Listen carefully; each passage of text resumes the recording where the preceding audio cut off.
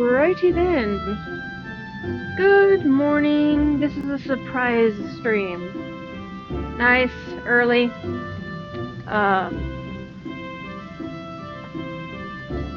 Get on that grind early up. I don't think anybody's here, so that is fine. Oof.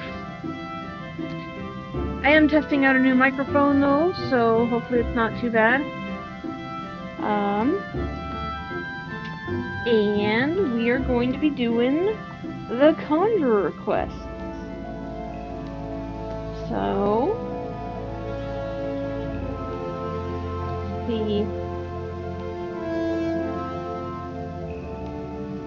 hopefully my microphone isn't too bad, because it is a different one. I have used it on my phone before, but I've never used it on my computer. So hopefully it's not too terrible. But let's start doing this quest. My first king. The part of Conjurer becomes you, Corey. Without further ado, I shall assign you your first task as a Conjurer of Stillglade fame. Just beyond the city gates, you will encounter squirrels, ladybugs, and fungars. I would have you slay 3 of each. Lest you wonder how I can so coolly order the taking of life, know that things are not as they once were. As a consequence of the calamity, and I may add, through no fault of their own, these creatures have become a burden to the Twelveswood, a burden it cannot well bear. As a conjurer, it is your duty to carry out the will of the forest, and by employing your powers in so doing, you will come to learn something of your art. Go now, Corey, and perform your first task in the name of the elementals. Alright, this one's very elemental stuff. I don't like the elementals. But I do like murders, so in the name of the elementals.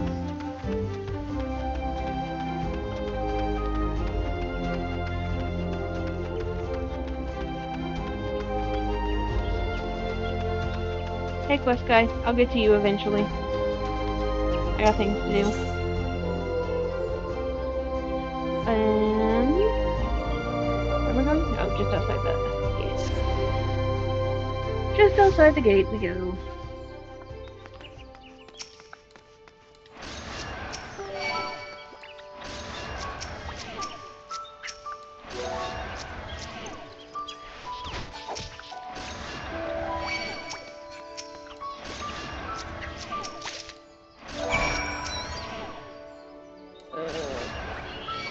Ladybugs. And more fungars.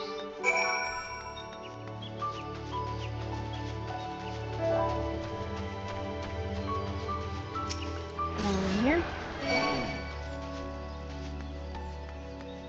There's some. There we go.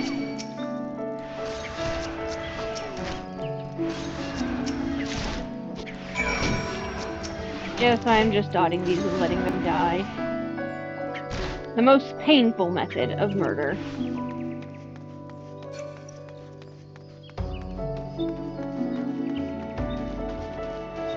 Alright.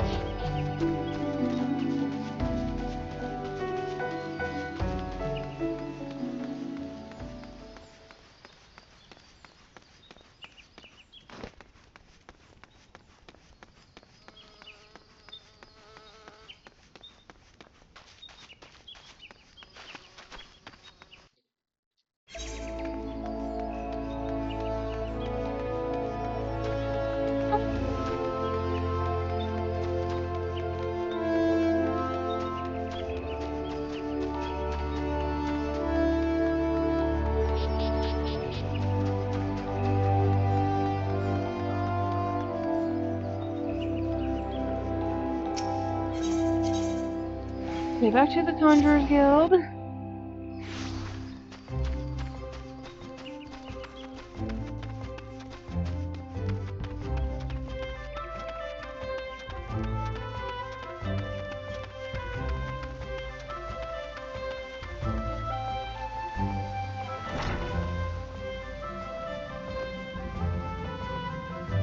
Hey guy, I did the murder.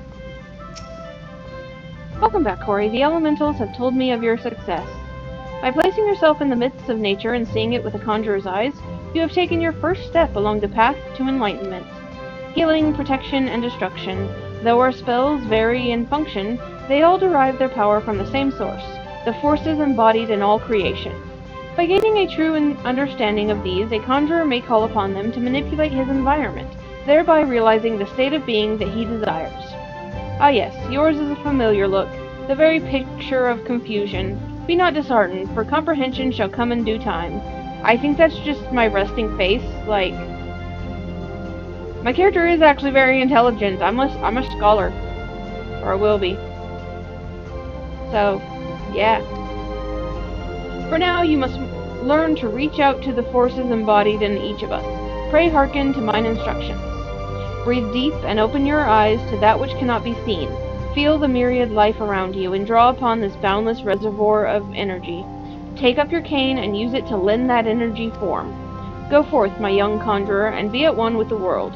Return to me when you have learned to draw upon the forces around you with the self-same ease you draw upon those within. Yes, yes. I know what to do. Right. Trial by Earth. It is good to see you again, Corey. By the air of serenity that surrounds you, it is plain you have learned to draw upon the energy of creation. Energy of creation I mastered when I was working on Arcanist. Have you seen my carbuncle? I am glad. It is the wellspring of our power, yet the energy of creation is not one thing but many, and to call upon all without first knowing each is conjuring at its most basic. As a part of your continuing education, it is my desire that you now learn about the element of earth. Make your way to Blessed Bud in the North Shroud, and there partake of Hearer Nolanel's wisdom. The depth of his affinity for the elementals of rock and soil is all but unique amongst conjurers, and he is a gifted instructor besides.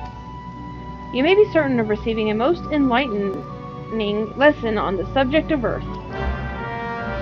Is he dull as bricks?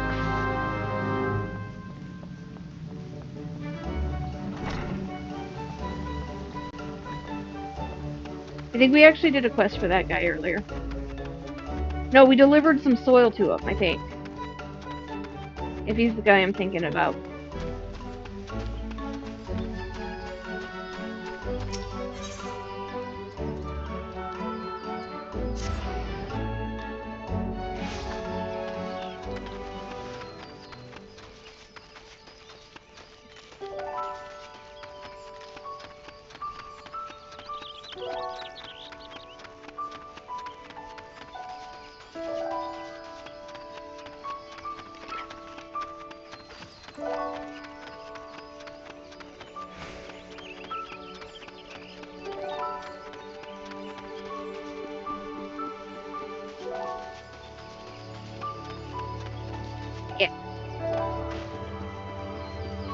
Yep, this is the guy we delivered manure to.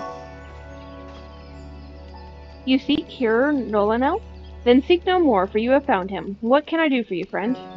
So Brother Isumiyan bid you come to me to learn the element of earth? That is well. The power of earth is the solid foundation upon which a conjurer stands. I could happily lecture you for days on its intricate variations and properties. I cast stone by throwing rocks at people. But I rather suspect the busy life of an adventurer would not afford the time required for such extended discourse. Accordingly, I shall offer you an opportunity to experience the qualities of earth firsthand, in combat. Now mark me well, and do exactly as I command. East of here, on the grounds of Tree Speak Stables, there exists a patch of soil that bears the mark of corruption. Seek it out. When you have found the place, reach out to the focus of the earth's trauma, and attempt to commune with it, as all conjurers can. Resentful of your intrusion, the tainted being that festers unseen upon the energies seeping from the wounded earth shall then appear. Using the powers of conjury, strike it down and permit the land a chance to heal.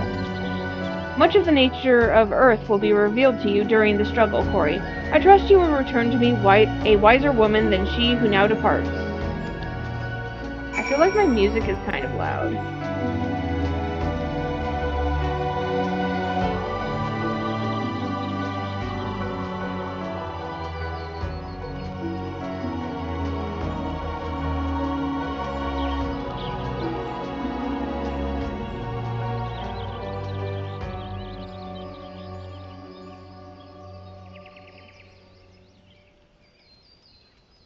that better?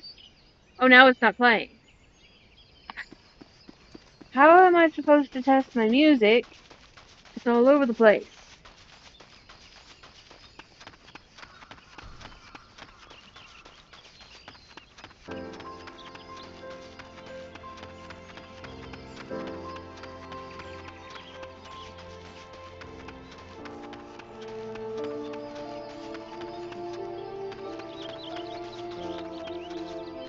But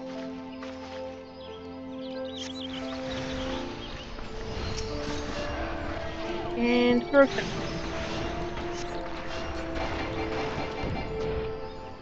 Oh, he's almost done. Alrighty. Oh, I just realized.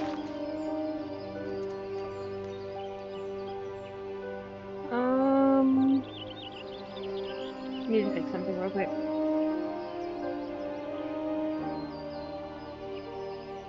Well, okay.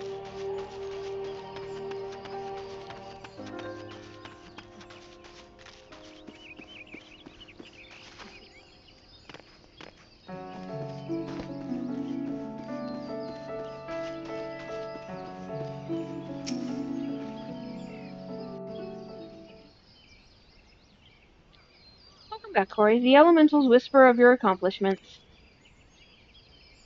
How did it feel to confront the embodiment of Earth, to endure its onslaught? Has the crushing power of this element shaken the very marrow of your bones?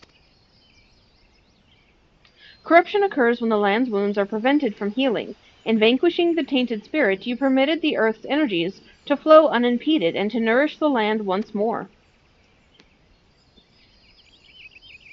Can you not sense the strength of the Earth returning? Already the land begins to heal. Thanks to your action, that field will once again bear bountiful crops. When next you have reason to call upon your art, look back upon this task and that which you accomplished. Also, I feel like my glasses aren't quite right. I might have to change glasses. Experience once more the grinding weight of the earth's fury, and revel in the memories of life flowing anew through the land you helped restore. With such thoughts shall you understand the nature of your understanding of nature continue to grow. I hope you were paying attention, Sylphie.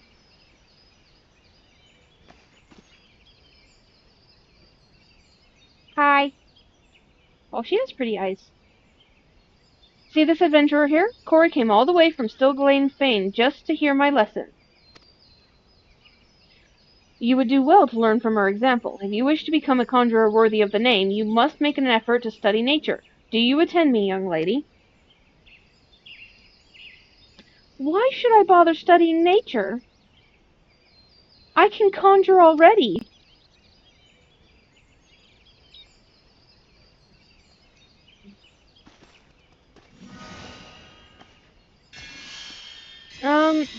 That's not conjuring. That's just healing. Conjuring is a bunch of different things mushed together. See? You have a rare gift for healing, Sylphie. A wonderful gift. Yet there is more to being a conjurer than... But I don't want to do more. I want to heal. I'm good at healing. You can't make me do those other things.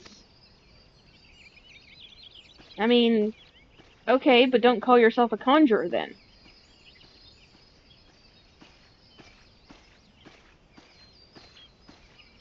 Sometimes I wonder why I even try. Sylphie joined the guild shortly before you came to us. As you yourself just experienced, she possesses a prodigious talent for healing. Indeed, despite her tender years, I know a few conjurers who are her equal in that field. Alas, nature, the very wellspring of her power, holds no interest for the child, and when she should by rights be learning about the land, she prefers instead to wander it, healing people on a whim.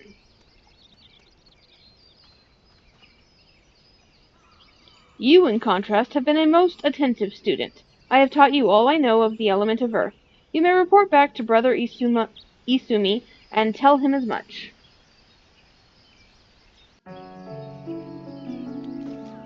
Sweet. I'm just going to take the easy way out.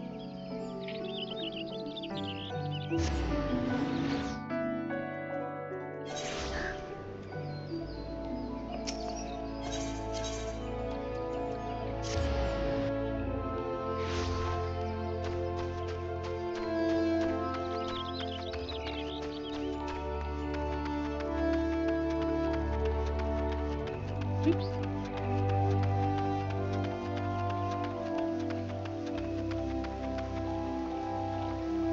Oh boy.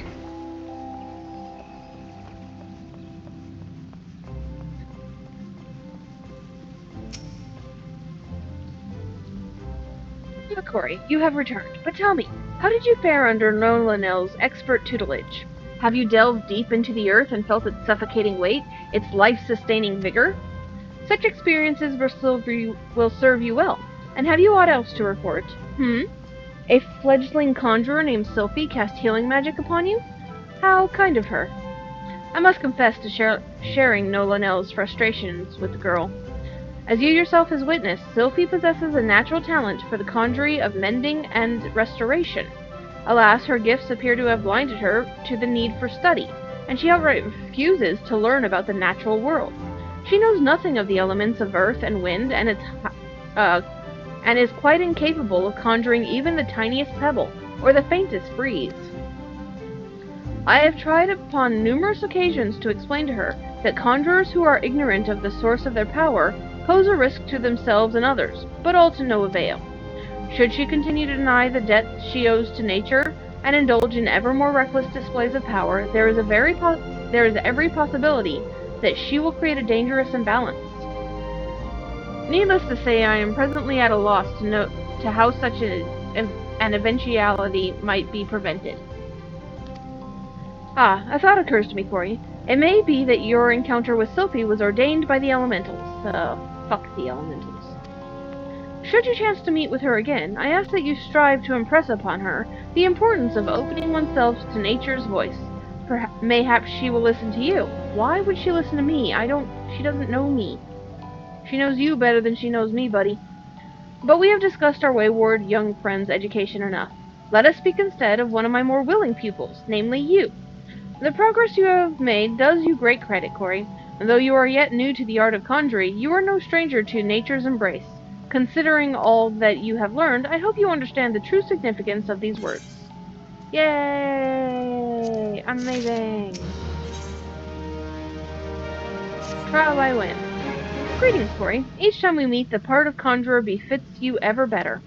In your previous lesson, you learned about the element of earth. It is my desire that you next become acquainted with the wind. Travel to Full Flower Combe in the East Shroud and seek the teachings of Hearer Wolfu?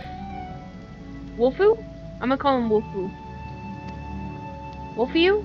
Might be Wolfiu.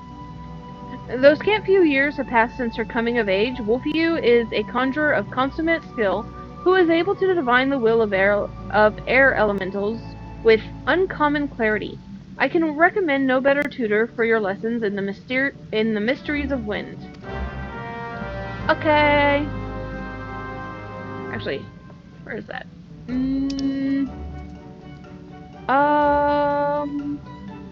No, let's, there's a ferry over by the Lancers Guild. We'll take that route.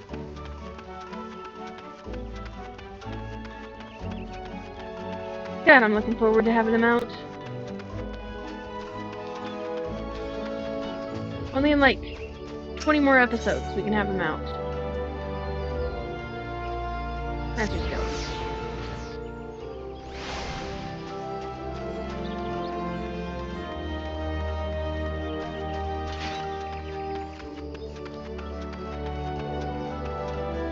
Alright. Take me to the Sweet Bloom Pier. Because I am going to... Yeah.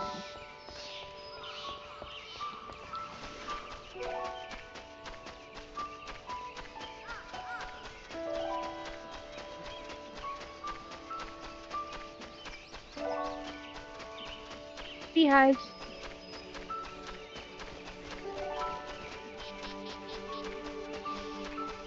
Okay.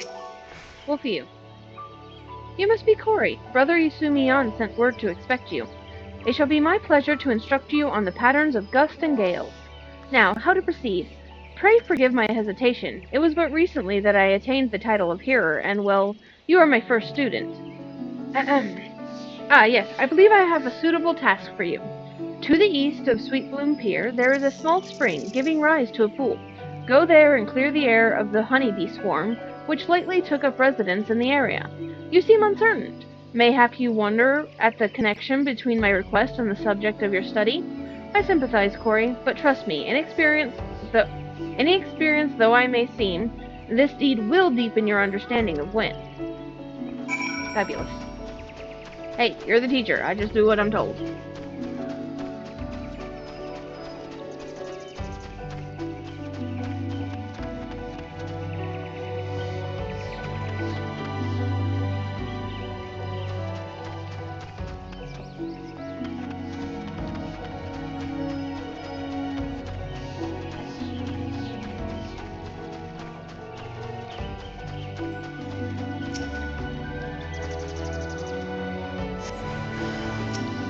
Okay. Pump some wind out. And set. That's right. Okay. Alright, let's get back.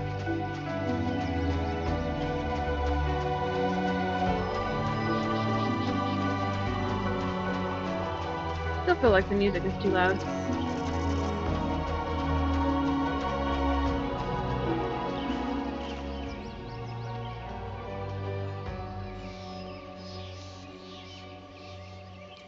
Do the ambience though.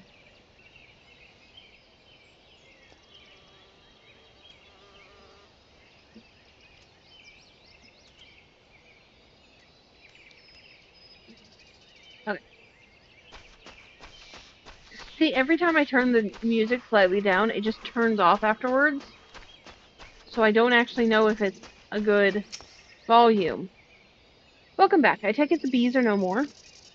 Tell me, did you happen to notice many of the Vilekins preferred flowers in the vicinity of the spring? I ask because there were none. Strange then, is it not, that the bees should choose to congregate there? And what has caused this aberrant behavior? Still your mind and reach out with your senses. Can you feel it? The path of the wind veers from its natural course, sweeping hapless creatures along in its wake. Something is playing havoc with the air currents. Such a disturbance bespeaks corruption. Return to the spring near Sweet Bloom Pier, and search for pockets of corrupted air. Should you find one, use your powers of conjuring to disperse it. Okay.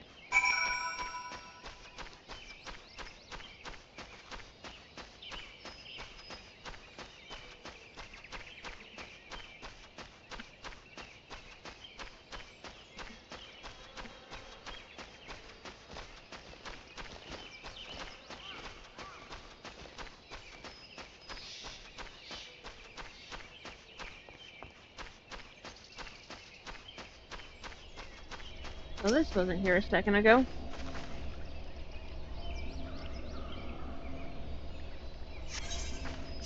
Oh, hey.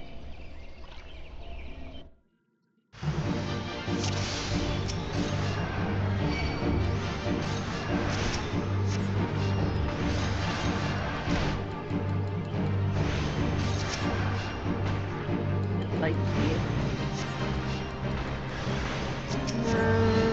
Murder Wind Sprite.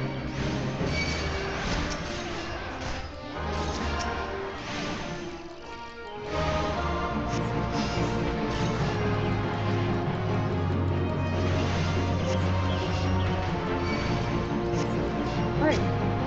First here.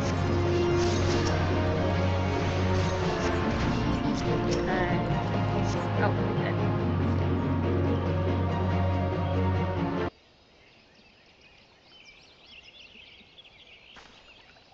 Well done. The wind no longer keens its frustration. Let us return to Full Flower.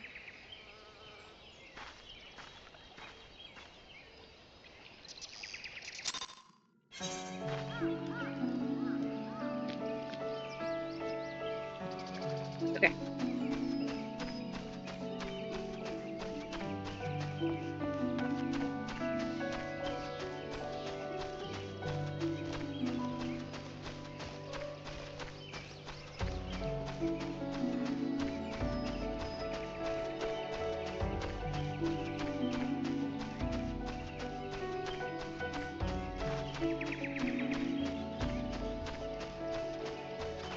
And I must apologize for exposing you to such danger. The corruption was greater than I anticipated, but as it is through such trials that we flourish as conjurers. Now then, Corey, what did you learn as you struggled with the air's grasp? You will doubtless have noticed that the wind does not strike with the instant crushing force of earth. Instead, it torments one's form, dancing across every surface and leaving 1,000 tiny wounds in its wake. These are the agonies of erosion. That sounds more like a water thing, but okay. Having experienced such pain, you are now intimately acquainted with wind's capacity for patient destruction. No land is a stranger to its power. When you stand under distant skies and feel the wind's familiar caress upon your skin, remember the lessons you have learned here this day. I suppose I should be grateful that this blatant elemental disturbance manifested itself at such an opportune time. Only the gods knows what I would have taught you had it not. Yet the growing frequency of such phenomena begins to concern me. While it is true that the calamity wrought much harm upon the Twelveswood, I suspect some other forces at work here. I bid you remain wary, Corey. But enough of these ominous rumblings. I regret to say that your time with me is at an end. Return to Stillglade Fane, and inform Brother Isumi of your newfound mastery. Oh, and be sure to thank him for sending me such a willful first student. Yay! I'm gonna pop back.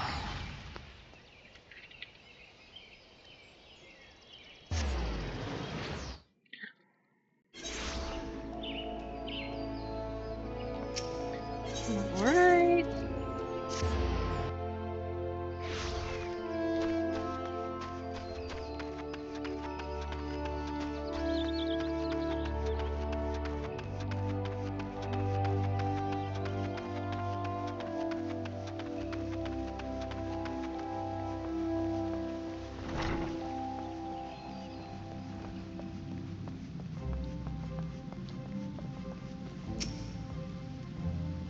Okay. Ooh, cutscene. Welcome back, Corey. The elementals inform me that you have opened your ears and to the voice of the wind. That is well.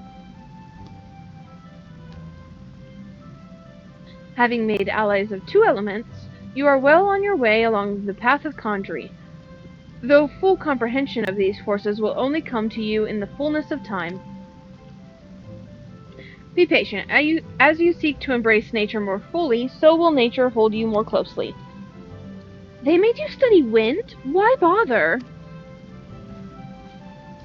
So I can murder things. You don't need wind to heal things. Whatever those dreary lessons teach you. I'm not just learning Conjurer to heal. I'm also learning Conjurer to murder. That's what Conjurer is. A little bit of both.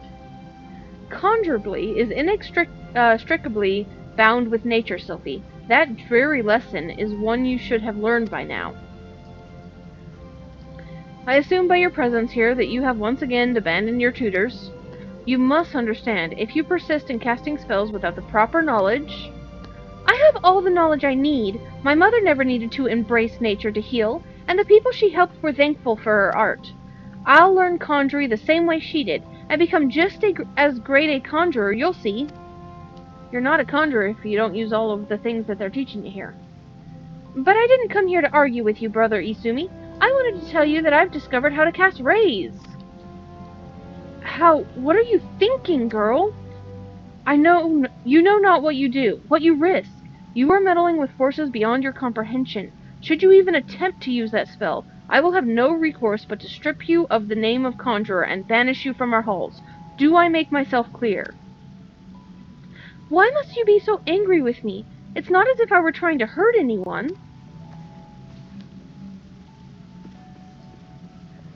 But it's about balance.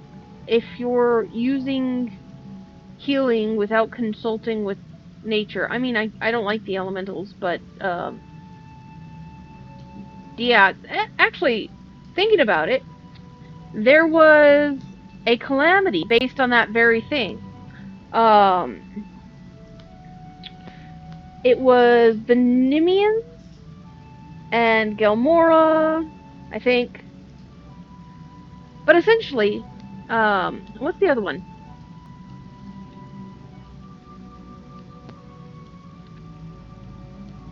Let's see. Hold on.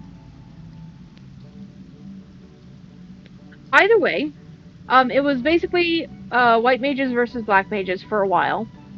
And one of the things is they were drawing too heavily on their magics to the point where nature became imbalanced. And it caused a calamity. So, yeah. Balance is important here. But that's... Sylphie, my dear child, that is precisely the point. My apologies, Corey. I hope you do not find these constant disruptions distracting. As you have just heard, Sophie's mother was also a conjurer who was unable to use any spells outside of the sphere of healing. Needless to say, Sophie seeks to emulate her in every way. It is a rare and wondrous talent to heal without relying on the energies of nature, but such power is not born of true conjuring. By all that we know of the art, it should not be possible for Sophie to cast rays. I shudder to think what would happen if she tried. I fear my inability to set her upon the true path reflects my own failings as a teacher. I am only glad that those same failings have not hindered you. Whether it be with my help or in spite of it, I believe that you will become a fine conjurer. Already you are blessed with great power, and more shall be yours should you persevere with our art, as indeed I hope you shall. Yet however much you grow, however powerful you become, remember that ours is a power borrowed, not taken. Yeah, I need to change my glasses. Give me money.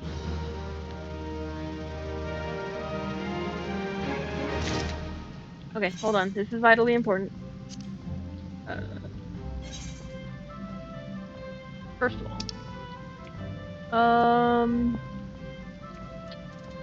So, what do I got? Let's try... blue? Brown? No, definitely not. Oh. Definitely not.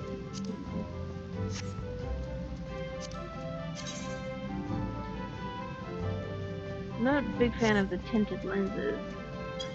I think that those are the only rectangular ones I have. None of these ones.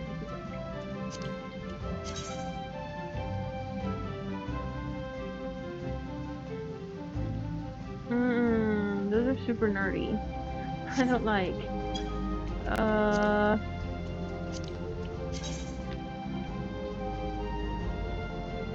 These are also super nerdy. Why don't I have better glasses? Hold on. Oh, I'm just using the wrong color. That's weird. Oh, nope.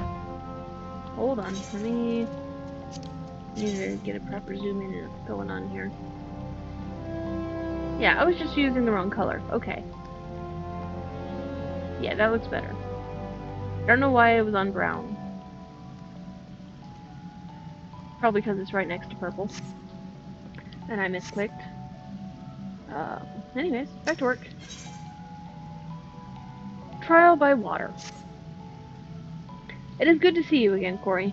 By the aura you exude, it is plain you have grown further as a conjurer.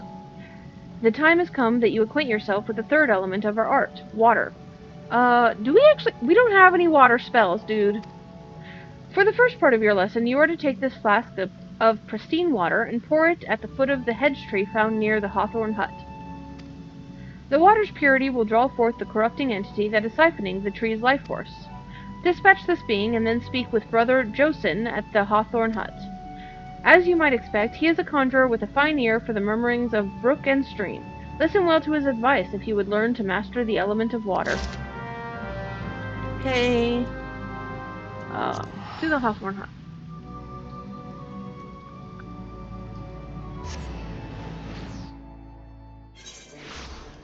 Okay. Over here.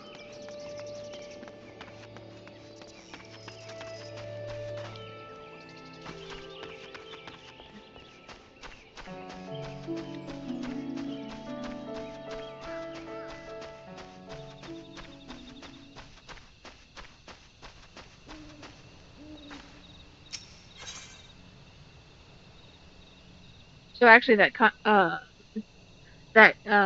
calamity that I was talking about earlier, it was actually because it was water aspected because they weren't using any water magics to fight each other. So yeah, balance important. All right, let's do some murder.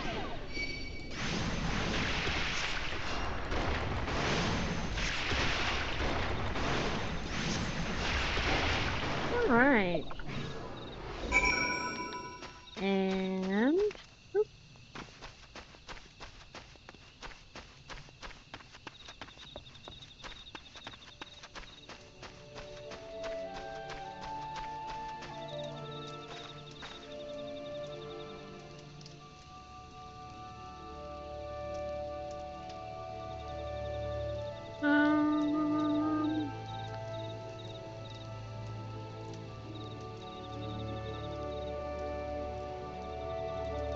okay.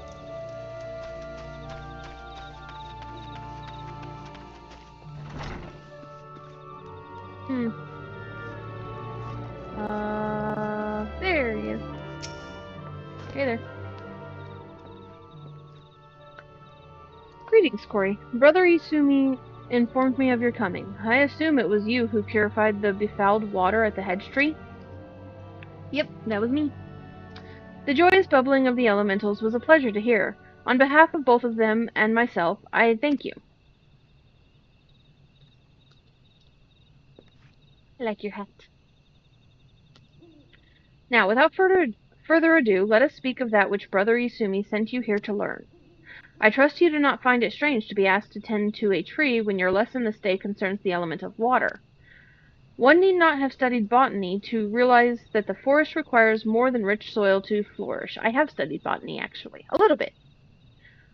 Water is essential for carrying the nutrients in the earth from a tree's roots all the way to the very tips of its leaves. I'm level 30 in botany.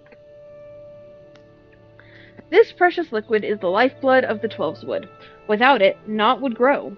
But should it rise in too great a volume, and too swiftly, the nourishing flow will become a crashing wave that washes away all before it. It is important to realize that all of nature is in balance. As Conjurer derives its power from nature, we must take care not to use our art in a manner like to disrupt this state. Ever must we be mindful of the ceaseless tug-of-war embodied in creation, this fruitful stalemate of the elements. Brother Jocelyn, are you about? Uh-oh. I am here, sir. What has transpired? A herd of young antelope stags has gone berserk. I don't know what's got 'em so panicked, but there's no calming 'em now. The mad beasts gored the soldiers sent to shepherd them away from civilians' settlements, leaving us with a pile of wounded over at Jocelyn's Spire, and not enough hands to staunch the bleeding. We need a healer and fast. Curious, I sensed nothing amiss in the whispering of the elementals.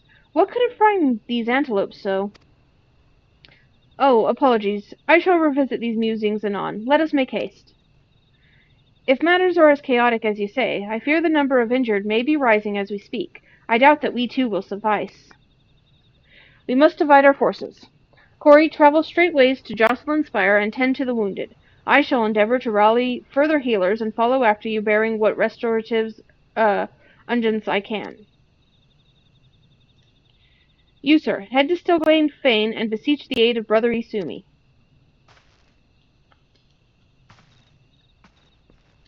Yay. Okay. Healing!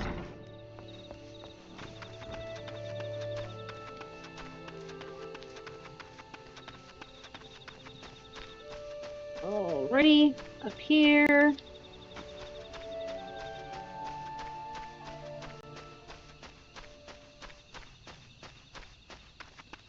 Morning, Darkstar. Glad you could join us. Sorry I started before you got up. I felt like streaming, so I was trying to stall, and I went fishing, and then I was like, I'm just gonna start streaming. It's fine. You haven't missed anything important. I've only done like the first 2 or 3 Conjurer quests, so. And you know, those are the boring ones.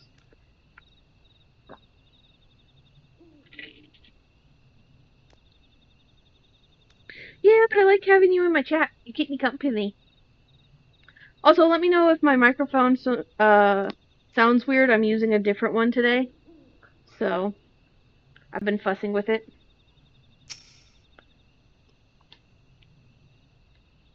Who are a conjurer, you say? Praise no fika. You've come not a moment too soon. Sounds like yet more wounded have just been carried in. Pray offer them what aid you can. Okay. His microphone is actually more comfortable, and it doesn't hit the back of my blanket, so it doesn't like slip up in places. Okay. Let's cast Cure. Whee! I can breathe again. Thank you. Yeah. A little quieter. Yeah. Fortunately, it's up as loud as I can get it. I did have to turn down the BGM on the game a little bit because I couldn't hear myself over the music when it goes. So hopefully that helps with how quiet I am. And it can just be a turn the volume up on your device thing. But we shall see.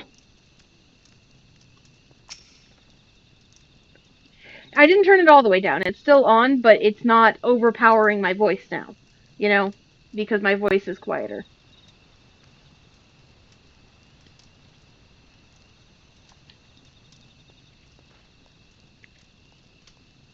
These folks are out of danger for the present, but I fear our reprieve shall be brief. The battles with the stags yet rages, and there are reports of yet more wounded. I bid you join the wood dwellers and help put an end to this. Seek them just off the road that leads to the northeast. And do not worry, my art should be sufficient to prevent matters from worsening here. Now go. Okay, fabulous. Also, I'm just saying that any duty where I am required to keep people alive, those people that I am supposed to be keeping alive should be in a party list so I can easily click on them. Just gonna put that right out there right now. Because these duties suck.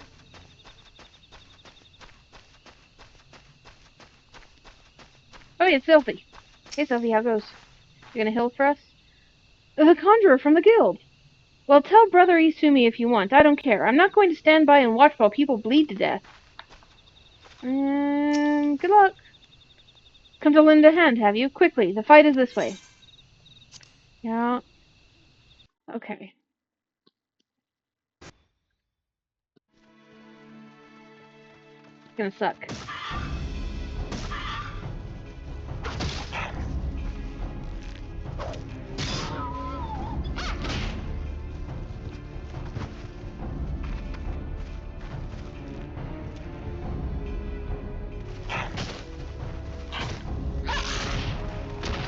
Bringing healers who are not capable of actually fighting to a battle is a liability. Conjurer, your aid. Yep, I'm on it. Like, they need to have at least some combat capabilities. Otherwise, like, they shouldn't be on a battlefield. Like, they don't have to be the strongest or whatever, but, you know, they should at least be able to cast arrow and stone, yeah?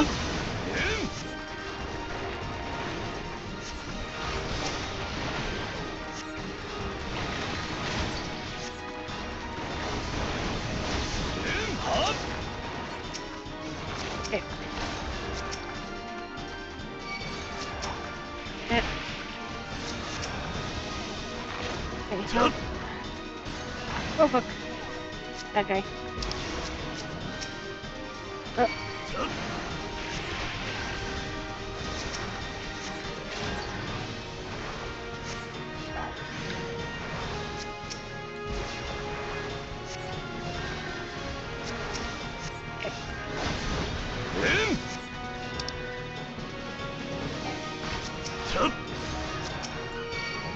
Okay. Oh shit, that guy's fighting too. I better keep an eye on this.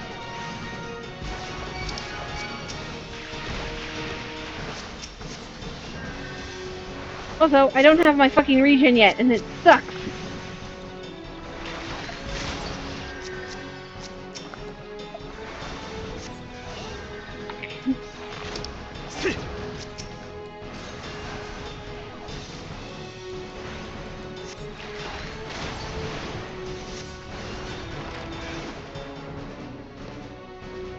Success.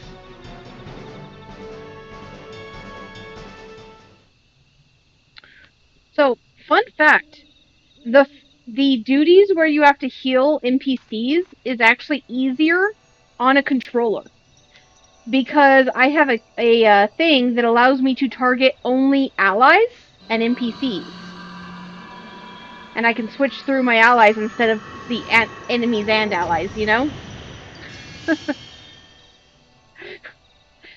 so it is slightly easier on controller. Oh look, she's killing herself. Wonderful, Miss. I am fine. Don't mind me. Pray tell me that we are not too late. He's so mean.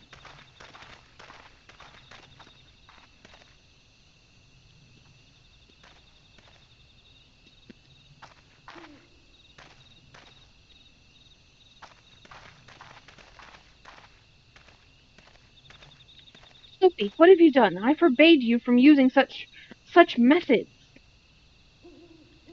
Guildmaster, I will not see you repeat your mother's mistakes.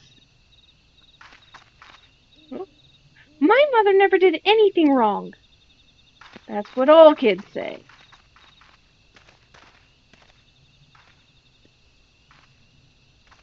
Corey, may I ask that you follow her, please? I fear my presence will only serve to provoke her further. Not you, you say, but you're still living with your mom.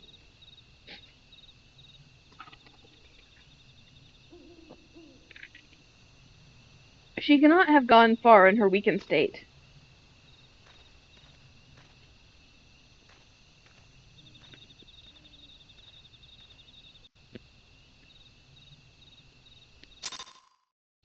Yep, and you're still taking care of her, despite her many failings.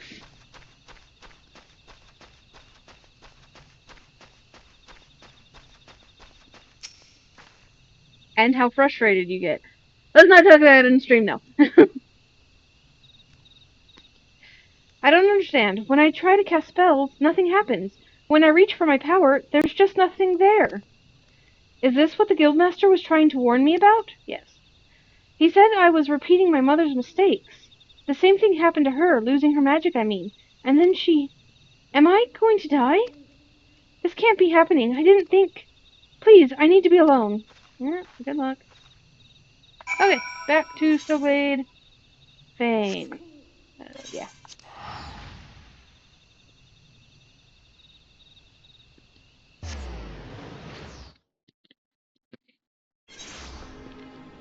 Alrighty then. Conjurer's Guild.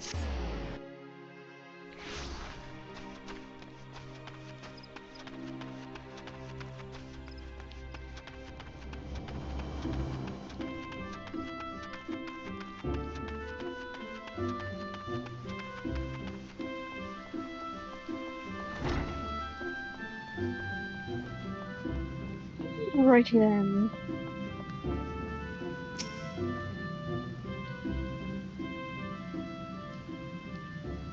Corey, you have returned at last. Were you able to speak with Sophie?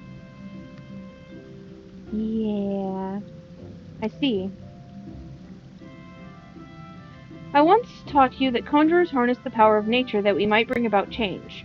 Earth, wind, water, healing. The principle is no different. I don't have any water spells. Give me water spells. For the art of mending, we draw on the boundless life force of nature and bestow it upon the wounded. Sylphie has never sought to borrow from that bounty. Her power to heal stems from her own life force. The vital energies of mortals, however, finite, now that which I most feared has come to pass. Her mother unwittingly took her own life through the continued use of her healing skills. and Sylvie's aptitude for the art is, if anything, even greater. Thus, it is not unexpected that she should reach the limits of her strength at a much earlier age.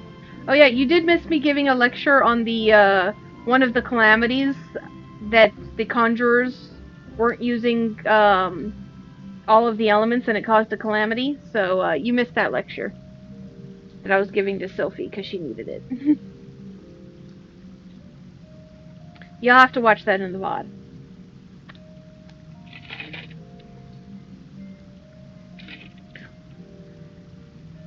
If you do not intervene, this terrible tragedy will be repeated, and I, for one, cannot bear to see the child suffer the same fate as her mother. I shall think on a solution to this dark dilemma. It may be that I will have need of your assistance in the near future, Corey. Do not doubt your abilities. You are a conjurer who has passed the trials of earth, wind, and water. Still don't have any water spells. You grow closer to nature with every passing day, and I sense within you the seeds of greatness. In your encounter with water, you learned its role as a bringer of life, but you also felt the implacable power of a surging wave. I would like a surging wave spell, please and thank you, as it swept you along in its path. Like earth and wind, nature at large, the element of water is possessed of more than one aspect. Having completed the third lesson, I am satisfied that you have mastered the fundamentals of conjuring. Yet this is but the beginning of your journey. Henceforth you must strive to attune yourself ever more closely to the elements, and to nature.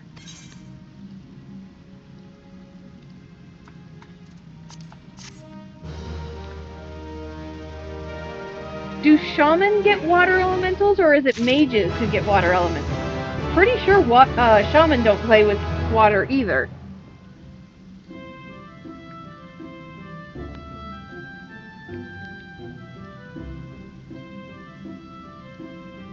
Also, level up! Woo!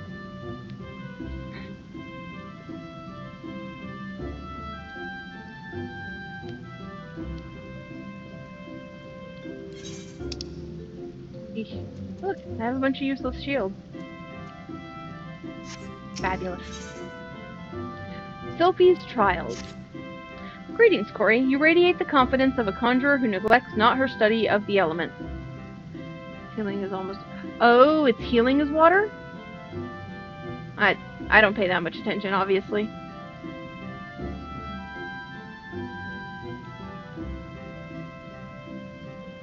Also, I never played a shaman healer. I don't like playing healers in WoW. I confess, I have no lessons for you to learn this day. Instead, I would ask that you aid me in the education of another. Yes, I speak of Sylphie. After no small amount of prompting, bordering on coercion, the child has finally promised to attempt to embrace the force of nature. But I am afraid the matter is not so easily resolved. Sylphie has never attempted to learn the basic offensive spells that you and most other conjurers mastered before first venturing into the wild. Yeah, like literally, stone is the first spell you ever get, and you get it before you even talk to the conjurer guide. So I feel like if she can't use stone, she shouldn't be calling herself a conjurer. As such, she is ill-equipped to undertake the trials which furnished you and your peers with an understanding of the elements. Put simply, she is no match for the tainted spirits of nature. But if a more capable conjurer were to accompany her and purify the corruption in her stead, it may yet serve to impress upon her the power of the forces at work. I bid you take her on a pilgrimage around the Twelveswood and give her the opportunity to witness these confrontations firsthand. Earth, wind, water, she must know them all. Show her the majesty and primal ferocity of nature. I still don't have any water spells. As it was with you, let earth be her first lesson. Sophie awaits you at Bent Branch Meadows. Pray forgive my presumption, but I thought it best to send her on ahead while her conviction remained strong. Yeah, she was likely to change her mind, wasn't she? Once you have located the patch of corrupted soil at Bent Branch, draw forth the tainted sprite and let her witness the struggle that ensues. May the elements aid you in this endeavor, Corey. Okay. Yeah, I'm not a big fan of her. Like, first of all, If she just wanted to heal, then she should have just been a healer, not tried to be a conjurer. You know? I feel like those are two separate things, and like, yes, a conjurer is a healer, but that's not the only thing conjurers do. Anyways, beverage. Like, I'm constantly questioning, why is she even here?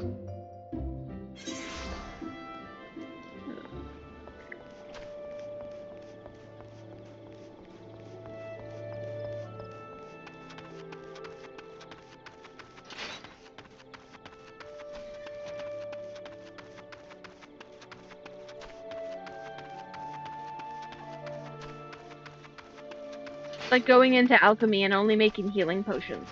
What's the point? There are so many other things you can do. Alright, what you got to say for yourself? Oh, I wasn't sure you'd come. You are kind to help me. I've done nothing but mock you. Yeah? You're lucky I haven't punched you. You're lucky I didn't bring my sword. Well, if you're ready, the corrupted soil is just there. I promise I'll be paying attention. Better be, I'm not doing this twice. This is already my second time doing this trial. You hit stone with stone. See that? Throw rocks at the rock.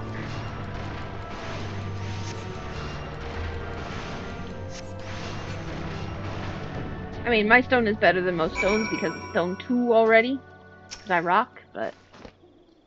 lol, I rock. I wasn't scared. I was just a little startled, that's all. It was as if a mass of solid wrath had erupted from the ground. I've never felt anything like... I mean, never mind. We have to head to the Bannock next. Let's get this over with. Dude, girl, stop being such a pain in the ass.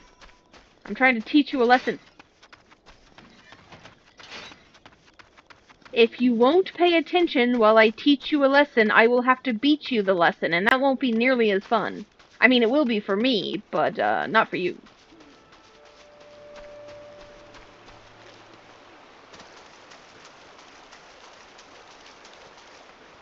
Can I jump up here? Ha! I can't.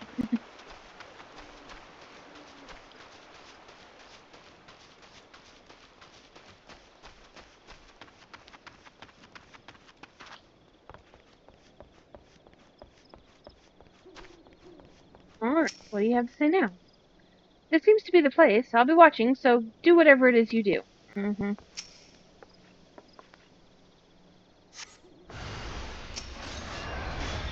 I hit wind with wind. That's how you cancel them out, right? Hit them with their own elements.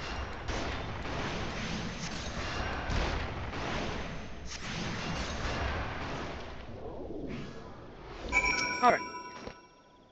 Gods, the wind blew straight through me. It felt both gentle and sharp at the same time. I can't explain it. This is something you can conjure? Let's be on our way. The last one is at Lilystone. Where's Lilystone? Oh, all the way down there. Okay, this is gonna be a long run. Because I don't have a mount!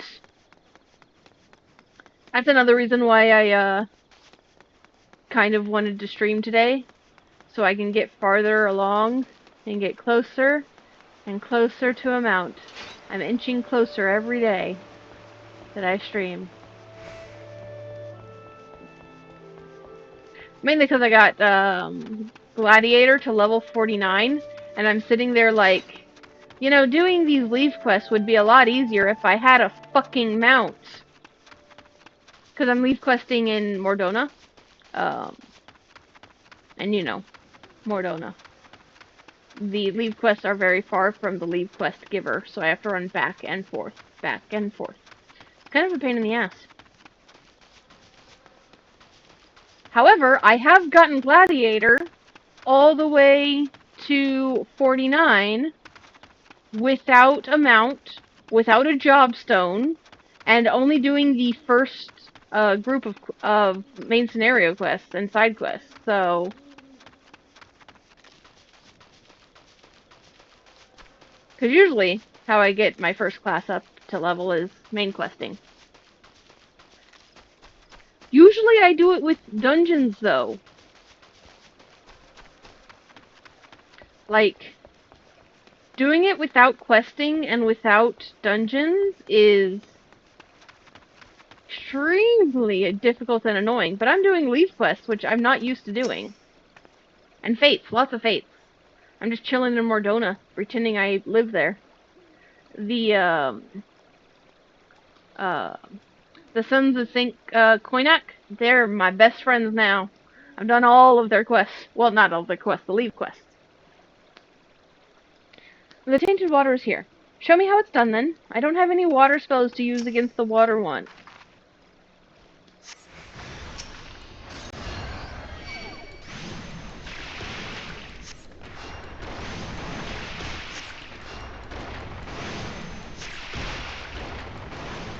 Just throw rocks at it.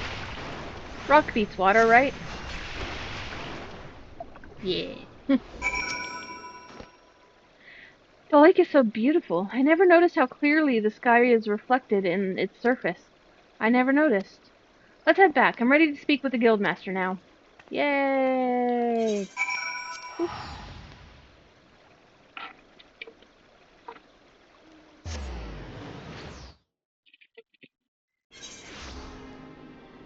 I am really looking forward to having dungeons. That's going to be nice. It's going to make leveling so much easier. And it'll give me something to do when I'm not streaming.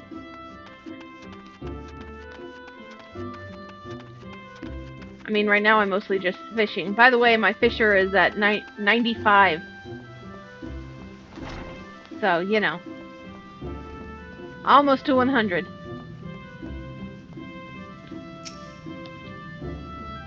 And I can only fish every 2 hours, so... Welcome back, my avid conjurers. How fare you in your encounter with the elements? Sophie, what did you sense as Corey cleansed the sources of corruption? It's hard to explain. It was like hearing voices crying out in joy. And I felt their happiness wash over me. The world seemed sharper, more alive. It was almost as if nature were speaking to me. But why, Brother Isumi? Why did my mother teach me to avoid this side of Conjurer? What was she so afraid of?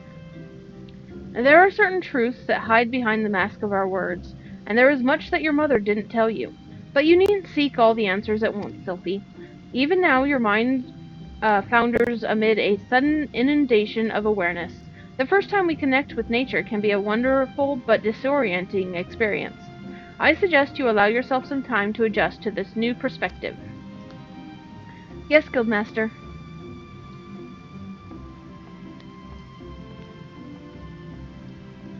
You have my gratitude, Corey. Thanks to you, Sophie has taken a most important step.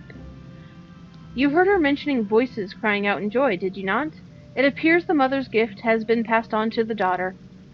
Such sensitivity is not something one can achieve through meditation and training, but a blessing not only a few fortunate chosen receive. And, as you have no doubt surmised, Sophie's mother was one such person.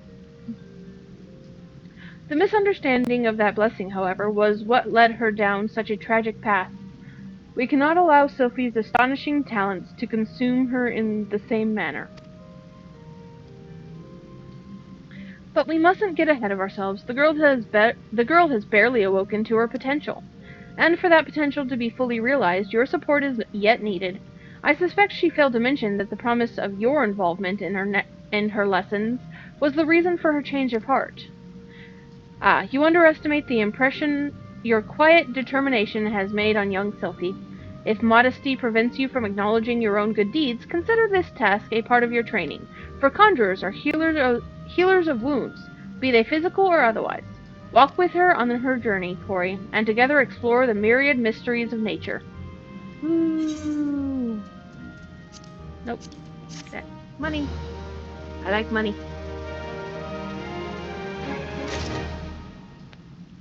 Alright. Like mother, like daughter.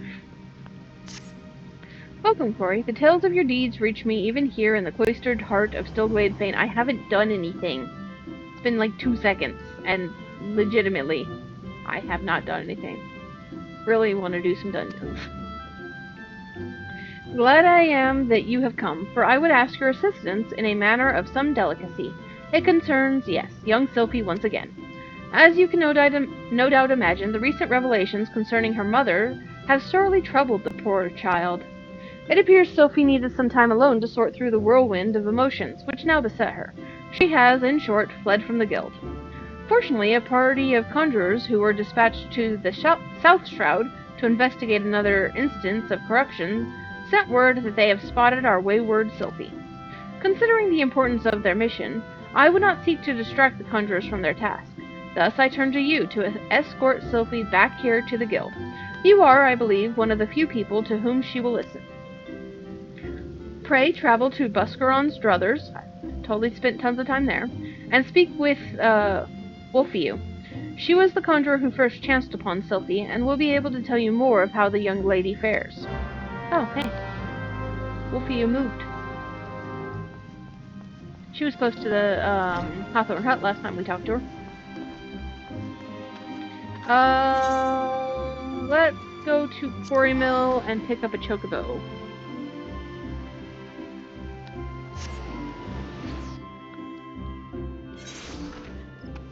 Also, I have to say that in this playthrough, I have used the chocobo porters more than I ever have in my entire life of playing this game.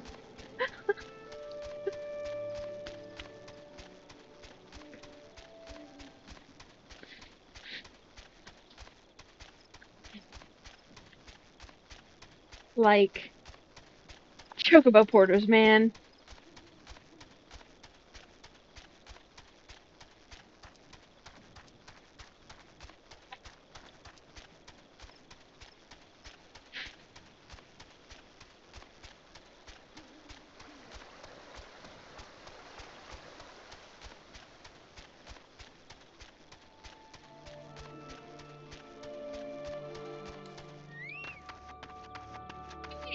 These are all three of my teachers.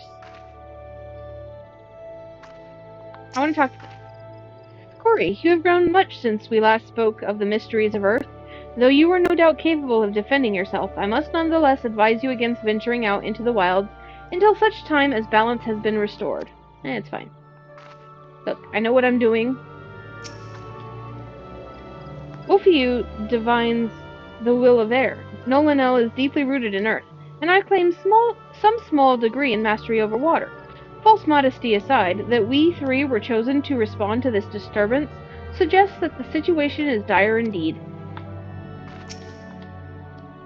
We meet again, Corey. I assume Brother Isumi warned you of the corruption my companions and I have been tasked with purifying here in the South Shroud? If he did, I wasn't paying attention. The source of this extensive blight is found to the southeast. The shrill, discordant voices of the elementals shriek their dismay in the vicinity of the withered treant. I suggest you give the area wide berth. Considering the potential dangers, you might imagine how alarmed I was to discover young Sylphie wandering about this part of the 12 Zone. Isn't the withered treant where I did quests yesterday? Because I did 2 quests where I had to, give offerings to the treant, didn't I? It seems that her mother, a woman who healed with conjury but remained untrained by the guild, called this region her home. Sylphie herself had her head buried in some manner of tome, but if she is as sensitive to the elements' murmurings as I am led to believe, then the din within her mind must be driving her to distraction. Pray speak with the child and see that she is well. I would do so myself if our current duties were not so pressing. We will, in fact, be setting out in a moment. Okay. Sylphie! Little girl. What you got going on here? Books? Books? You can't fight with books. I mean, you can. You could... Those look like big books. I bet you could totally toss them. I can't say that you can't fight with books when I'm already an Arcanist. Yeah, that seems hypocritical. Okay, let's do this.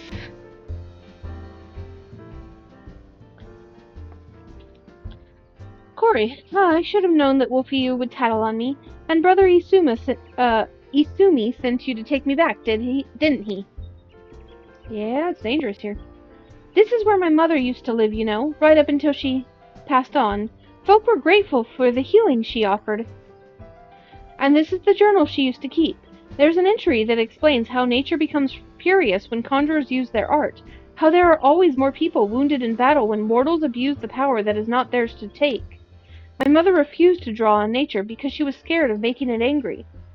I don't think that's how that works, and I don't think your mother knew what she was talking about.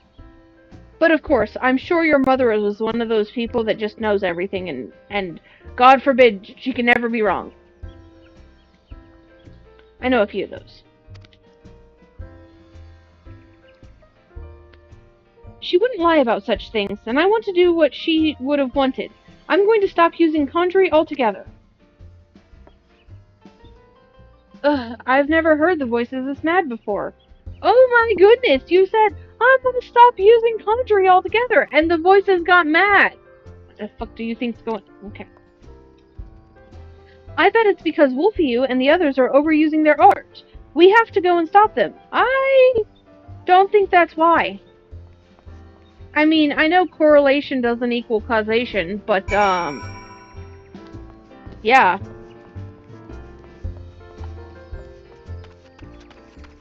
Anyways. Yeah, it is the same treant.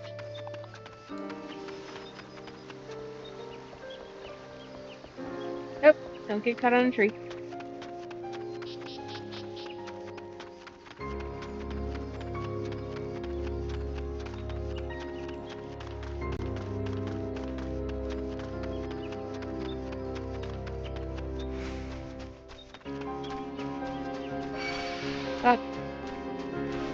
I forgot these things will notice me.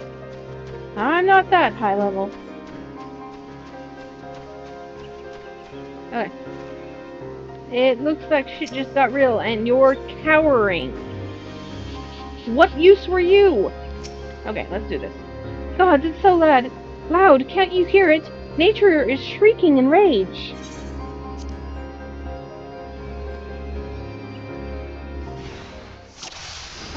Unfortunately, that would mean I failed.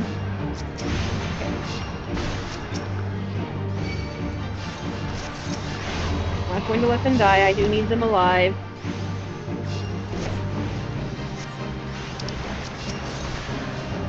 I really wish I had my regen. Also, aren't they all healers? Shouldn't they be able to heal themselves? Shit. Oh fuck. Oh fuck. Oh fuck.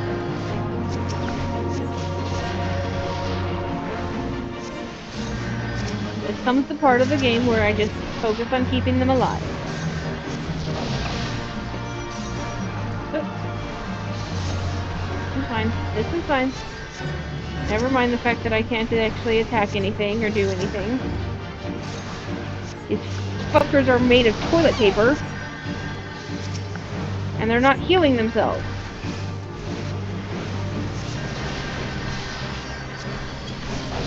Okay, you know what?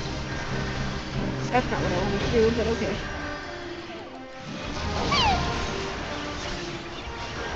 Success!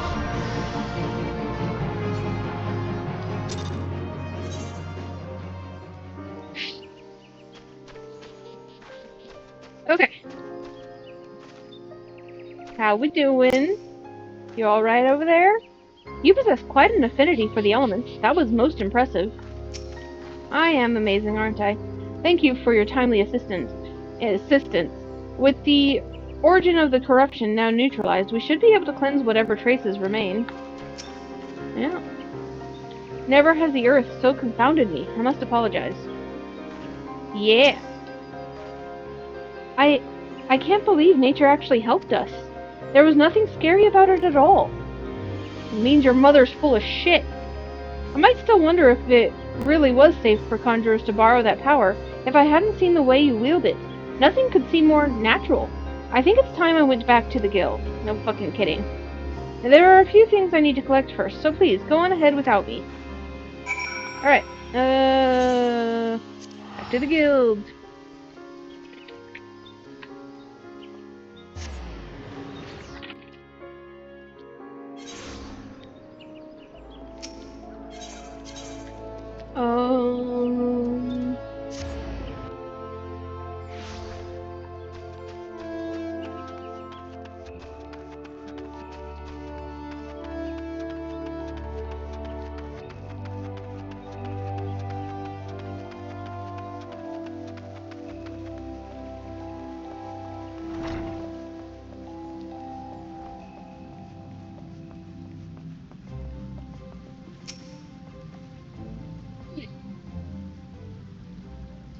Welcome back, Corey, and you also, Sophie.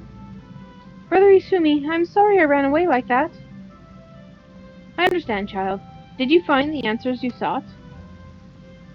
Yes, thanks to Corey. She showed me that nature was nothing to be afraid of. I think I know why my mother refused to call upon its power. She believed the act caused suffering to nature itself. I see. So it was her very love for nature that prevented her from drawing on its strength. Tell me, Sophie, has the fog of indecision now lifted from your mind? It has, Guildmaster. I understand now why my mother chose the path she did. Full glad am I to hear that, for I must ask you one more question. Yes, Brother Isumi? When you first witnessed Corey cleanse a corrupted element, you mentioned hearing voices. How exactly did they sound? The voices? Well, they sounded joyful, like a crowd letting out a sudden cheer. I really heard them, I swear. I'm sure you did, Sophie. This is a gift. Conjurers may sense the power of nature and borrow from its strength, but not all can hear its whispers. What you described are the voices of the elementals. You may very well possess the talent to become a hearer. A hearer? Of course, much relies on your studies of conjuring. You have a natural aptitude, but have thus far lacked commitment. You must not neglect your training, Sophie. Yeah, get to work. Putting aside such matters for a moment, I am curious to hear about the disturbance you observed in the South Shroud. I assume from the reports I have received that it was of a different magnitude to those which you have previously encountered. Am I correct? This bodes ill.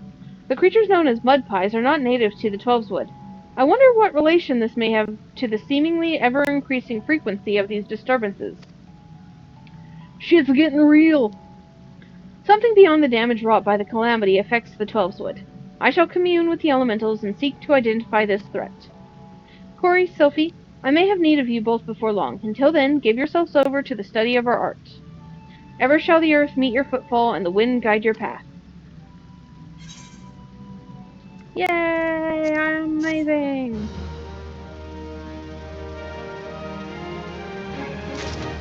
And you know what else? Last one! And I get Cure 2 from this one. Sweet. And more importantly, a bunch of gil.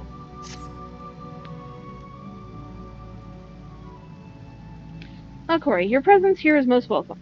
I have another task to which your maturing skills are well suited. Attend me closely. Expansive wounds that ooze corruption have formed throughout the forest. After examining the traces of the sizable disturbance you previously cleansed, I can only conclude that this phenomenon is the work of a malign agent. It must be found swiftly, lest the corruption spread, and I would have you assist in the investigation. Guildmaster! You must let me help!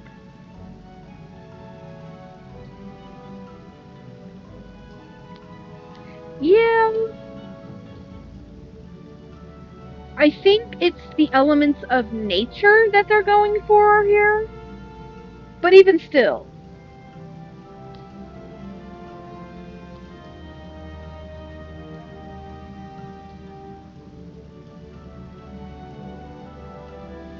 I mean, there's also no lightning, and that's an element in this game, and is very natural.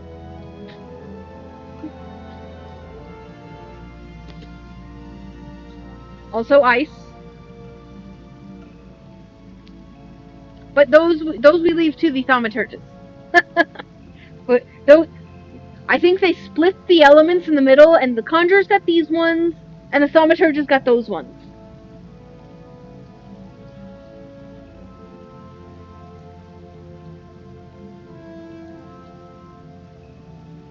That's Final Fantasy is a 6-element game.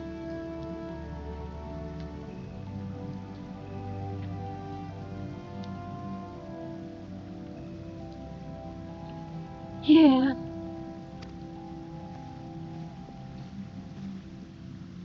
Sophie?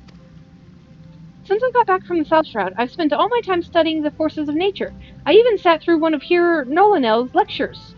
The Twelveswood is crying out in pain. My skills are still a bit lacking in some areas, but I want to do what I can for the forest. Can you fight? Because that's what we need. Lacking? Sophie, you have yet to master a single offensive spell. So no. Without the means to defend yourself, it would be far too dangerous to send you off into the forest alone. So I am to stay here, then? Not necessarily. Oh, you're gonna make me babysitter again! Corey, with your consent, I would have Sophie accompany you once more. I do not propose this arrangement solely with her safety in mind. Given the nature of the investigation, it is like that Sophie's innate talent for hearing will prove as useful to you as your conjurer will to her. There is much you might accomplish together. Will she handle the healing so I can focus on the combat then? No? No? Okay. Sophie, you are not to approach any sources of corruption without Corey at your side. Do I make myself clear? And should you chance to encounter the origin of these disturbances, do not initiate a confrontation. Too often you allow your curiosity to overwhelm your good sense. Now go, and may the elementals watch over you. Yes, Guildmaster. Something tells me we should start at Quarry Mill, in the South Shroud. Meet me there as soon as you can, Corey, and hurry! The corruption is spreading! No fucking kidding. God, I'm adorable. See how cute my character is? Okay. Anyways, Quarry Mill.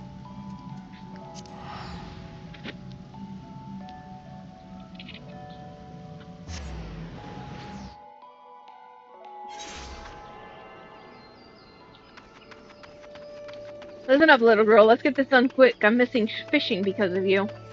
It's fishing hour. Now,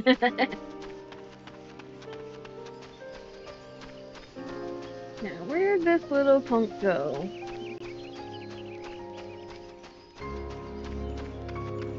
There she is. And what do you have to say for yourself? There's the tainted soil, Corey. Please, do what you can. Yeah, God forbid you do anything.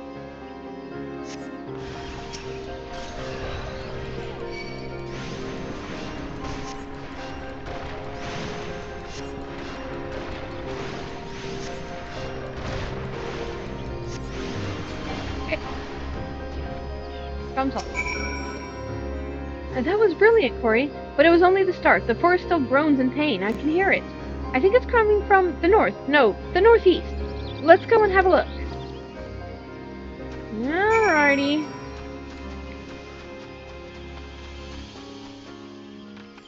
Oh, look. A giant hole. Verdania's got a lot of those. Oh, these guys will notice me. I should avoid them.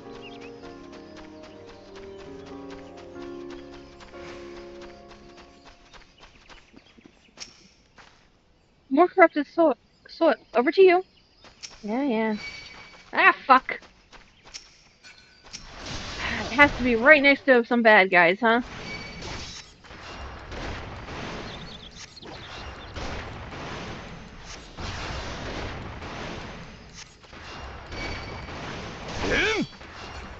Okay. Do this now?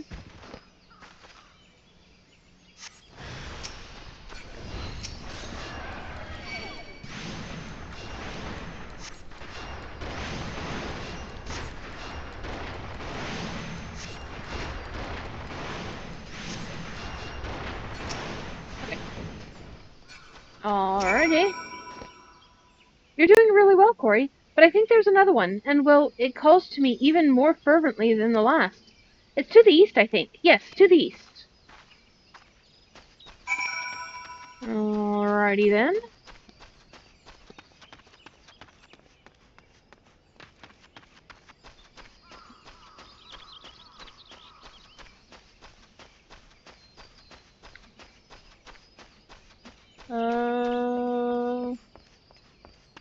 Little girl, there you are.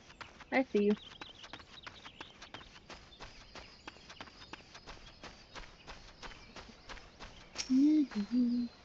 Right there, Corey. The corruption is everywhere. No kidding. That's what corruption does. It gets everywhere.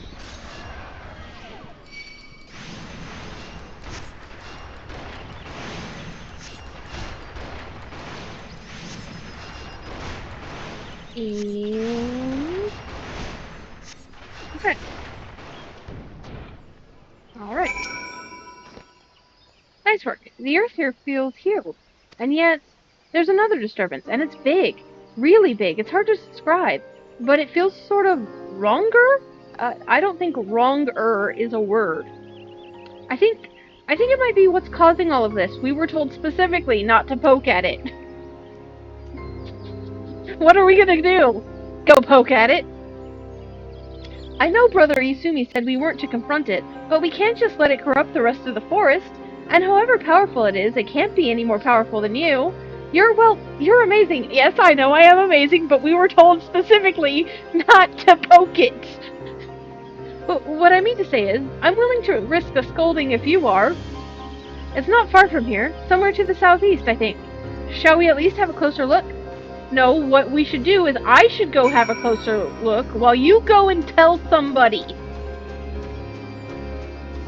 Oh boy.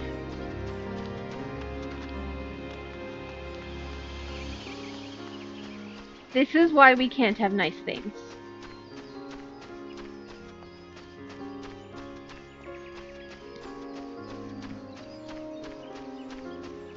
Also, if I remember correctly, I hate this one. But I think the only person I have to keep alive is Sylphie, so that's something. And myself. I don't think you need to be able to hear the voices of the forest to notice that, do you, Corey?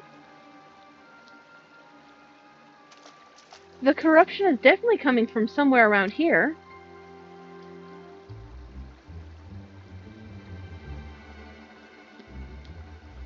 That's odd. As soon as we arrived, that sense of wrongness I had suddenly felt less. Well, it just felt less.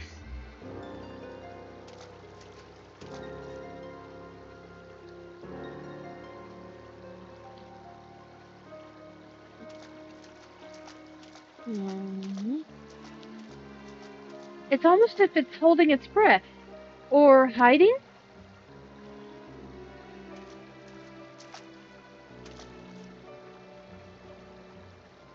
Did you see that? Just in that one spot there. The air seems wrong. What do you see with your special eyes? Oh, there it is. Ah! Yes, yes.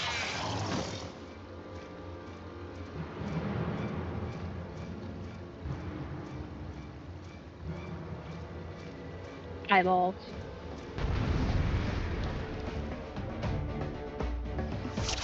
Okay, first of all, I need to focus target this bitch. Because she will... And she's the only one I need to keep alive, so focus targeting her is very useful.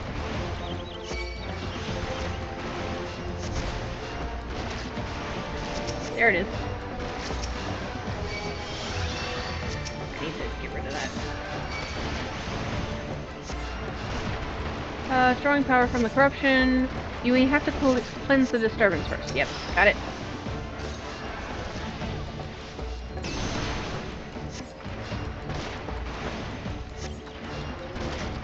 Hey Sophie, would you mind healing me so I don't have to? No? Don't run off, girl! Girl. And I guess I'll just heal myself, it'll be fine. No, fuck. Oh, she can heal. She just doesn't wanna. Fine, bitch.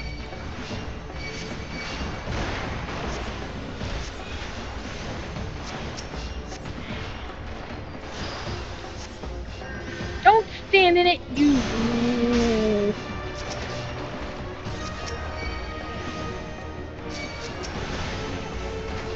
What? I do less damage than... Ignore my health and focus on killing.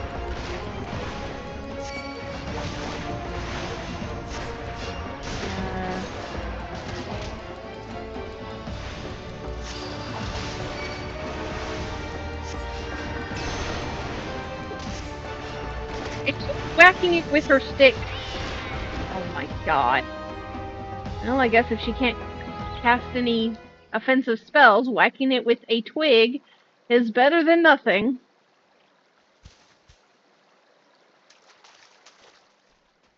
You still alive? I mean, not a big deal if you're not. And did you go nuts? Isn't it amazing, Corey?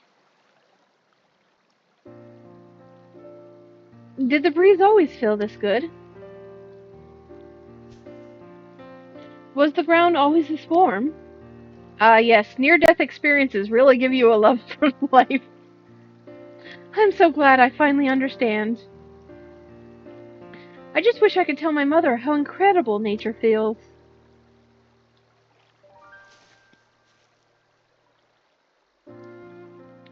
Oh, you're injured. Here. Should have done that during combat, you little bitch. Don't worry, healing doesn't drain me anymore. Not since I learned how to borrow from nature. And I have you to thank for that, Corey. Let's return to the guild. We have to explain everything to Brother Isumi.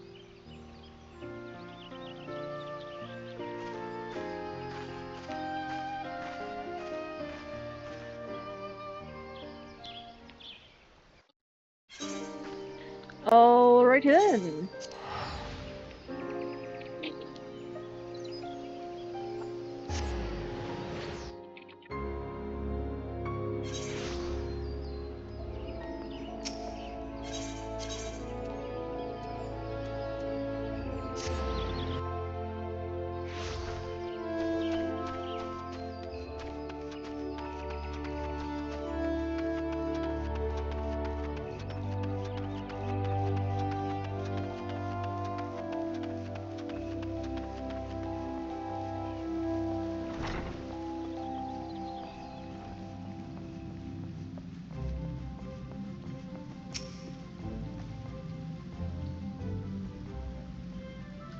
Welcome back, Corey. Sophie. Are we in trouble? We did exactly what you told us not to do. Our mission was a success, Guildmaster. Quite. I take it the two of you conspired to defy my orders? Yes, we did. Well, the forest was suffering. We couldn't just walk away. It's not Corey's fault, it's mine. It was all my idea. I take full responsibility. You better take full responsibility. Calm yourself, child. You did nothing I did not foresee. I am of no mind to lecture you.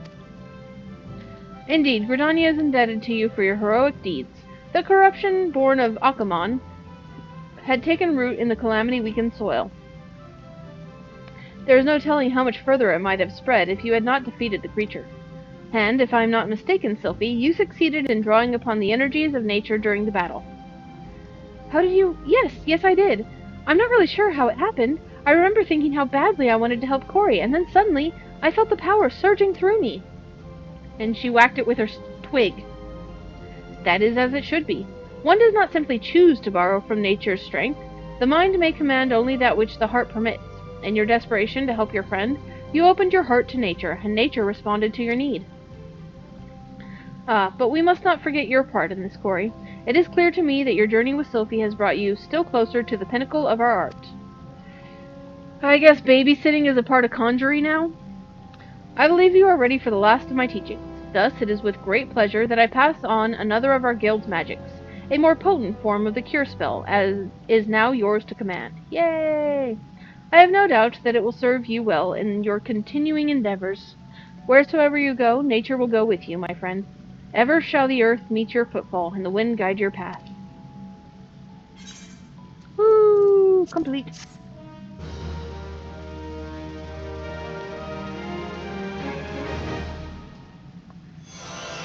Whoosh! Cure 2! Tales of Magic. I got some achievements. I don't think it gave me anything. Oh! Nope. Relevant. That's fine. Oh! Seeker of Truth. Sweet. It does give me a title. Cool. Oh! There's one more Conjurer's quest that I absolutely have to do before I go to the next class. I forgot about this one. Unicorn Power! Your deeds of late have earned you the respect of all at Stillglade Fane. People say you are a breath of fresh air within these still caverns. Truly, you are an inspiration to us all. Also, why is Conjurer the only one that gets a mount for existing? I guess it's the only level 1 healer. So, which is it's probably a consolation prize because healers suck. Having plied you with praise, I would make a request of you. An unusual creature has appeared near Fallgourd Float in the North Shroud. Witnesses report that it is badly wounded. While it hasn't proved itself a danger to the locals, a wounded beast is unpredictable at the best of times. Please find it and provide it with such succor as you are able. Okay. All the way over here.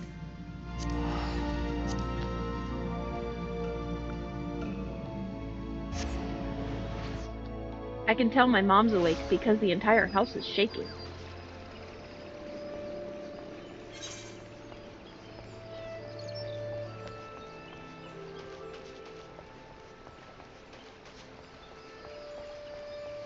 She has to go out to get her morning smoke, and when she leaves the house or comes back in, it causes the house to shake.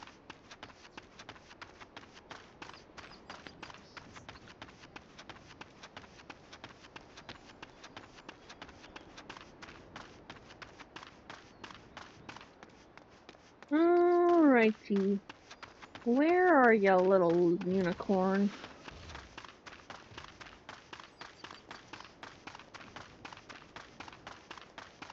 Alright, I'm actually at level for this, and I need to watch my stealth around the stone golems.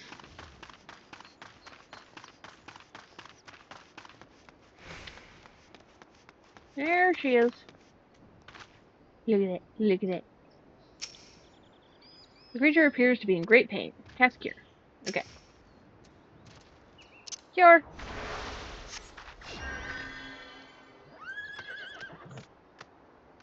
Oh yeah.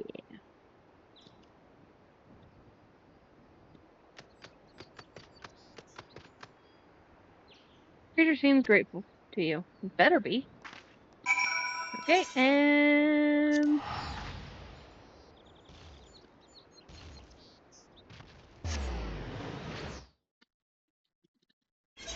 to the Conjurer's Guild.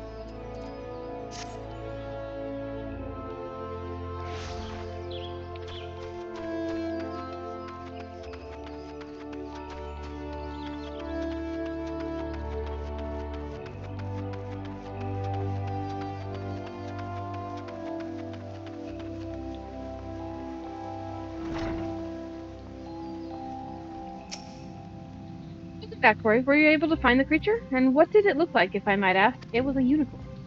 Four-legged and tall, with a pristine white coat and a single horn protruding from its brow, it was very horny. There was no mistake. That was a unicorn you healed. Unicorns are rare and majestic beasts, native to the inner region of Korthus. They are extremely shy and are wont to avoid all contact with man. The notion that you were able to gain its trust is most thrilling. I have seen enough wild creatures to know that its behavior towards you means more than simple gratitude. Nay, the unicorn must have sensed kinship in you. Should you doubt my words, Corey, pray take this whistle and prepare yourself. A truly uplifting experience awaits. Yeah, I'll do that as soon as I can, you know, have permission to mount. But I will later. Here we go. Yay! I can use a unicorn when I'm allowed to mount. Anyways. So next is Lanza. Let's go poke things with my stick.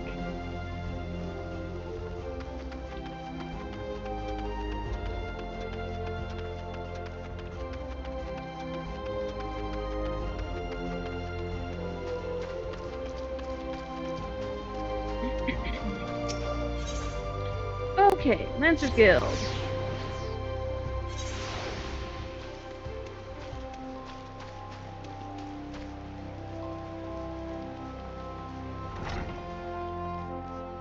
And I am adorable. Actually, before we get started on this, I am going to lean here against this pole. I'm gonna go get a cup of coffee. So I'm going to take a couple of minutes to get some coffee, and I shall return. See ya in a second.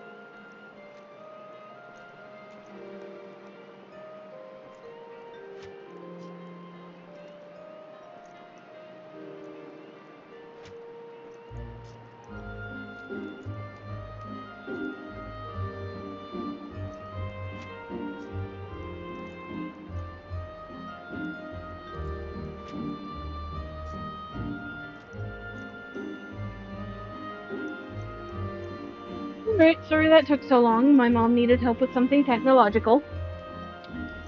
And of course, I absolutely had to help her or the world would end. She's not feeling well right now, so every little thing frustrates her. Okay.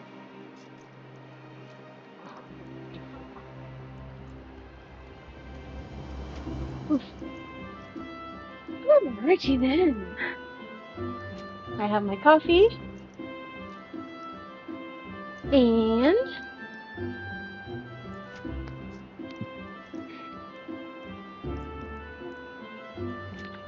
alright, let's take this quest.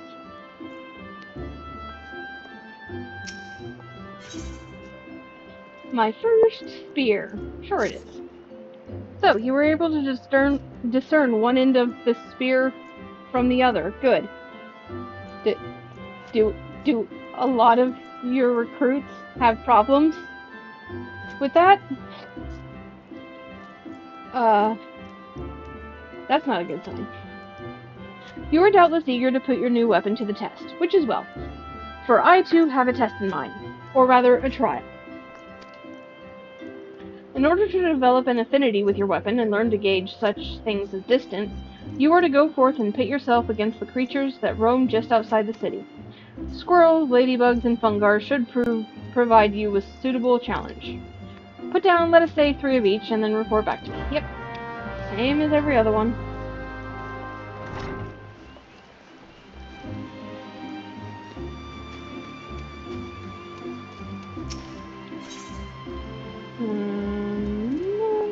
Right out here.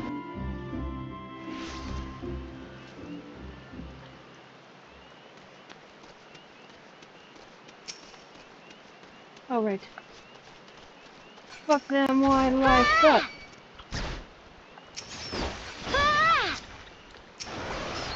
I don't have a ranged attack. Because the ranged attack is quest locked. Because fuck me, that's why. So I have to run up to things and whack them. And also, spears should have a longer range than all other melee weapons. Just slightly, but it should be slightly noticeable.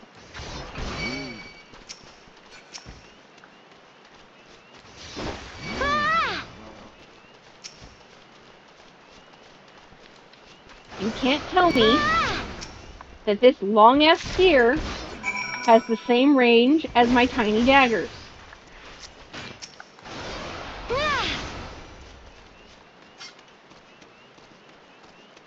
This spear is taller than myself.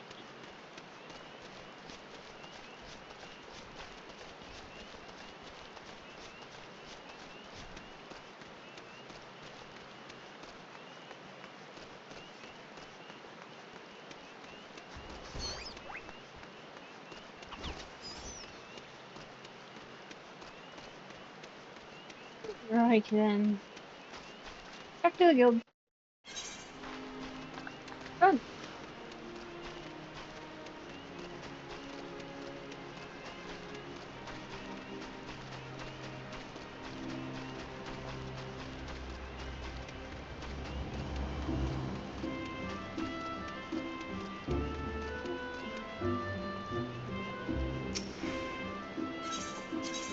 Okay. Hey guy, I did the murder. Do I get my reward now?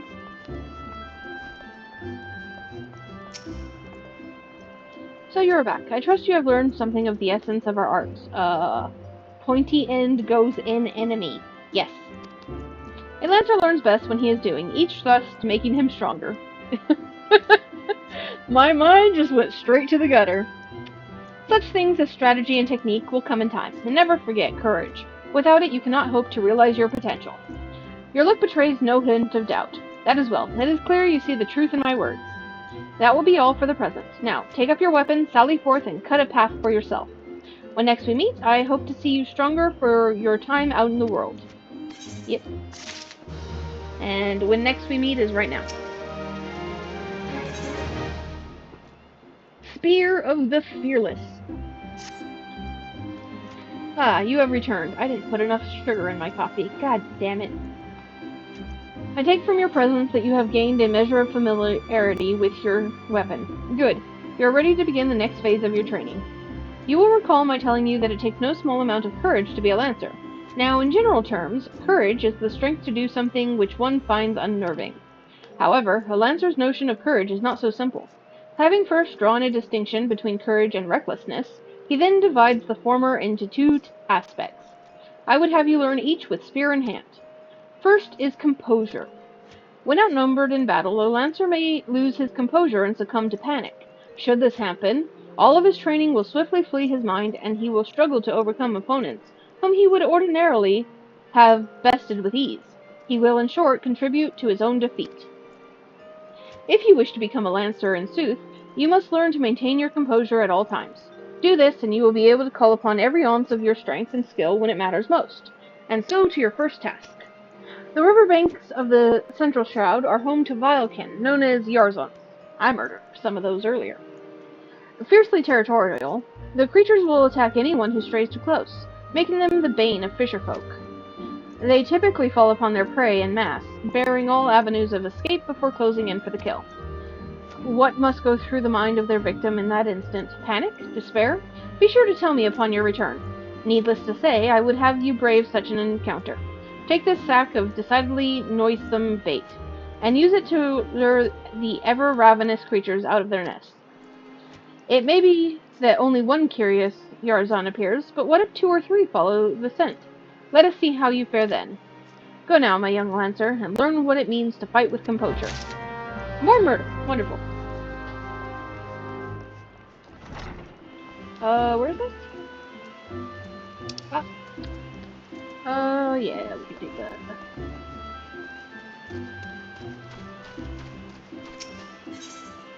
Yes, right out here.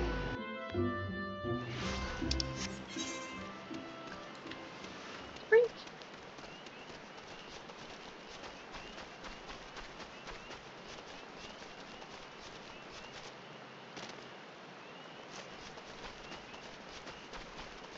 That person's naked.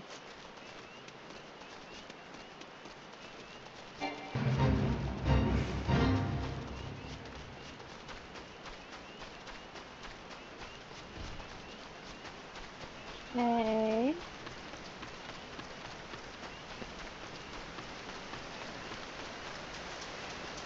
Do some bait.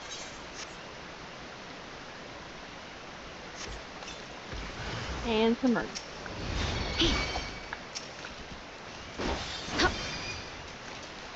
And some bait. What does this bait say? Though Yarzons are said to be attracted to the stench of most any kind of rotting flesh, they become especially excited when the flesh is of a fellow Vilekin. Oh, wonderful. And poke. And poke. Alright. My poking is complete. I am also lazy.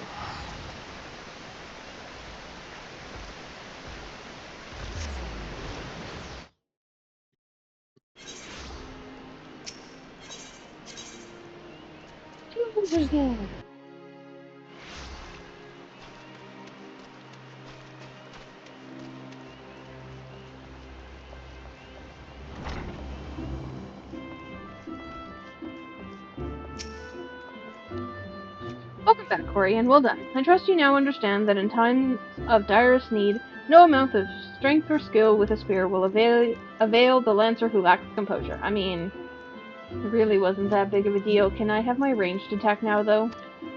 You are now ready to learn the second aspect of a lancer's courage, resolve. When faced with a terrible foe, a lancer may succumb to fear and self-doubt. Should this happen, he will become defensive, and in seeking to cover his weakness, surrender his greatest strength, namely his capacity to attack. A lancer who fears to attack is not but a man holding a pole. I'll hold your pole.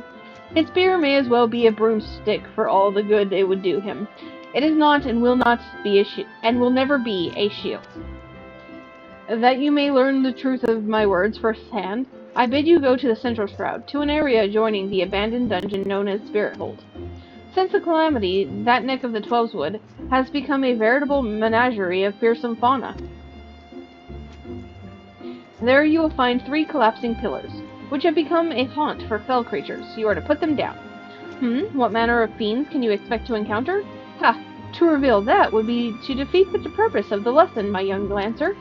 I will say only this: if you face these foes with a Lancer's resolve, you will surely emerge the victor. Once you have completed the trial, pray report to Jillian at the entrance hall. She has grasped the 2 aspects of courage, albeit with some trouble. Though I doubt you will encounter similar difficulties, her struggle has furnished her with certain insights which I think you will benefit from hearing. A Lancer learns best when he is doing, but the wisdom of his seniors is not entirely without worth. Go now, Corey, and do as I bid you. I do like that the Lancer's quests are mostly just go poke this, go poke that.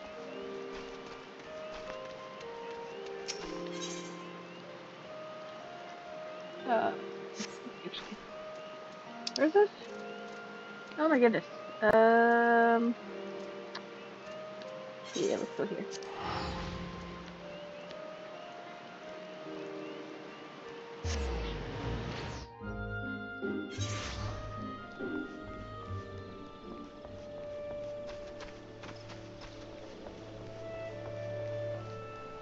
Maybe I like cooking. You ever think about that?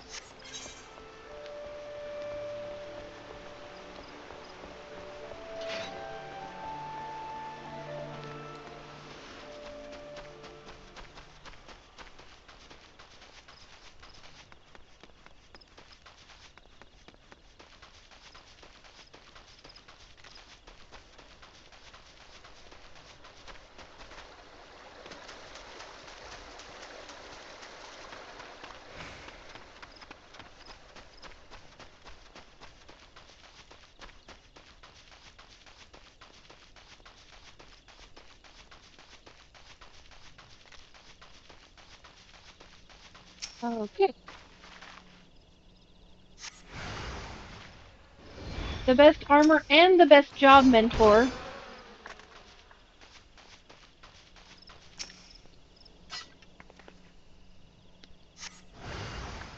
Though I'm not a big fan of the female's armor for level 50 all that much.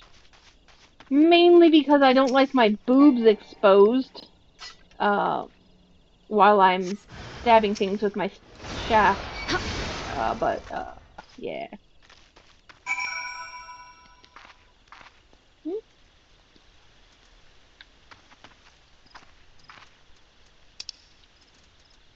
Look, I just don't think it's necessary that I have a fucking huge belly hole.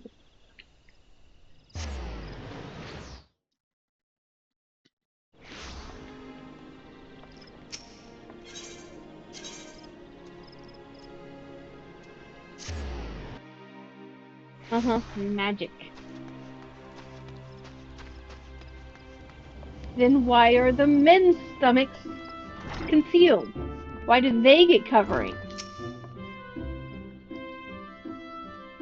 I have been expecting you, Corey. By your return, I trust you now understand the importance of resolve. Like one's flesh, courage can be made strong. It is a matter of training each of its aspects.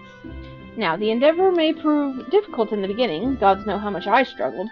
You may suffer untold humiliation and more frustration than you can bear, but you must persevere. Whenever you engage an opponent, whether in training or in earnest, make a conscious effort to fight with composure and resolve. Over time, doing so will become second nature, and you will acquire such courage as you never thought could be yours.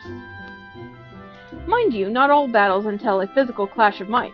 It could simply be a disagreement born of a conflict in ideology. The point is, it matters not what battlefield you stand upon. So long as you take care to be composed and resolute, your courage will grow. Did that make any sense? Even a little? I fear I cannot hold a candle to Guildmaster Ywain. But if there is aught I can do to assist you in your training... What was that? Something is afoot in the training area. How did somebody get into the training area without you knowing? Ideology is the cause of most... Yeah. Yeah. And sometimes, a difference in ideology can be solved by putting your pointy end into their squishy bits. And you call yourself Lancers. Pathetic. This guy.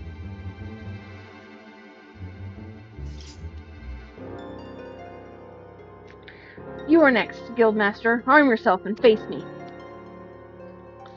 Refuse, and all will know that you are no true Lancer. Say what you will. I am above provocation. Craven to the last man.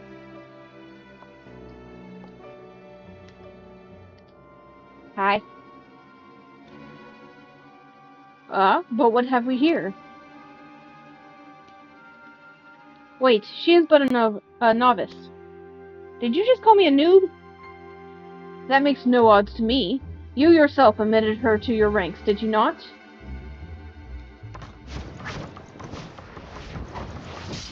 How's that for composure, you little dick? Very well. I shall withdraw for now. Yet know that only the fearless are fit to wear the mantle of Lancer. I look forward to measuring your worth in the days to come. This guy's full of shit.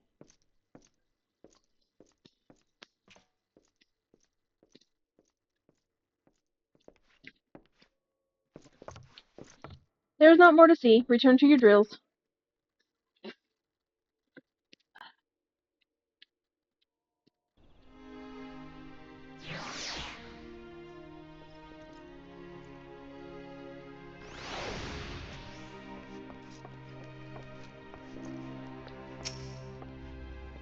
You made no attempt to evade his thrust. Did your opponent so unnerve you as to deprive you of your senses? Well, it is of little consequence now. No, I'm just badass like that. You need pay no further heed to our uninvited guests. Lest you wonder, it is not uncommon for challengers to come pounding on our door, seeking to test their mettle. For now, dedicate yourself to tempering the two aspects of courage, the composure to bring the sum of your strength and the skill to bear against your foes, and the resolve to attack when fear would stay your hand, as befits a Lancer. When next we meet, I shall have another trial for you, one that will put your courage to the test. Until then, continue to apply yourself to your training. Farewell, Corey. Yay! See, this is my magic armor. Short skirt, a bit of boob covering, and can't forget the stockings. Like, those are highly important. Yeah. Proper magic armor.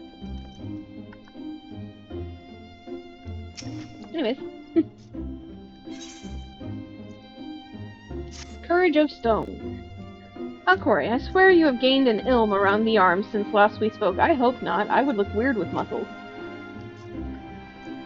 It is plain to see you have not been idle. In our previous lesson, you learned the Lancer's definition of courage, and how you might go about tempering its two aspects. Today, we shall find out if your efforts have borne fruit. I see you have come prepared for battle. That is well. Your next trial will place you in the midst of a throng of enemies. In such a situation, one may be attacked from any direction, making it difficult to respond appropriately. Furthermore, the likelihood of being surrounded is high. Will your resolve bear the weight of uncertainty? Will your composure hold when the odds are stacked against you? We shall soon find out. Should you overcome this trial, what courage you already possess will be further tempered. Now, heed me well, for this is what you must do. I would have you travel to Naked Rock, where the Anoles claim dominion, and at the summit of the rock is a sacred artifact, the Stone of Courage. You must claim it and bring it to me. If you are to reach your destination, you will need to negotiate a path through whole packs of flesh-eating scalekin. Sounds pleasant.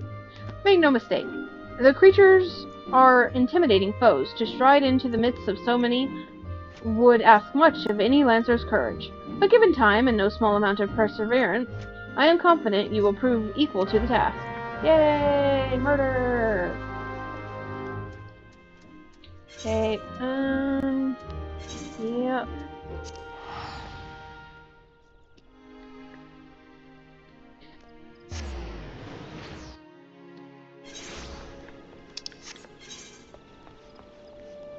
This is a hard quest.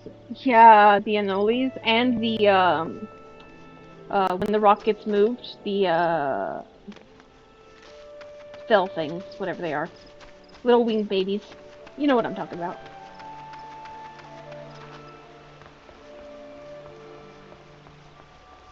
On the bright side, they should just ignore me. Because I think they're low level.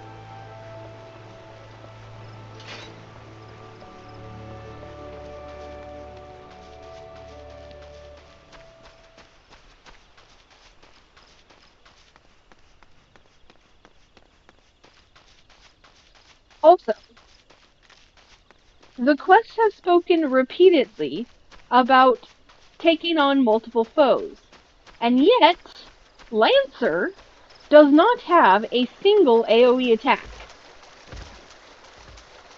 You don't get your first AoE attack until you are a Dragoon.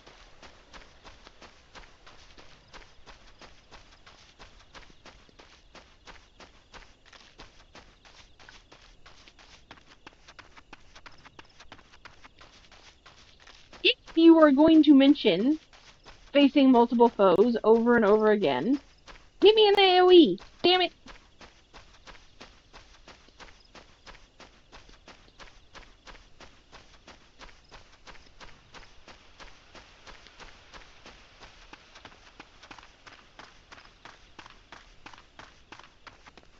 Hey guys, don't mind me. I'm just coming up here to steal a rock.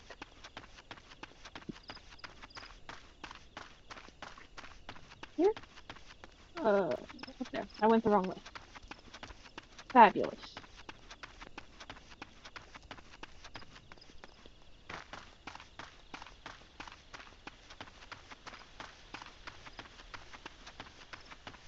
Yeah, you have to fight like every single fucking little beastie on the way here. That's, yeah.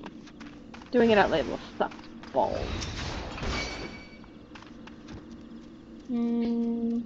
Where's the other one? There it is. Found it. Okay. Stone.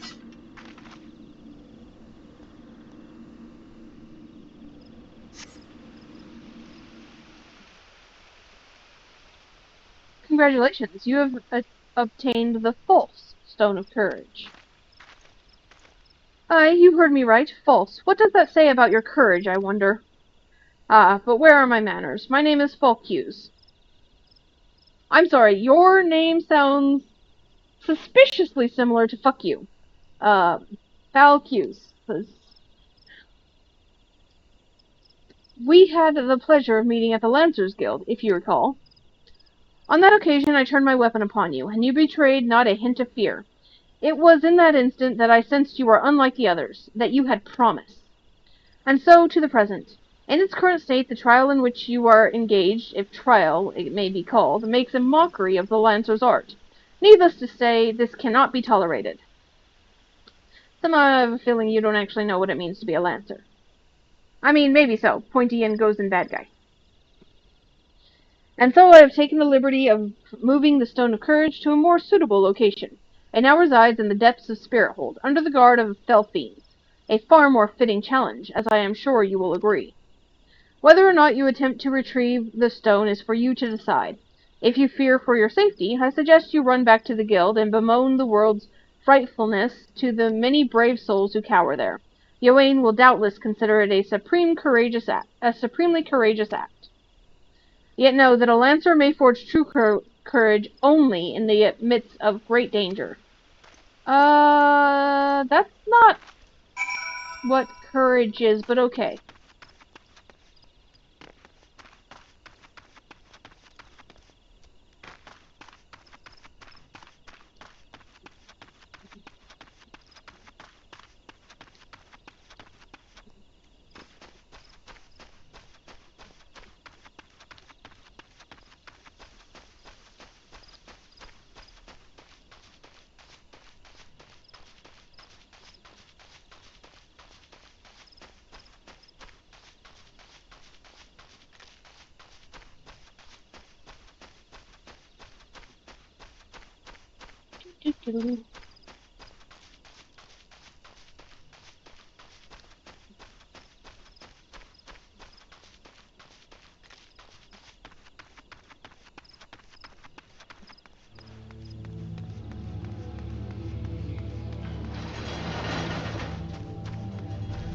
Hey guys.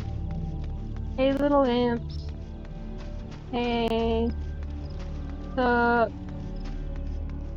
How goes? I'm just invading your home, like. Fine.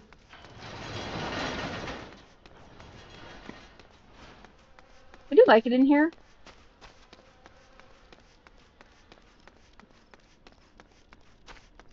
It's like aesthetically pleasing. Down here. Ooh. That goes through, like, quite a distance. I want to go poke it with my stick. Okay. Anyways. Ah.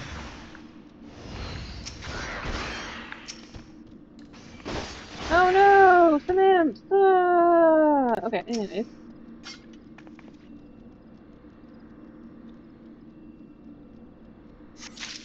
Alright.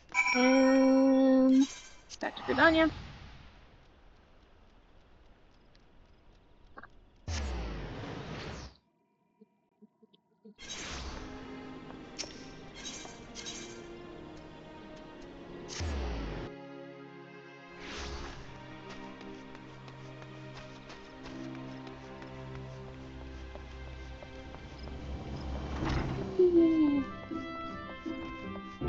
I got the stone, also some fucker messed with my trial. So, you have returned. Tell me, were you able to obtain the Stone of Courage? Absolutely. A heavy stone used by the Wood-Dwellers for training with the lance. At least I don't have to break it like the Marauders Guild, that's something at least. Yes, this is indeed the stone. Though it is in rather worse condition than when last I saw it. What happened at Naked Rock? Yeah. Asshole happened. Fuck you happened. The Lancer who but recently threatened you moved the stone to Spirit Hold? Not content with trespass and slander, the brazen fool now meddles with our training. Seven hells, this is not to be borne. Listen well, Corey. Though I do not doubt that you know better, my duty as Guildmaster compels me to state the obvious. Heed not that man's words. That a Lancer's courage can only be forged in the midst of great danger is vainglorious tripe. As you have already learned, a Lancer's courage is the product of composure and resolve. Be under no misapprehension. Watchfully navigating the Anoli's territory served to temper your courage in a manner that blindly braving the terrors of Spirit Hold did not. As you continue your training, pray keep the lesson of this trial close to your heart. I know that. Yay! Look! He's gonna give me my ranged attack. Woo! Ranged attack. Anyways. A dangerous proposition. Are you going to proposition me? Ah, Corey, you've come at a good time. I urgently require your help.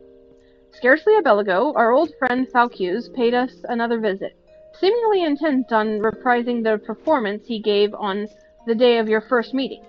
As on that occasion, he raved till the air was thick with slanders, declaring every soul who met his gaze more craven than the last. This time, however, not all ears were deaf to his myriad provocations. It seems one of our younger members took offense at his words and demanded satisfaction of the rogue. The two have since departed to duel in the Shroud, dumbass. I mean, that sounds like survival of the fittest right there. If he was stupid enough to get provoked, you might have to let that one go, buddy. Had I been on hand, I would have forbidden such folly, and rebuked the lad for letting pride cloud his judgment. Alas, I learned of it too late, and the boy is gone.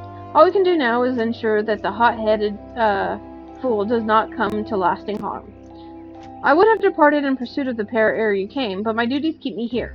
That is why I return to you now, Corey. Pray go to the east round in my stead, and watch over our comrade.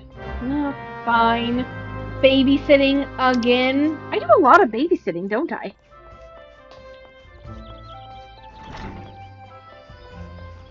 I am the babysitter of light.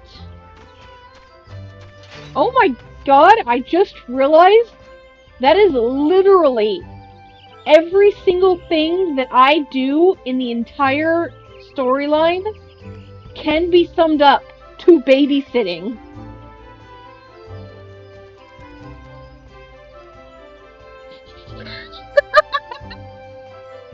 Oh, make sure Alphino doesn't get killed. Oh, make sure Minfilia doesn't get killed. Make sure Minfilia makes it back safely. Babysitting. I am the babysitter of light.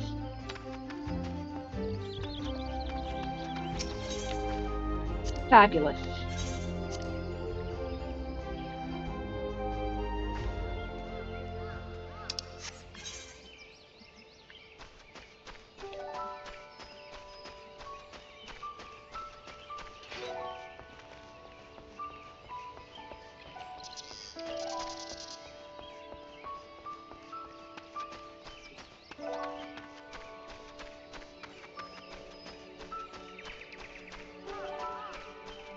Hey, where are you?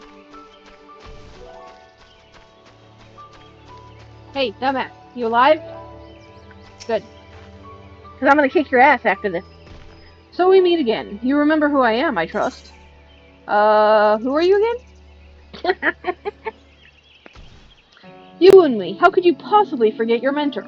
He who taught you the true meaning of courage. You don't know the true meaning of courage. Well, it is of little consequence. Though you have forgotten the teacher, it is plain that you have not forgotten his teaching. I understand you were able to retrieve the Stone of Courage in Spirit Hold. It seems I was right about you. Aye, you have the makings of a true Lancer, unlike those charlatans at the Lancers Guild. It is well that you have come to me, for I have just the trial for you, one that will do wonders for your courage. Not interested, you say? Ah, but you have no choice. Should you refuse, well, suffice it to say that I will not be able to guarantee the safety of your comrade here. Oh well, poor guy. Bye! When last we spoke, I told you that a Lancer may forge true courage only in the midst of great danger.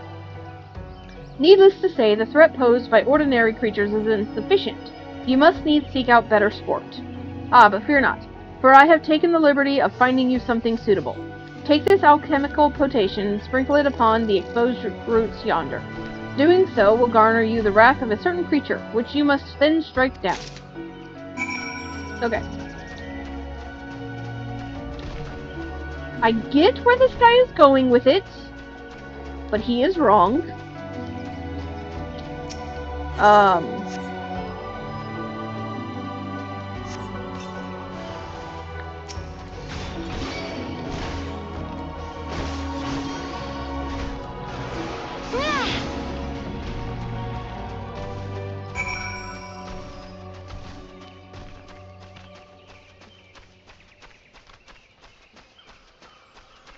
Okay, I have hoped.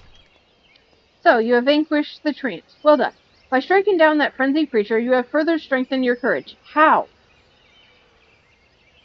How? It, like, wasn't exactly, a fearsome beast or whatever. It was a tree. I've killed tons of those. Release your comrade? Oh, I shall, once you have completed my next trial. This one will pit you against a multitude of foes. Make your way to Lifemen's Stump in the central shroud. Once there, seek out a likely spot along the forest path to lie in wait. Man-eating wolves are wont to hunt there at this time of year, and it should not be long before a pack appears. When the beasts show themselves, you are to slay their leader, an alpha wolf. I shall be observing from up close, the better to offer you advice. Great.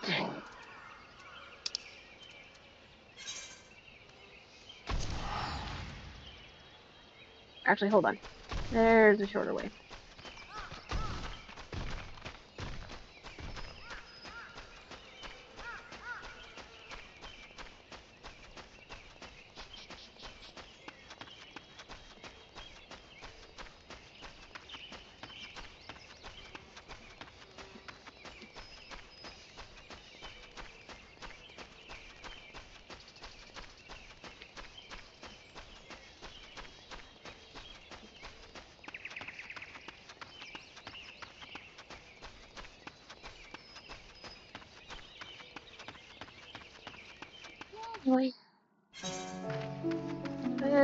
Right over here.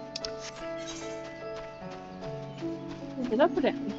I think it's up. Means I have to get on the other side of the fucking waterfall. Not under the waterfall, but no. Always check under the waterfall.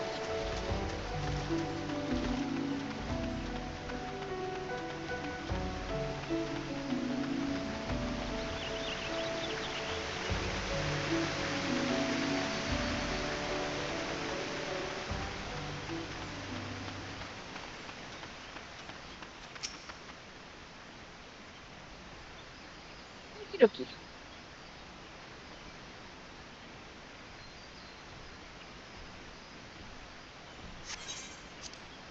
Let's do this.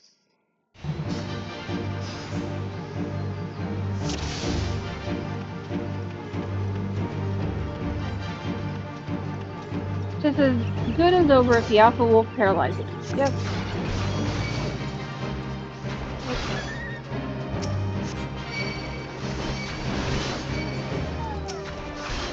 Now we have 2 of my abilities.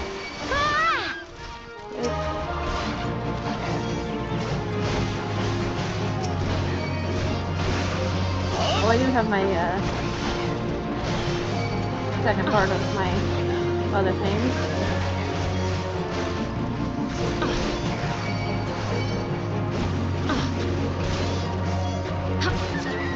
There. Although he did call more wolves because he's an idiot.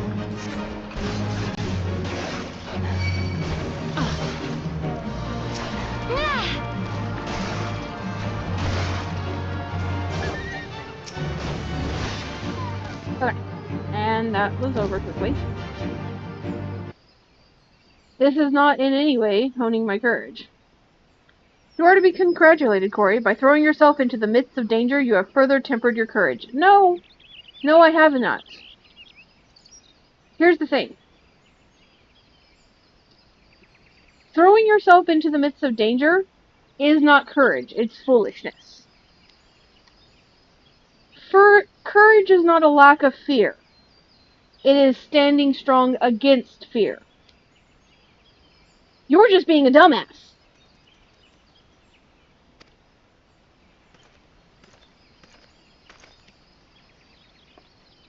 Yes, in spite of. It's not a lack of.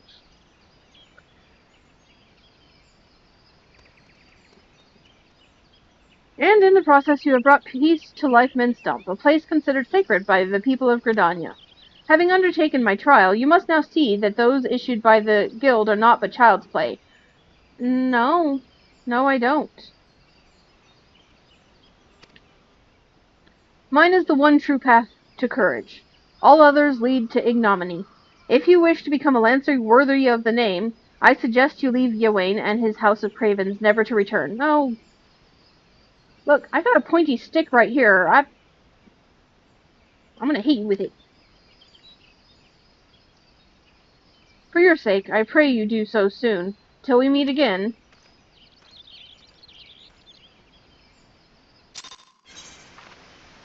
Yeah, okay. Back to Gridania.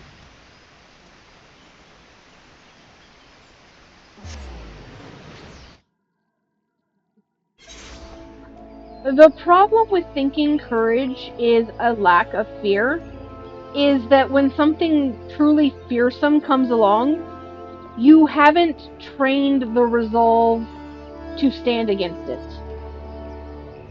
You know? Like... But if you train that, like the guild has been trying to teach me, is I am training my resolve to stand against even if I'm afraid. You know? I am preparing for that. This other guy, he's not.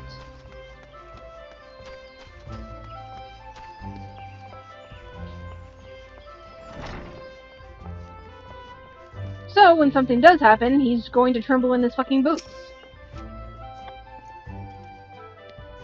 Because he doesn't know how, he hasn't actually figured out how to handle something if he's afraid of it. Oof, I need to adjust my computer. Okay. Corey, thanks the gods you are safe. That young fool of a lancer returned but moments ago, and through choked tears recounted to me all that transpired. I understand Folkir's again attempted to force upon you his corrupted notion of courage. Yes, he will. I know that for a fact. I cannot say this often enough. A lancer's strength strengthens his courage by tempering his composure and resolve, not by rushing headlong into danger. You were able to overcome Falcu's trials, 'tis true, yet know that you did so by virtue of true courage, that is, courage composed of composure and resolve. You falter not before the fury of a frenzied treant, nor did you succumb to panic when surrounded by bloodthirsty wolves. Owing to this, you were able to perform to the fullest of your potential. You have come far, Corey. It is past time that I taught you the piercing talon technique. Woo! One of the most versatile weapons in the Lancer's arsenal. May it serve you well. Throw spear. Now, I must needs decide what course of action to take with regards to your self-appointed mentor. Though no lives were lost, his latest incident only serves to confirm what I have long suspected. That Folcuse will cause great harm if left to propagate his corrupted notion of courage. He must be persuaded to desist, though I do not yet know how. Mayhap his regard for you could be turned to our advantage. Leave such considerations to me. For the time being, you would do well to put Folcuse from your mind. Focus on your training, and strive to master the technique I have taught you. I look forward to our next meeting. Yay! Yay!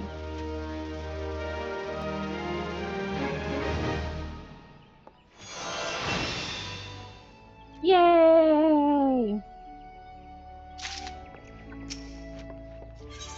So I gotta say, I don't always pay attention to side quests and class quests and stuff, because most of the time, like, the first several are just boring, so then I just skip past the rest.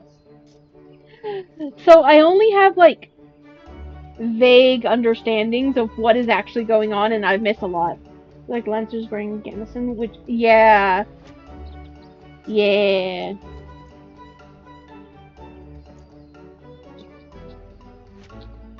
I mean, this game doesn't have, like,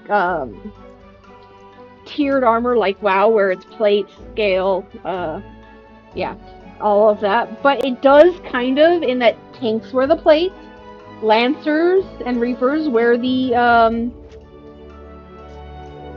basically chainmail or scale mail type. Yeah.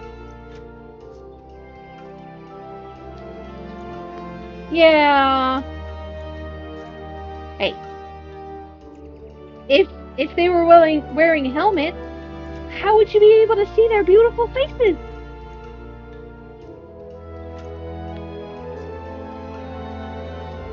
I mean, I can't say anything. My character's in a short skirt, so... Lance of Destiny. I have been expecting you, Corey. You have been training hard, I trust. I would set your next trial, one more dangerous than any you have faced before. But I would not send an unprepared woman to her death. Before we proceed, I must needs verify your progress with my own eyes.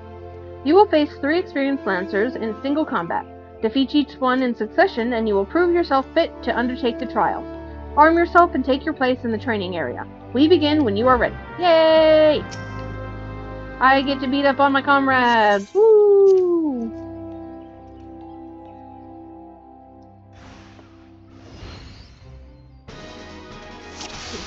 That one's wearing a helmet, sort of. Looks like a leather helmet, but, oh no, might be bronzish. He died awfully fast, but, he's not dead. He's unconscious. Yeah. Just unconscious. Oh yeah, that one's got a better helmet. Look at him.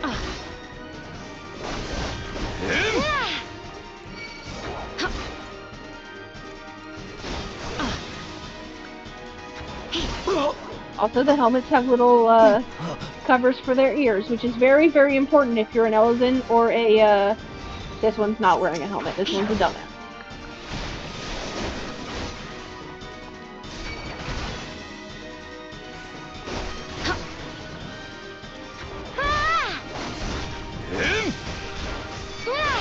But again, I can't say anything. I'm not wearing a helmet either. Nor do I have ear protection.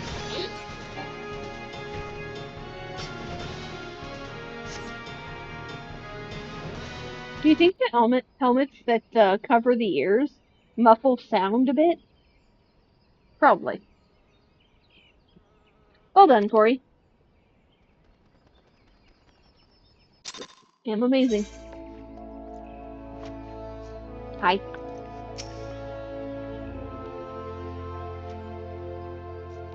Impressive, Corey. Most impressive. You are ready to face the trial. Yet I did not exaggerate when I said it would be dangerous. Make no mistake, to take this test is to risk death. Knowing this, do you still wish to proceed? Of course. Yes.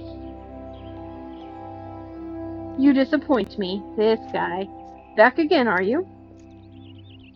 That woman is the only soul in this pathetic excuse for a guild who shows any promise.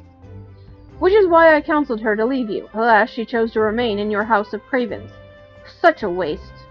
Can I poke this guy with my stick yet? This guild has outlived its purpose, and I mean to see its doors shut and barred for good. If you wish to object, I invite you to do so with lance in hand. Gotta go have... Okay, you have fun. You should leave my stream on. That way I have the extra view. Bye, Darkstar. You do not want for confidence, sir, but answer me this. What grudges do you hold against us? For what reason did you choose this of all crusades? Aw, sad. Alright, I guess that's okay then. You have a good day, Darkstar. I hope your VA stuff goes well. I detest cravens who would proclaim their courage and like nothing better than to crush them. That is my reason. Well, the fixity of your purpose is clear, even if your reasoning is not. So be it. Suffice it to say, you will not have your way without a fight. Oh, but do not presume that I will be your opponent. No. You must face the Lancer whom you so grandly claimed mentorship. The one woman among us whose potential you condescend to acknowledge. Cori shall represent us all. As Guildmaster, I wager the fate of the guild upon her lance. Aw, he's got faith in me. Ha! Do as you will, coward. It is your guild to throw away. You may even set the terms of the contest. Very well. Cori here is to undertake a trial. I challenge you to complete the task before she does.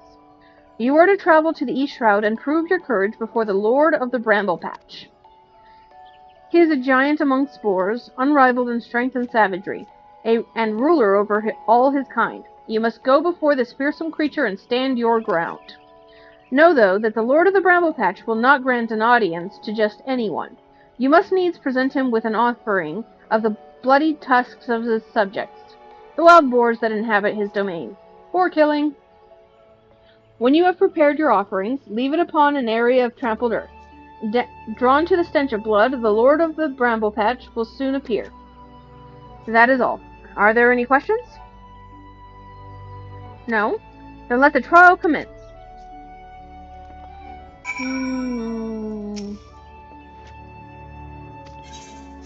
Okay.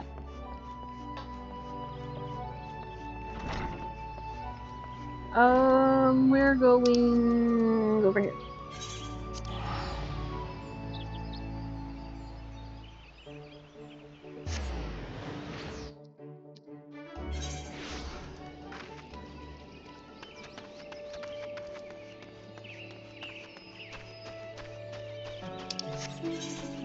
Okay, let's murder some boars.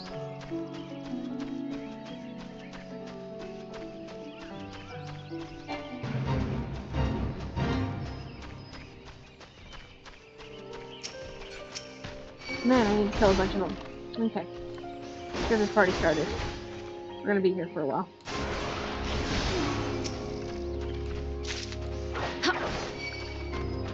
I am actually just the right level that they should notice me. But, so.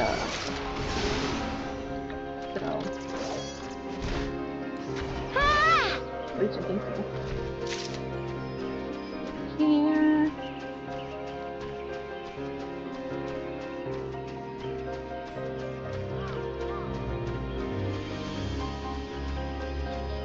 Here we are.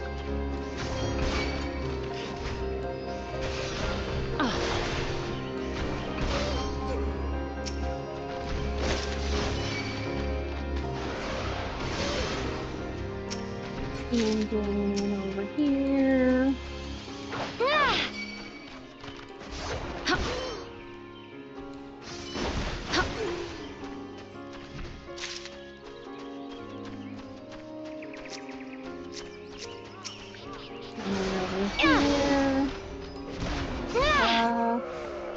How many more do I need? Damn! I need to murder so many! There's one.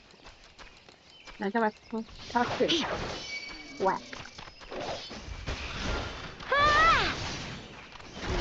Okay, and there's one up here.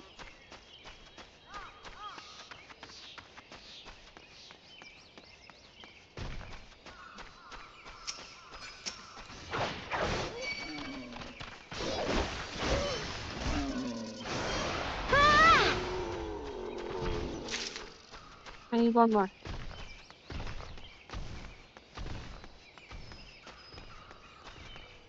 One more.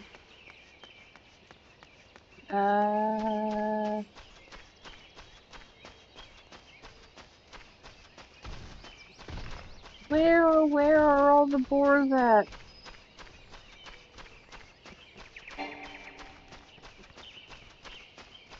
Okay. There's one.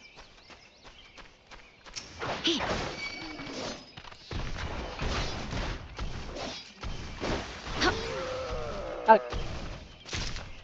There we go.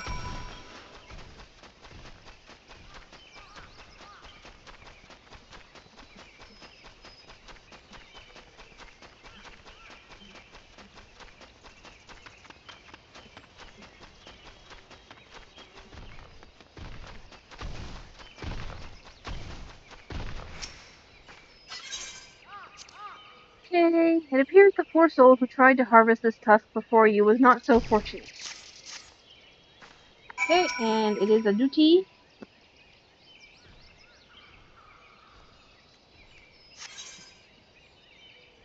Yes, let's do this.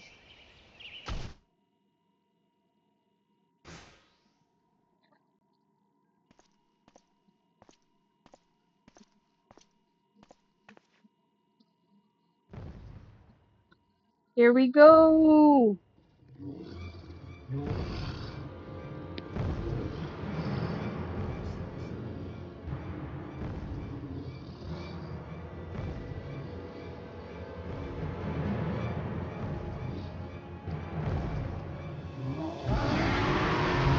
Roar, my controller's shaking. Okay,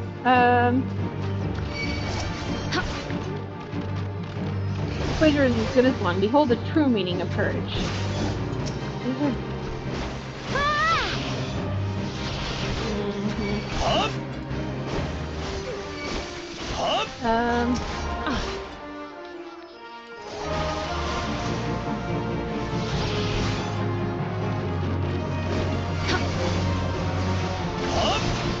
Sword of the Bramble Catching Bristle. Oh, did something more trigger it? Probably do something about that. Guess I should help that guy, but, I kinda don't want to. Oh shit. Right. Such brute strength. Oh, there it goes.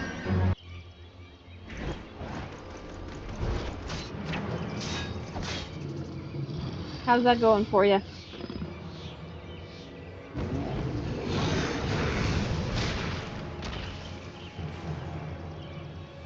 How's that dirt taste?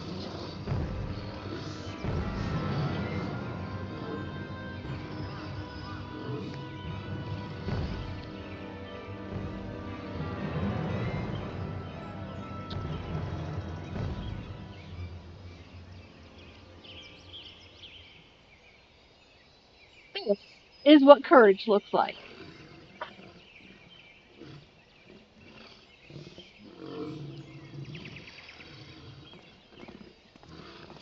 You shan't find much sport with these two. Come back another day, my friend.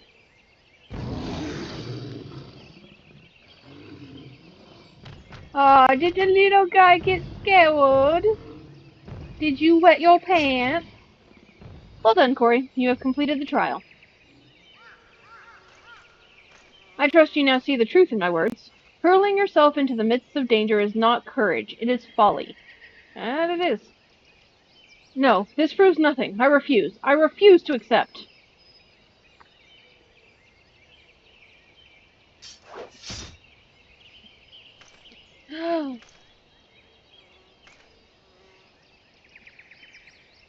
You refuse to accept the weakness within you.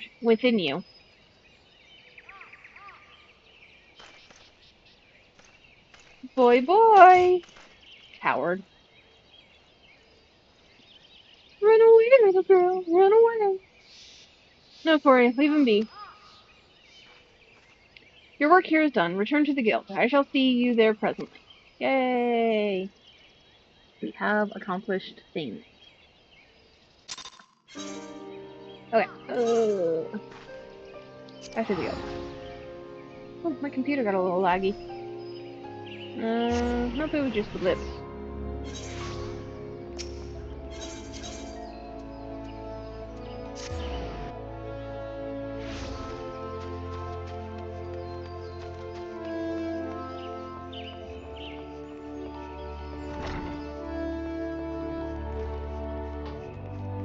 Alright. I will not lie to you. You are no match for the Lord of the Bramble Patch. Had you betrayed any hint of fear, he wouldn't have gored you in the space of a moment, and feasted on your entrails. Pleasant. But you stood your ground, holding fast to your composure and resolve. Thus were you able to stare terror in the face and survive unscathed. I can read. Well done, Corey. You have overcome the greatest hurdle in the quest to become master of your own courage. You may now bring to bear the full extent of your abilities upon even the mightiest of foes. As for Falcus, well, if there is a shred of reason left in him, he will have learned the selfsame lesson as you this day. Doubt it. Stupid people don't learn lessons. Painful though the experience must surely have been, one can only hope that it will serve to open his eyes to the truth. Go forth, Corey, and prepare yourself for further trials. I look forward to our next meeting. Yeah. Alright. Questions and answers. It is good to see you again, Corey, and stronger than when we last spoke, 2 seconds ago.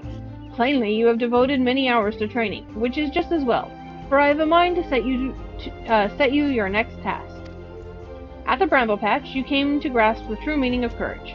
I would have you put that courage to the proof before 3 masters of our art.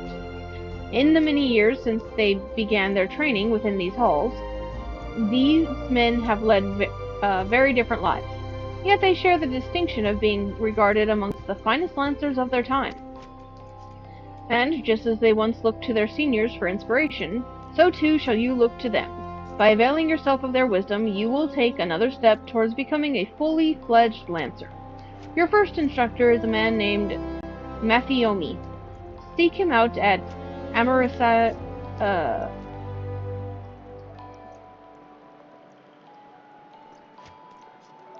Spire in the East Shroud, where he serves as a frontier sentry.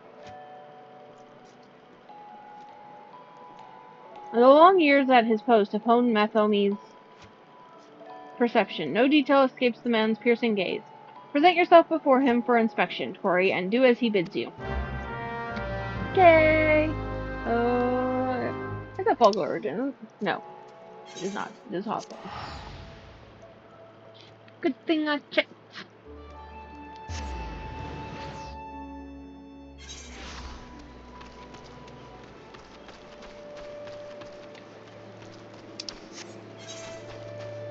Alright.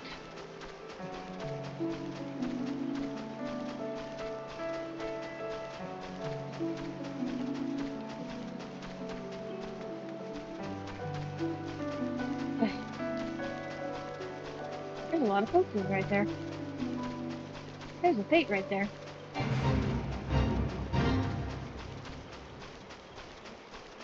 If you attack this guy, every single one of these fucking things in the area will, like, try to rape your butt. It's not very pleasant.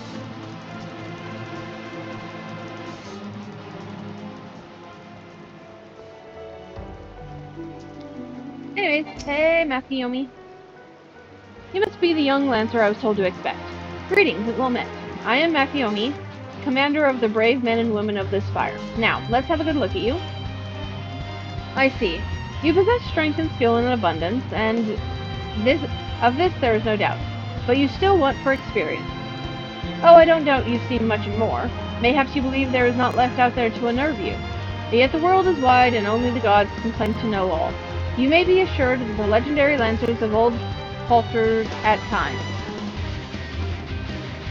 No lancer, nor any man, can foresee all possibilities, but he can steel himself for the unexpected.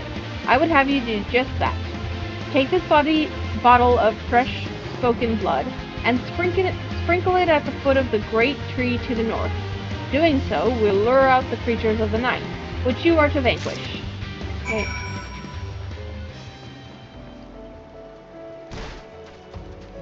Anything to avoid the fate music. Also, why can't we turn fate music off?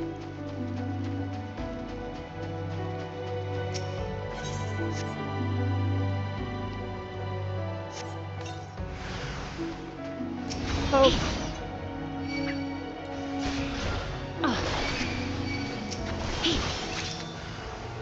Oh, hey. More come up when I kill some. Isn't that nice?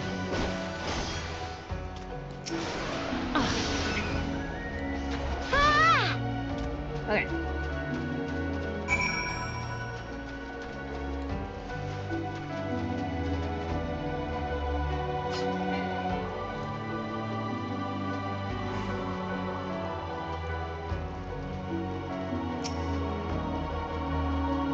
Welcome back, lass, and well done. I bore witness to your battle with mine own eyes.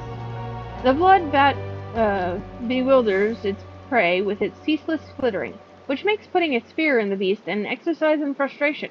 Frustration that may easily have given rise to panic. Yet to your credit, you fought on resolutely, and thus emerged the victor. Ywain has taught you well, young one. You have a way to go, but to be sure, but beneath those rough-hewn edges I see the makings of a great lancer. With my blessing, make your way to Buscaron Druthers in the south, Shroud. It is there that your next instructor, Buscaron himself, awaits. Hey, I love Buscaron. The man has a unique approach to our art. Though it's a fair while since he hung up his spear, his words are well worth hearing. Indeed, lancers visit him as much for his counsel as they do his mead, good though it is. By meeting Buscaron and availing yourself of his knowledge, your lance work will surely improve. Okay, let's pop over to Quarry Mill.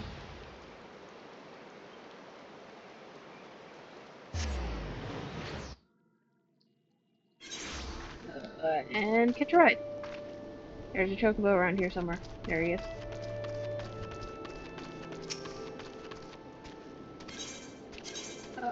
To Buscaron!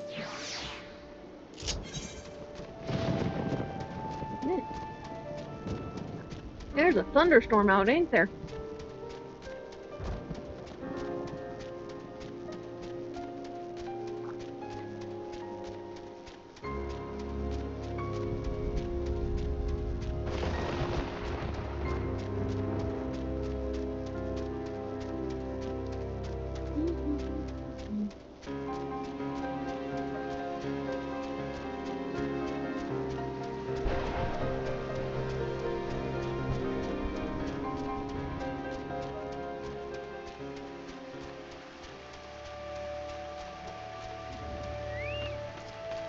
Okay, Buscaron! So...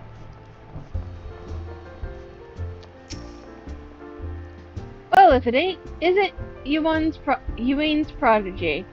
I thought it was about time you arrived. I'm Buscaron, and this here's my place.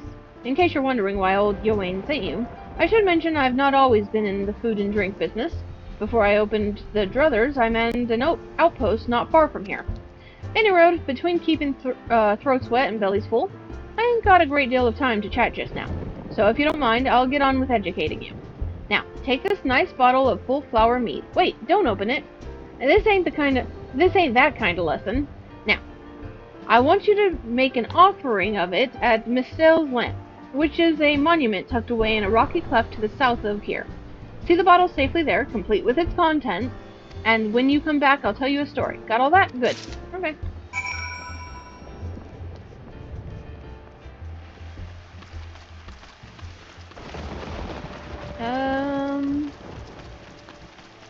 Yeah.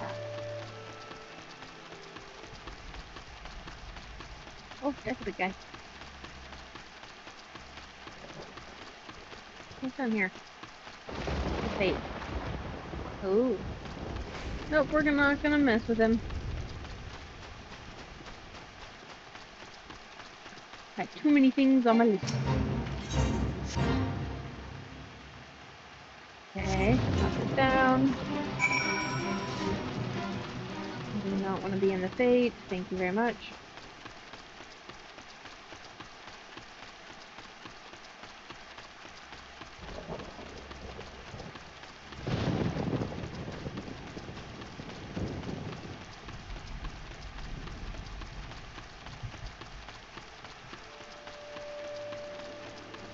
Although I never realized how pretty Buscron Struthers is. It's a nice building. I like the building.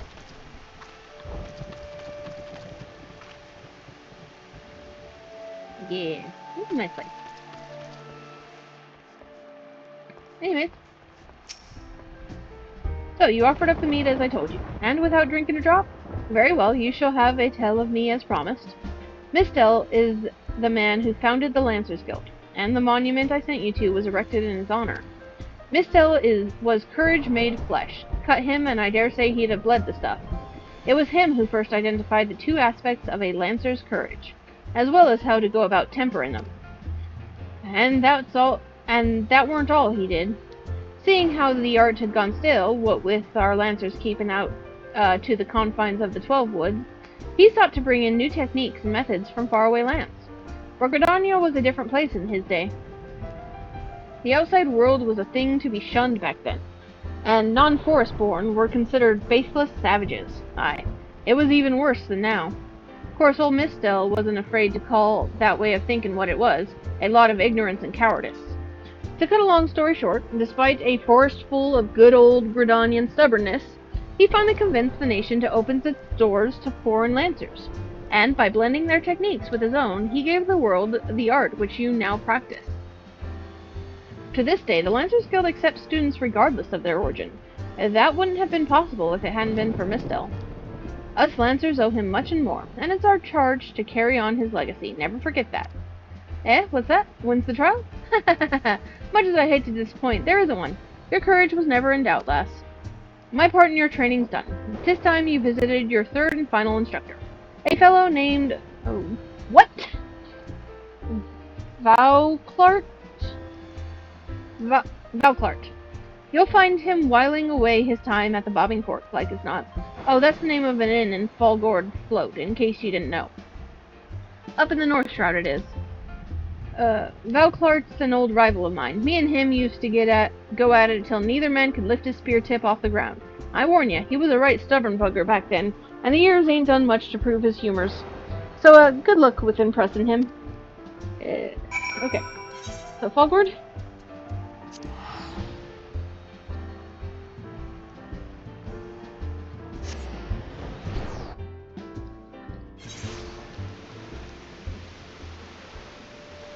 We did some quests here yesterday at the Bobbing Fork.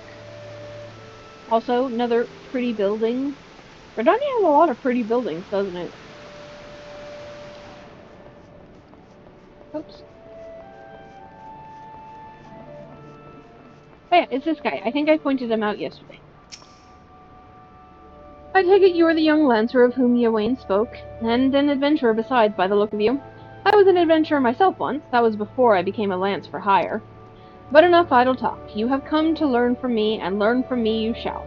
Be warned, though, that you will not find me as lenient as an instructor as the others. Now pay attention. Thus far you have learned to muster your courage in situations of fear, panic, and uncertainty. With me, you will learn to do so in the face of change. The enemy is a living thing, and living things are apt to change. Whatever the nature of that change, a Lancer must be able to think and adapt. And to think and adapt during battle requires courage. To teach you the meaning of my words, I would have you challenge a fairy fiend known as the Red Balloon. However, the creature will appear only where there is a raging flame.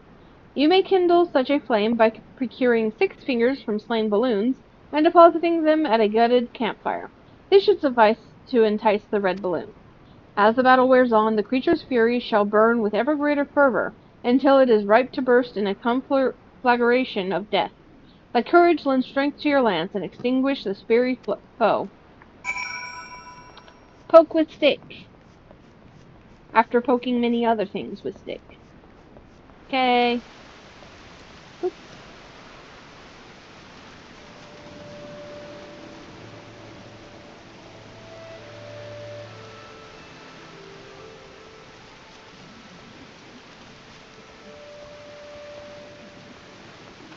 Well, first of all, there are like 3 all clustered up. Oh no, there are clay golems. I don't want to fuck with clay golems.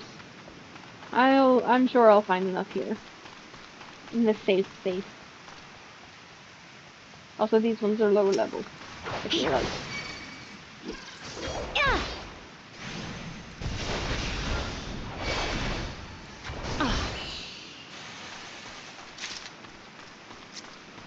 Okay, time to come.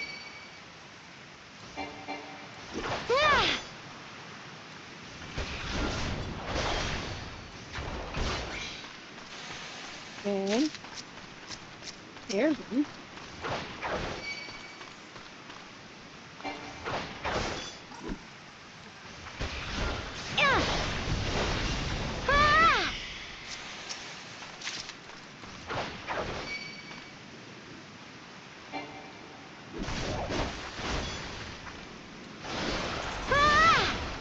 Okay. And that one's way over there. Fun fact about Yarzons. If you walk by them, they won't notice you.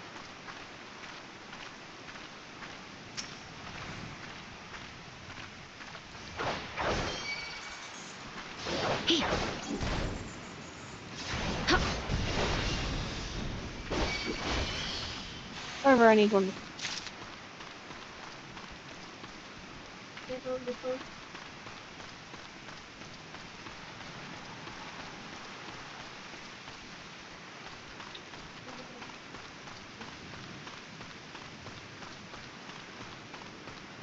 Okay. Last one.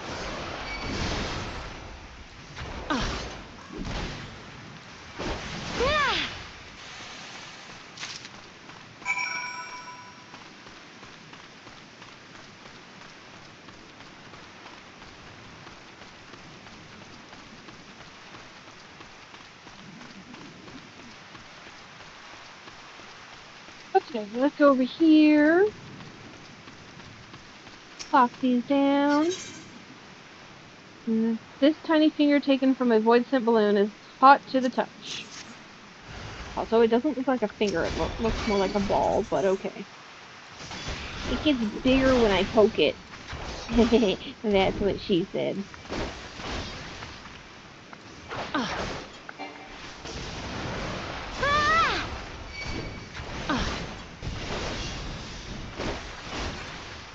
And it's there. Sweet.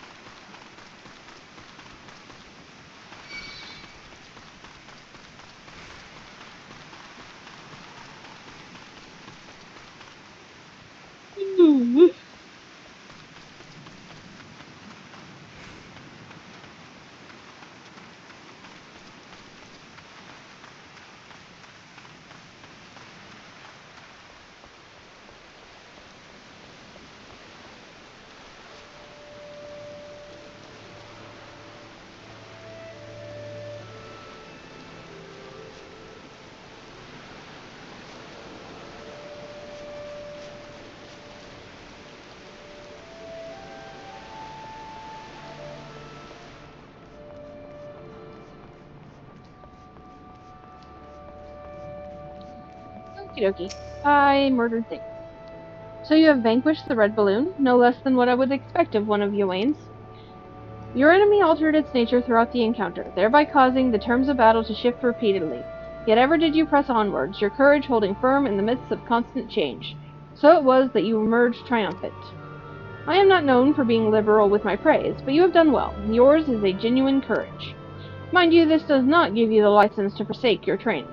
You are still but a fledgling among us, after all.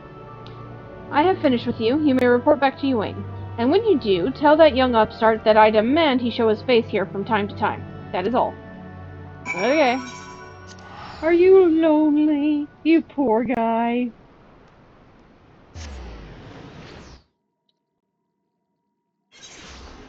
Alright, to the Lancers Guild. Again.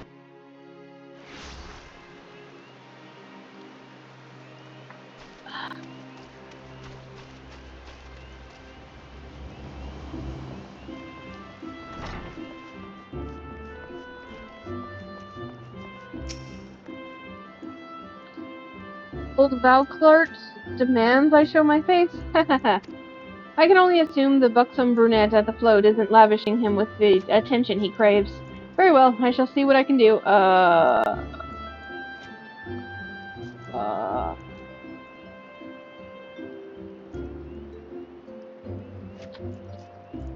So he can't get his attention from the bussy lass, so you're gonna go and give him attention? Okay. As for you, Corey, well done. I never doubted that you would meet with the approval of all three men, yet I am no less proud of you for having done so. You have traveled far along the Lancer's path, and soon you will no longer require my guidance. In fact, you need overcome but one further trial to complete your education here. Do so, and I will give you my blessing to leave the Lancers Guild and embark upon a new adventure with spear in hand. As ever, apply yourself to your lance work and return when you are ready for your final challenge. I look forward to our next meeting. Ooh! Final challenge!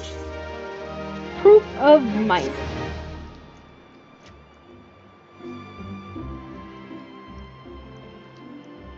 Ah, Corey, ever a sight for sore eyes. By your return, I take it you are ready for the final trial? Very well, let us... Guildmaster Yewing! You are wounded. What has happened? We were attacked, sir, by a Duskbright Lancer, as we trained in the forest.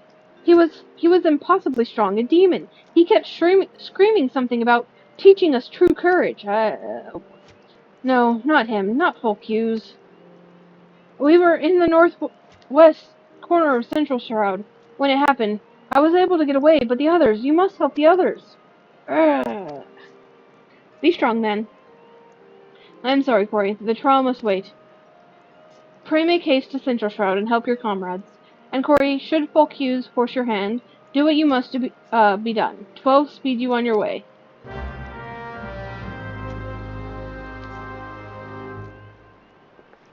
Okay.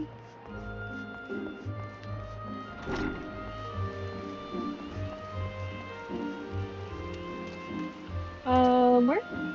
Oh, I think, I can get out. Okay. I think it's this one. Yeah.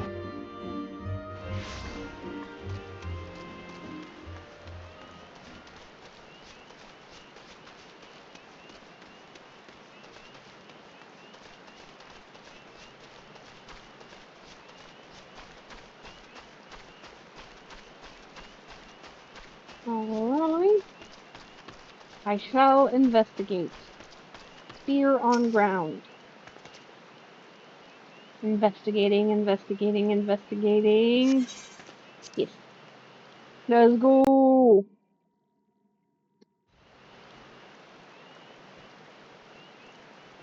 Help! For the love of the 12, help me! Uh-oh.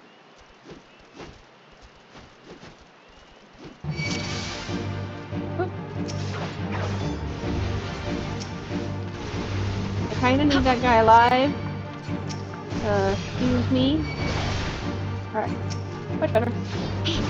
Continue. As you were.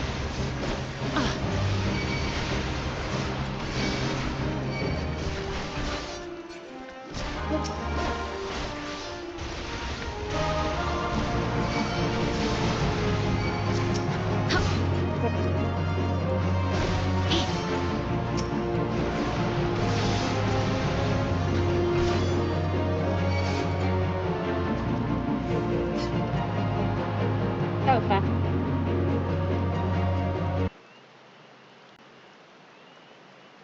I owe you my life, friend. Another breath and I would have become worm fodder. A Duskbright Lancer unleashed the fiends upon us, claiming it would temper our courage. You should have seen the look in his eyes when he said it. Mad bastard. Hey, that's an old man. It is. Look at his old man face. Where is he now? I think he headed off towards the North Shroud. Maybe in the direction of Fallgourd Float? I can't say for sure. I was concentrating on the Scalekin at the time. If it's a reckoning you seek, you are like to be disappointed. Those of us who managed to outrun the worms will already have alerted the whalers. I dare say the Duskbright is being held at spear point as we speak, begging for his worthless life in a puddle of his own piss. Serves the bastard right and all.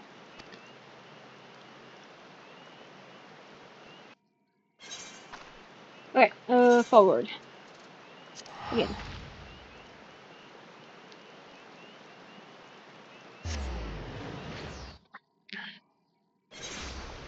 Alright, let's go this way. Get the booster rockets!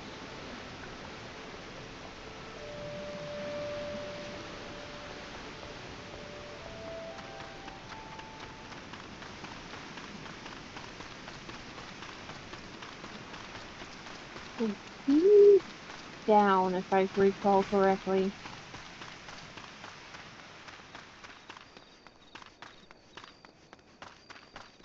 Oh shit. Okay, looks like these things are all fighting something. So they will hopefully ignore me. They're fighting a bot who is in the ground, but nonetheless. Damn it! Jerk. Fucking bots, man. You can't even keep the attention.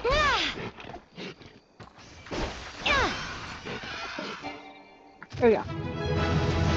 Okay. That got me a level. Woo!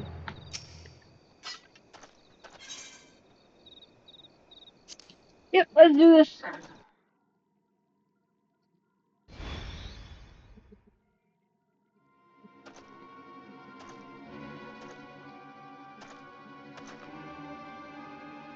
What kept you? Helping your comrades, you say. Fool, you waste your pity on false friends. It is only a matter of time before they betray you. I, just like those wretches who saw me imprisoned and exiled. You know, just because you have some tragedy in your backstory does not mean you have a right to be an ass, nor does it mean I want to hear your backstory, especially you. Like, there are a few people who have tragic backstories that are actually tragic and, like, make a difference to who they are as a person, but, like, yeah. I was once an upright citizen of Gridania, and a man of the Lancers Guild. Yet life was not easy. For want of the coin to obtain the barest necessities, I conspired with my closest comrades to steal from the guild's coffers. So you did a crime. The theft soon came to light, and though there were no suspects, it was clear that the deed had been perpetrated by someone within the ranks. An air of suspicion hung heavy over the guild from that day forth, until at last, unable to bear the guilt, I convinced my accomplices to join me in confessing. So you were a coward as well, and a snitch. Only for them to bite their craven tongues after I had stepped forward and admitted my part in the crime. And so it was that I alone took the blame. Of course it was the Duskrite, everyone said. Was there ever any doubt? It all made perfect sense. Despite my heartfelt pleas, my so-called friends denied any involvement. Instead, they called me vulgar names that I do not care to repeat. Can you imagine the shock and anguish I felt at their betrayal? So you're a criminal who made friends with criminals and then was surprised when they turned their backs on you. I feel no pity for you. Would that I had had the strength to force the truth out of those traitors. Would that I had had the courage to escape my dungeon cell, even if it meant taking some hapless guard's life. Driven by vengeance and no small amount of self-loathing, I resolved to forge my courage anew. I strode into the lairs of ravenous fiends while drenched in blood. I put their helpless offspring to the spear, that I might face the unbridled fury of their kin. That's not courage, that's a death wish.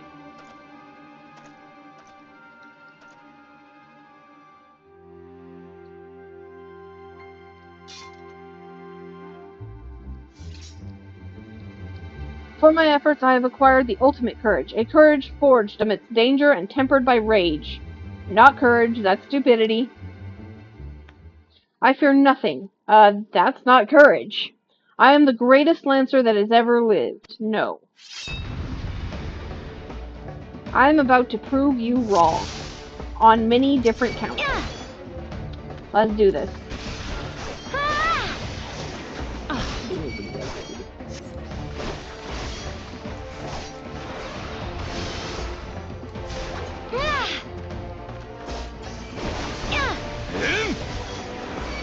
You are the sole lancer worthy of the name. By defeating you, I will prove my courage. There we go.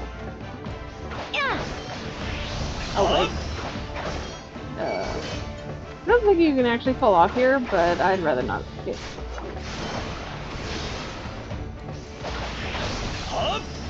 Come on, little boy. You will not get the better of me one a bit.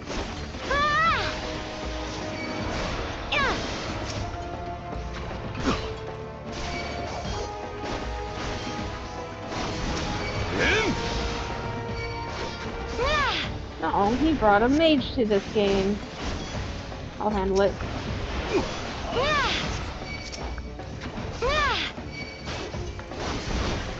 Handled.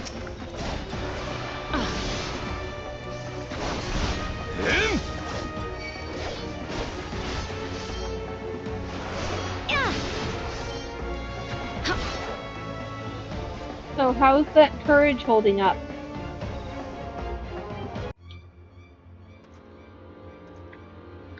Impossible.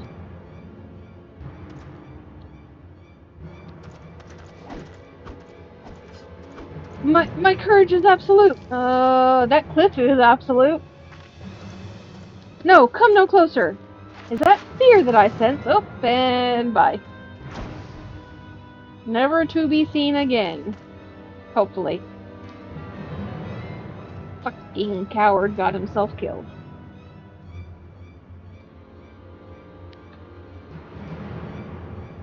And he took down a lot of people with him because he's an asshole.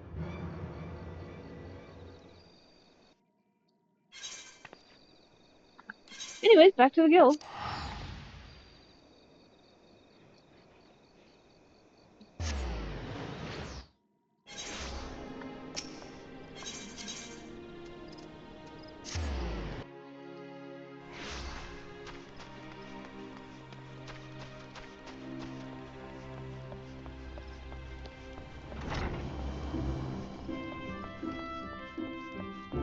Alright. So Falcuse is no more. It was a tragic tale, and one that might have been so different. Had fate not dealt him such a cruel hand, he would well have commanded a place of honor within these halls. But it avails us not to dwell upon what might have been. It is enough that you are still with us, Corey. Lest you wonder about your final trial, there will be none. I have seen all I need to see. You have proven beyond a shadow of a doubt that yours is a genuine courage. In recognition of this, I shall pass to you the secrets of Lance Charge, one of the most prominent abilities in our arsenal. You are a lancer in your own right now. There is not more I can teach you.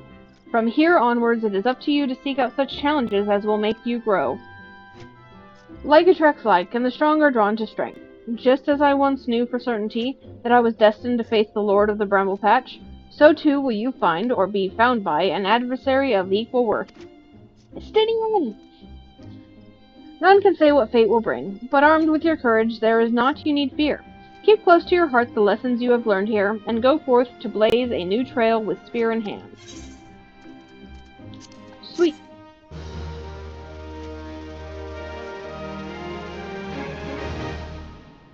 Okay. First of all, woo, completed Lancer. Second of all, do I want to do Archer today too? I'm only a little bit tired. I could probably stay up for another couple hours to do Lancer or Archer. Archer build. Let's see. Archer.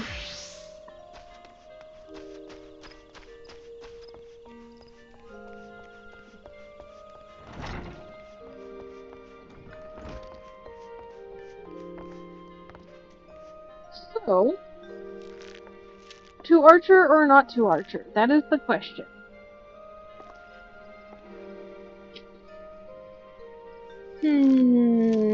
What time is it? It's almost 10.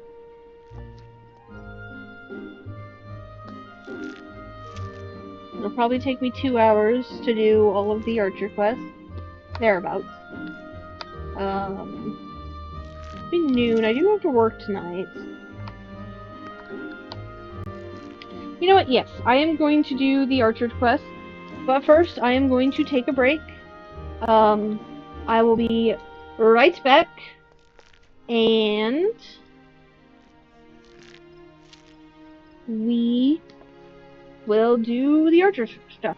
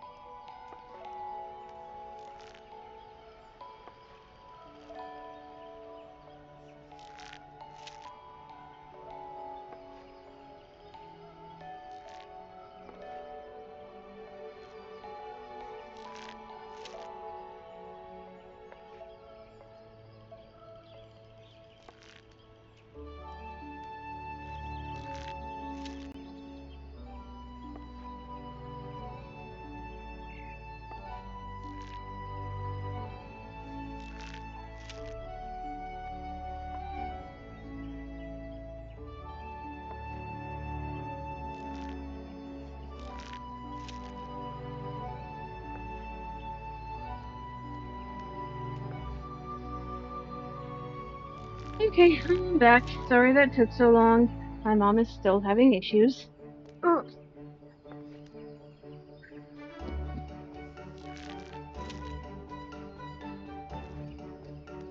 Okay, so, my first bow. Ah yes, the bow becomes you, Corey. Now, before proceeding any further, I must need gauge your innate aptitude for archery. To this end, I hereby assign you the following trial. Slay squirrels, ladybugs, and fungars that roam just beyond the city gate. 3 of each should suffice, yep. In doing so, you will prove your fitness to join the Archers Guild. It goes without saying that you must do so using your bow. Report back to me when the task is accomplished. Go now, Corey, and earn your place within these halls. Fabulous.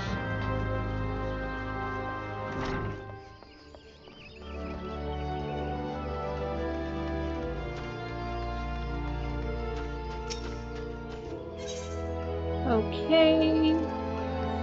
Pop up here. And I'm just gonna dot them to death.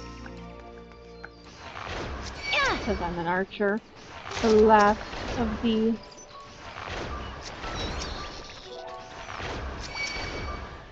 dot classes. Ooh.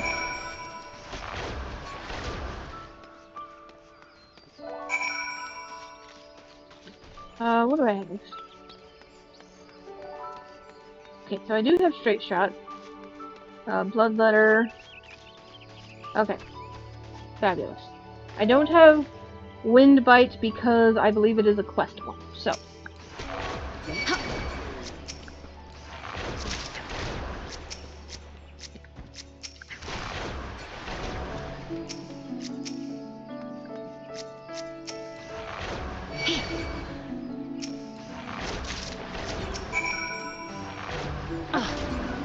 Success. Ooh.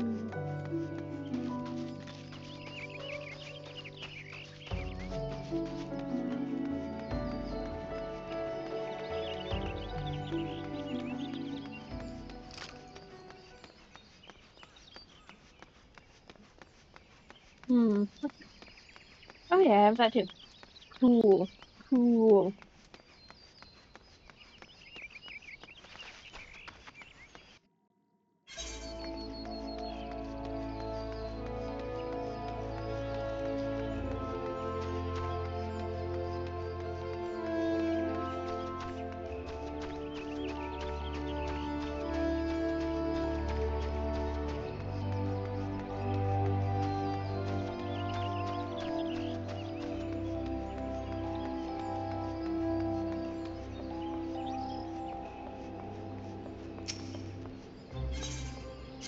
Okay, to the Archers Guild. And this one in.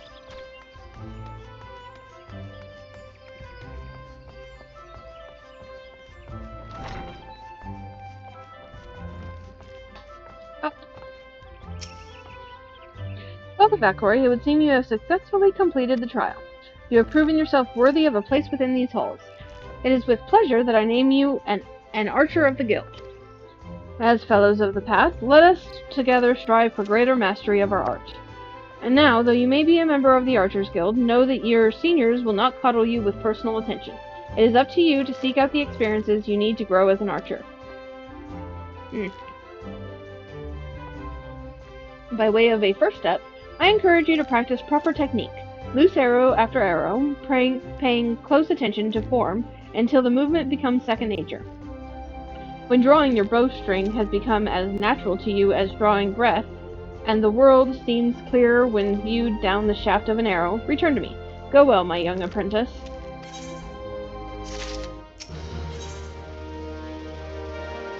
A matter of perspective. Good morrow to you, Corey. I felt that it was about time you returned. Have you grown more accustomed to the bow? Before we go any further, I wish to ensure that you have grasped the fundamental essence of archery. Tell me, Corey, do you truly understand what it means to see clearly? To see clearly is not merely to look, it is to observe with intent. Fail to do this, and no amount of talent with a bow will avail you. An archer must remain vigilant for any trace of his target, overlooking not the smallest detail, lest it prove crucial to the realization of his purpose. He must, in short, see clearly. The coming task will test your powers of observation. A number of targets have been hidden throughout the city. I would have you seek out and destroy them. Each will fall easily to your heavy shot technique. When you have completed the task, return to me and we will continue. Okay. Shoot some target. Oops. That's a wall. I did not see that wall clearly. I needed a closer look. Anyways, there's one. Oh, wrong one.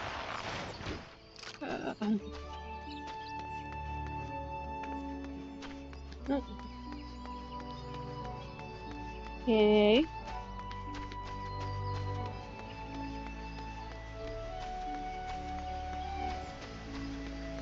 There's one.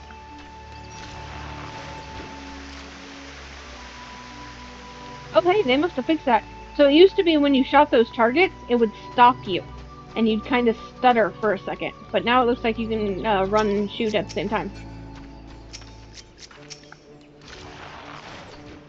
Okay. Oh, it did it right there. So they haven't quite fixed it.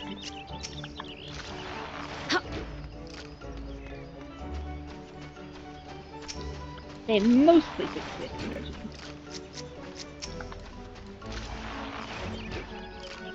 Alright. And that's all of them.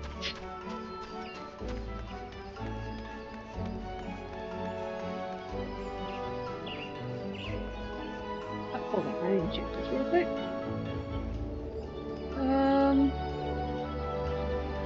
Cool. That's weird. Alright. And back to the nurse's drill. Back and forth and back and forth and back and forth.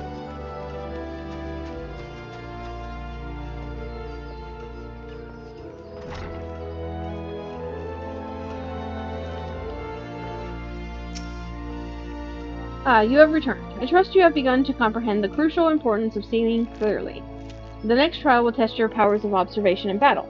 Travel to the North Shroud and there put down 8 Miqo'tes and 8 Opo-Opos. In contrast to the inanimate and wholly unthreatening targets of the previous trial, these creatures may be relied upon to move around and fight back. Nor are those the only differences. Being comparatively numerous, Miqo'tes and Opo-Opos are anything but difficult to find, and yet you may be assured that this task will test your powers of observation, albeit in a different manner. This time, you will need to evaluate the abilities of your opponents. In so doing, you will learn, amongst other things, that Miqo'tes produce a poison that can quickly sap one's strength, while Opo-Opos, like archers, possess the advantage of range. Knowing their strengths, how will you go about mitigating them? If you commence your attack before identifying an effective strategy, you will soon be made to regret your folly. But if you take the time to observe your target from afar, you will surely glean the knowledge necessary to defeat them. I look forward to hearing of your success, Corey. Yay, murder. I know exactly what to find. Oh, yes.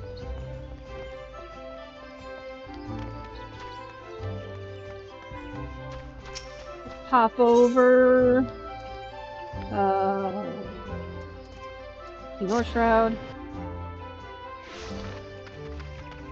Oops.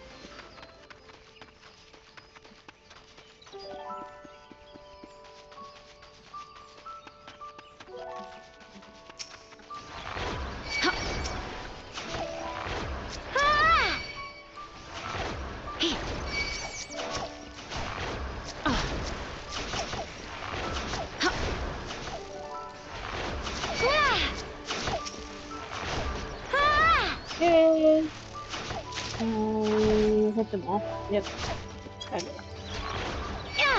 Oh, I didn't hit you.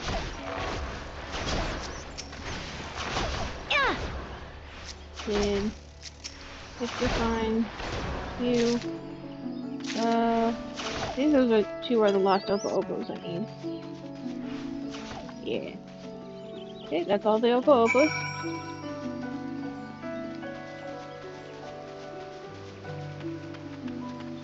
And I see a huge cluster of Miqo'tes.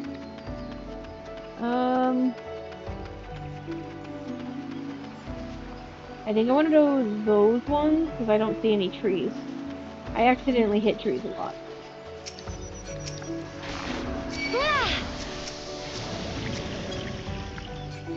Come on.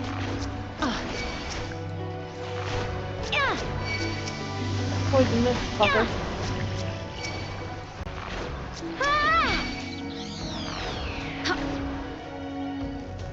Two can play the poison game.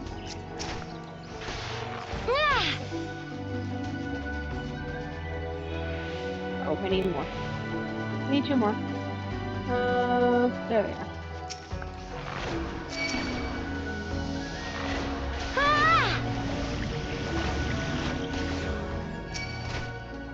Okay. So that's that. And pop on back.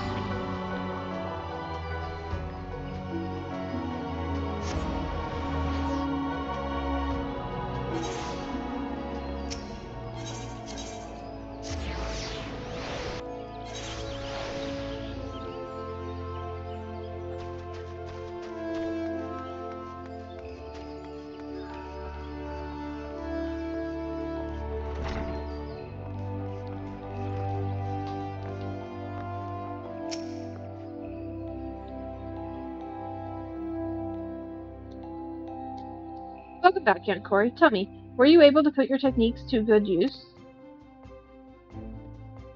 When faced with an enemy who can attack from a distance, simply raining arrows upon it is wasteful and dangerous both. The battle would not be not more than a contest of strength. By employing the appropriate technique, however, one may bring down one's foe with greater ease and fewer arrows. For instance, you may choose to prime your weapon well and strike hard, or employ toxins to sap their strength over time. That second one. I'm good at that.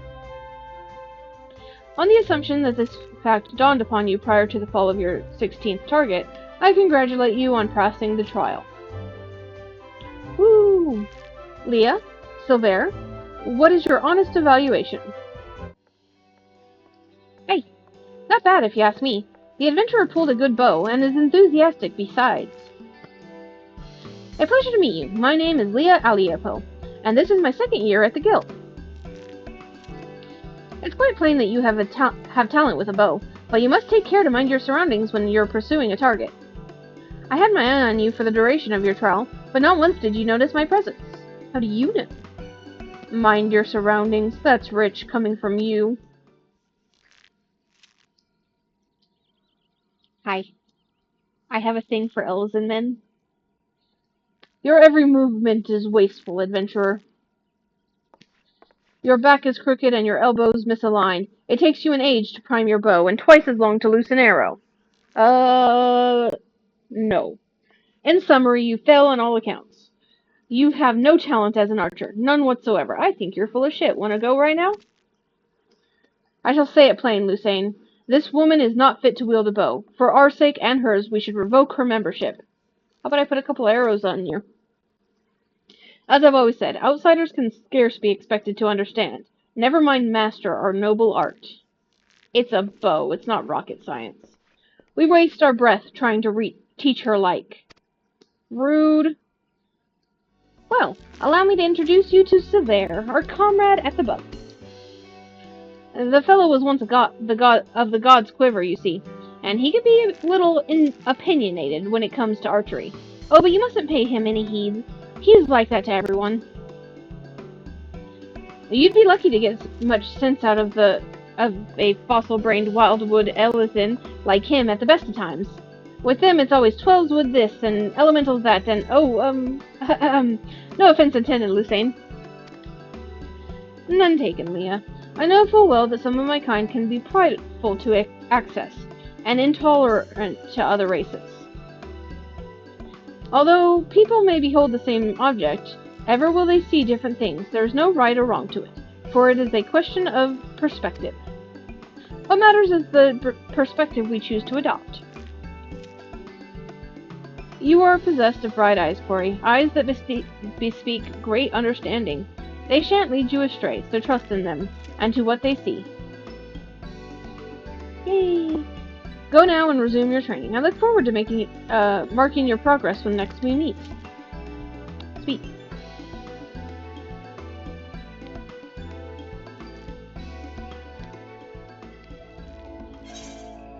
Okay.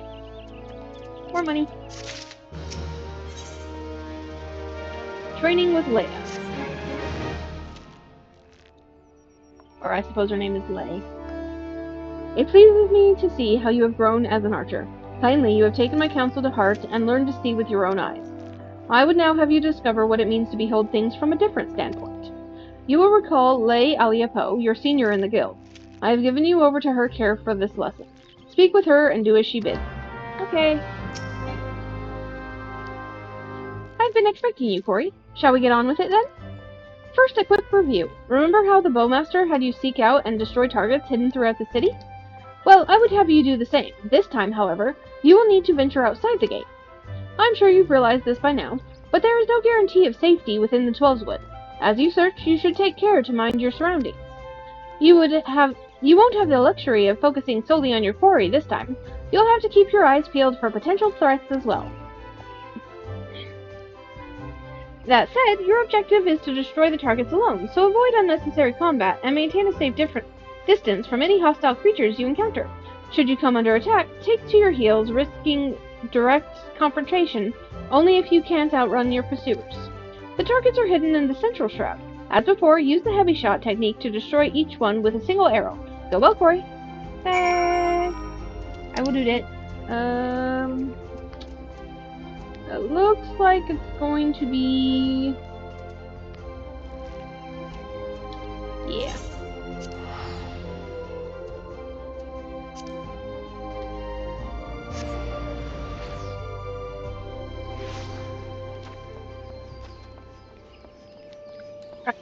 Run!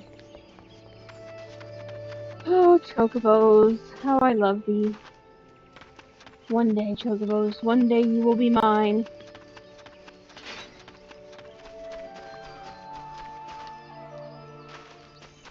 Okay, there's one. Pop. There's one. There's one. There's one.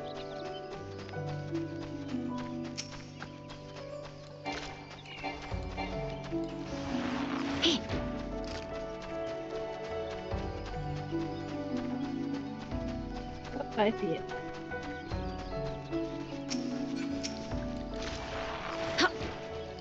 Okay. And there's one. Nope. And one right over. Oh. But there was another one right there. Aww. Apparently they put extra.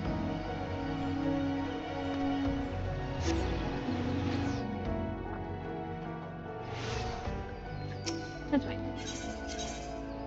Okay, back to the Archer Guild.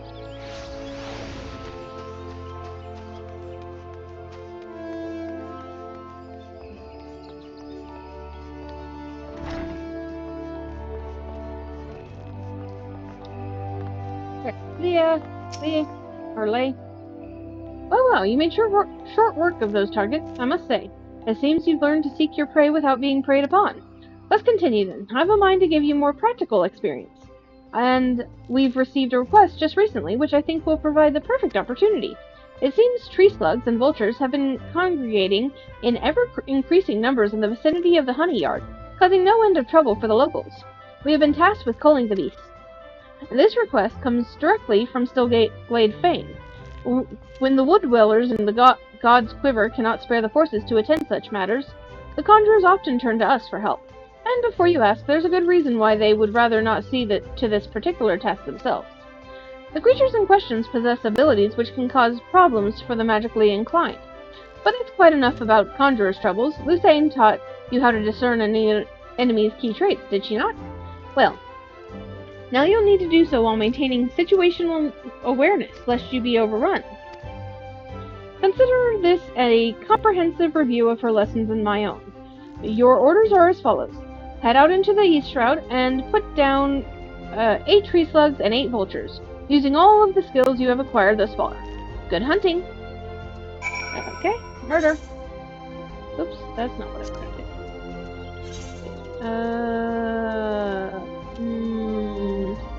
I'm just gonna... Wait. I think it's faster to go to the Lancers Guild. Yeah. Let's go to the Lancers Guild. Take the ferry over to Sweet Bloom. Oop.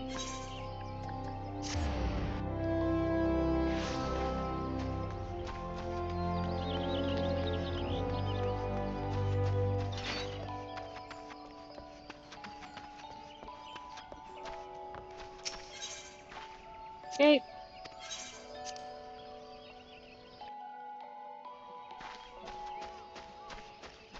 Alrighty then. Murder time. I need to kill a lot of each, don't I? This will be fun. Pop.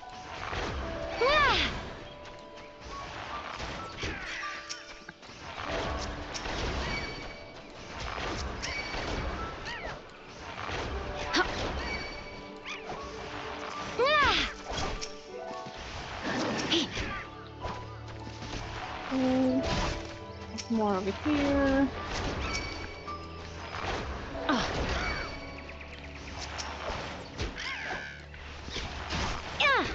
Alright. And I see some slugs.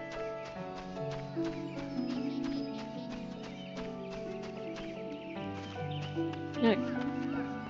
Pop.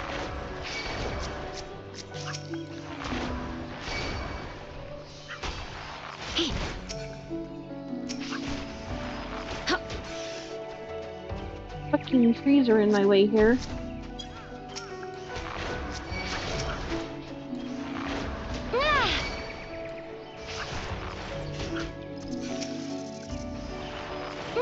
Okay. Over here.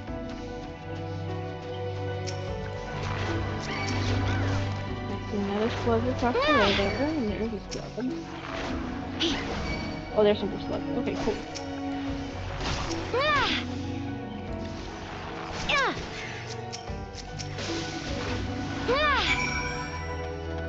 Alright, I need 4 more slugs. So you, you, you, and you.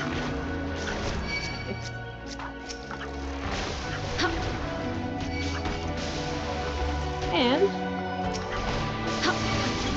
whoosh. Oh, I missed one. Okay. That was fun.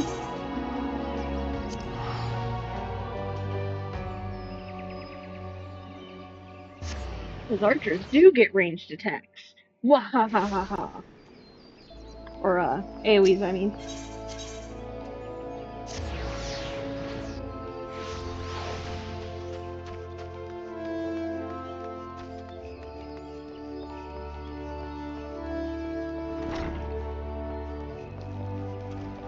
Alrighty then.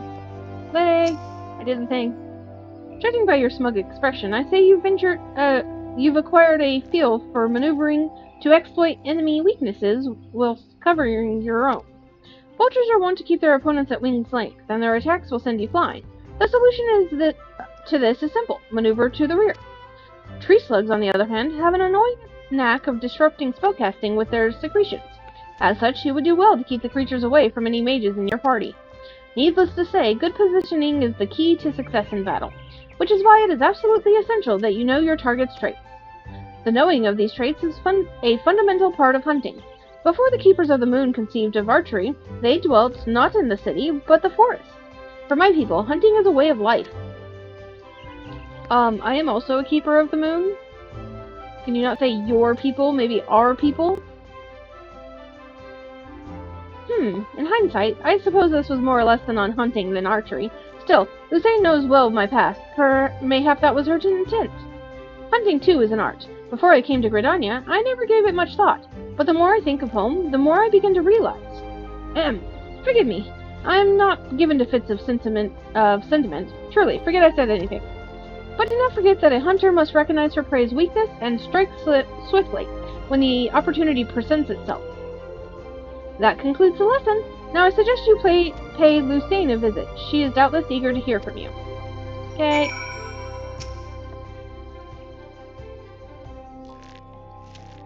It is good to see you, Corey. I hope you have learned much from Lei. You, adventurer, is it true? Are you the one who slew the tree slugs and vultures? Yeah. How dare she entrust the security of our people to the hands of a stranger? I knew Miqo'te were reckless. Excuse you? But she is downright irresponsible. Shame on her. Can I pull my bow out and put an arrow in your eye? Did I not warn you that it was folly to suffer that woman's presence in our guild, Lucerne? Every time she wastes an arrow on game, she drags our noble art back to the darkness. Aye, and this girl too. She is an embarrassment to us all. That is quite enough, Silver. Your skill with a bow is undeniable, as is your love for our nation. Yet there is much and more you have yet to learn about archery. Cori has matured greatly in the short time she has been with us. You know this to be true. I suggest you come to terms with Cori's presence here. You will be giving her her next lesson, after all. Unless, of course, you have any objections. Good. As for you, Cori, I would have you devote yourself wholly to training ahead of your lesson with Silver. Suffice it to say, he will not be an easy instructor to impress. On that, we can agree. Okay. This is gonna be fun. Oh, I've been getting a lot of jump. But that's fine. Next quest. 15. Violators will be shot. Fitting. Welcome back, Cori. I trust you have been keeping your nose to the grindstone. As I mentioned when last we spoke, you will train under Silver's tutelage today. Put aside your misgivings and avail yourself of his wealth of experience. Go now. Present yourself before him. Okay. Hey, racist asshole. You got a job for me? I see it was too much to hope that you would not return. The others believe that you have potential, but I am not so easily convinced. Like many adventurers, you have not the faintest inkling of what it means to be an archer. Arrow in bodies. No. Oh, how could you? Archery is the proud tradition of the Wildwood Elizin. Racist much? The essence of this art, to read one's enemy, has been instilled in us over centuries. In that time, we have defended this great nation against every imaginable foe, granting us insight which you will never possess. Okay. I will agree that archery is about more than putting arrows in bodies. If you agree that your people, your race, is not the only ones capable of doing it. Yeah. How's that? Can you recognize the subtle signs that betray a coming action? No. Yes. Can you accurately predict an opponent's movement? No. Yes. Can you glean your foe's attention at a glance? No. Yeah, I actually can. I have this thing called an echo. It's kind of a cheat skill. I don't really use it for that, but, yeah. And can such things be learned by one who knows nothing of our traditions? No. Yes, actually. Anybody can learn those things. In fact, those things are not even specific to archers. So, there you go. It is only out of respect for Lucerne that I have agreed to teach you. Go to the East Shroud and seek out the targets hidden there, but do not presume this will be as easy as before. As I told you, the ability to read one's enemies is fundamental to archery, yet the trials set by my colleagues did not require you to do this. Mine will. The targets you seek have been hidden, and I do mean hidden in the midst of a region rife with savage beasts. They will play the part of your enemies. In the unlikely event that you spy a target, your limited range will necessitate that you slip past its bestial guardians prior to taking aim. A feat I consider beyond you. Was that a frown? Mayhap you are thinking that the Miqo'te set you a similar task? You are wrong. She asked merely that you consider where your foes are. I demand that you discern precisely where they will be. How then will you go about this? Observe them closely and discern their characteristics. Learn to read their movements and recognize patterns in their behavior. If it has eyes, let it not see you. If it has ears, let it not hear you. Be neither where it is, nor where it means to be, and thereby pass unnoticed. But enough talk. Whether or not you heed my counsel is your decision. I will shed no tears should you fail. Racist prick. Anyways, let's go poke some targets.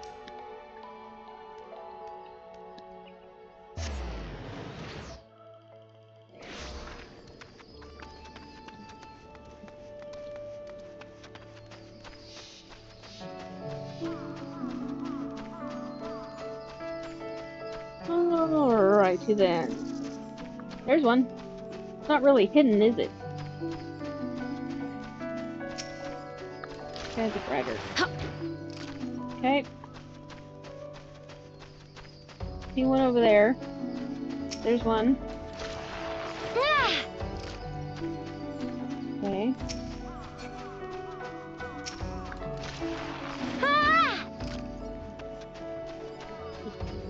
That one.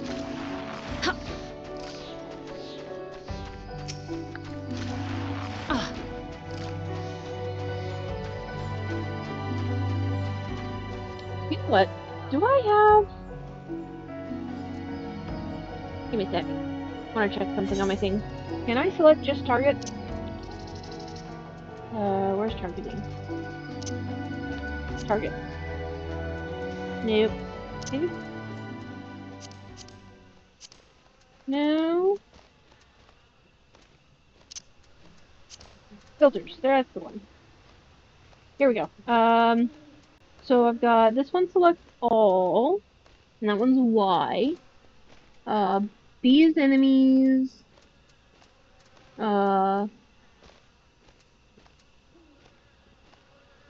Okay. So if I do, aha, that helps. I just have to remember to change it back.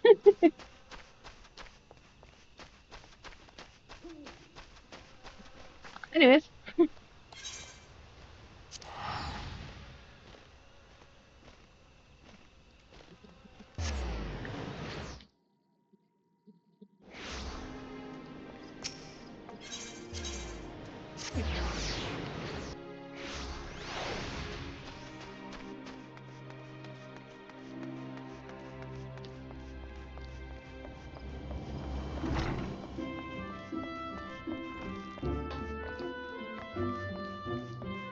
I did the thing. So you have returned. A passable performance for an adventurer, but the bare minimum for any archer. I carry with me generations of wildwood tradition, a tradition built upon the bones of the many outsiders who tried to take what is ours. That sounds very othering. You're very racist. It was my ancestors who first learned to conceal their presence and fight from the shadows. Have you ever met a rogue or a ninja? Because I know very few that are Elezen. To hold the enemy at distance to protect the weak. All of it. Everything was... This is a waste of time. You cannot understand. But if you are so intent upon following in the footsteps of my people, I bid you go to the North Shroud. Ixali's scouts have been sighted near the river west of Etat's Spire, and unless you are entirely ignorant of Gridanian history, I need not explain that this act of aggression is part of a centuries-old conflict. Because you're racist. The minions do not matter. It is their leader, Nezul Kaklen, the Violator, who must fall. He commands the scouts and will be well guarded, yet he stands upon hostile ground, with birdmen and not walls for protection. If you are diligent and determined, you can slip through their defenses and slay their leader. This is the art of the Gridanian archer. Embrace the wisdom I have bestowed upon you, and the fight will be short. If you see the deed done, adventurer, I will take it as proof of your commitment to us, and labor no more to drive you from the guild. Now go.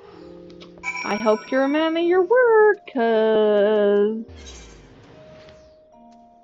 let's just... take the aetheryte. Okay.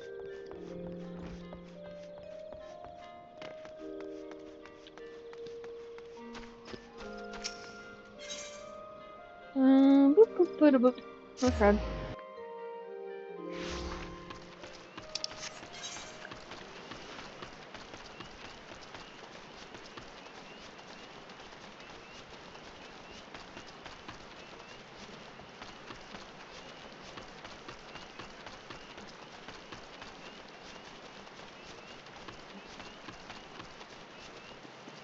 And over here, and over here. Look at all them opal butts.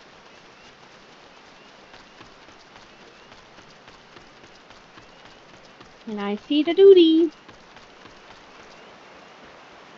Oh, look at the little baby archer killing Miqo'tes.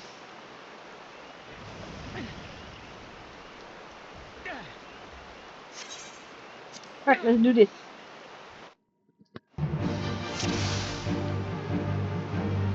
Okay. Oh, wrong way. Oh well, that's a lot of guys. Let's not fight everything in the world. I will fight this one. Or not? Yes, there he is.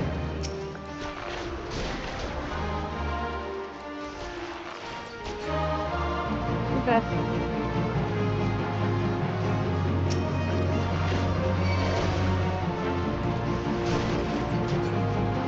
And there he is. This guy. Oh boy. Look, we got a little helper. I shall assist you, adventurer.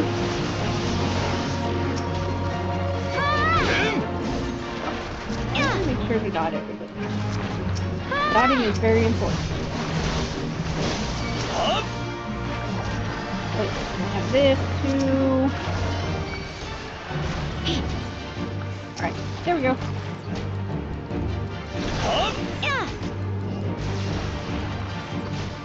Wear the leader's magics. Maintain a safe distance. Okay. And... oh, okay, he's done. We win.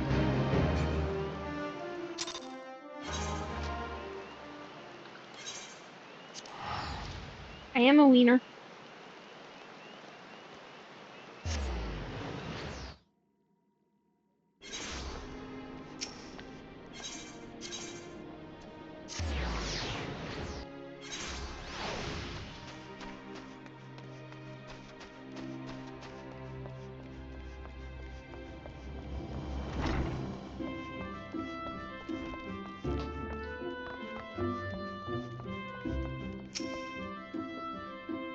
Even now, I struggle to credit the Sentry's reports, yet here you are, and Nazul Catlin, the Violator, is no more.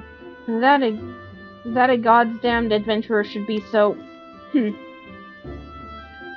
Only by the grace of Nemia herself could you have survived. But even though it was pure luck, I will keep my word, Corey. Should you stay, or should you go, I care not. You have completed the task and are no longer my responsibility. Go now to Lucerne. She will doubtless wish to lavish you with praise. Oh, you'll get no more from me. Off with you. Gee, thanks. I guess that's as good as a good job from you.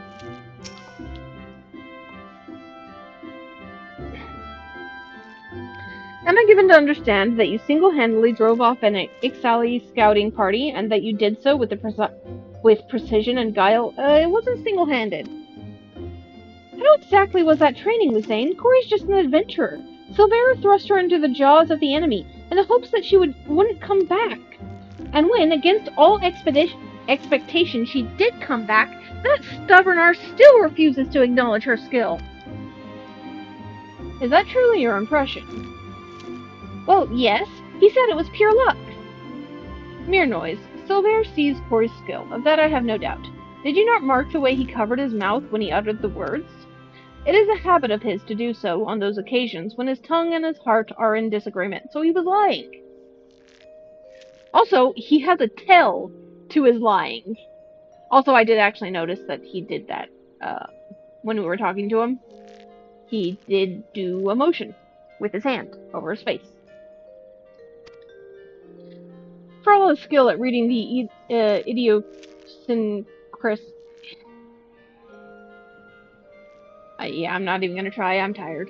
Of others, he has yet to recognize his own. Impressive work, Corey. You have applied yourself to Lay and Sivar's lessons and demonstrated your command of the core concepts.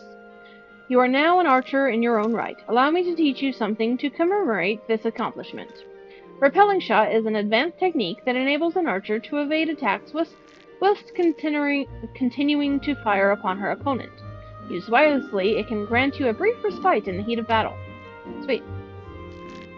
I have faith that, with regular practice, you will learn how best to employ it to your advantage. I have never actually used this ability. Remember your senior's lessons as you strive for true mastery.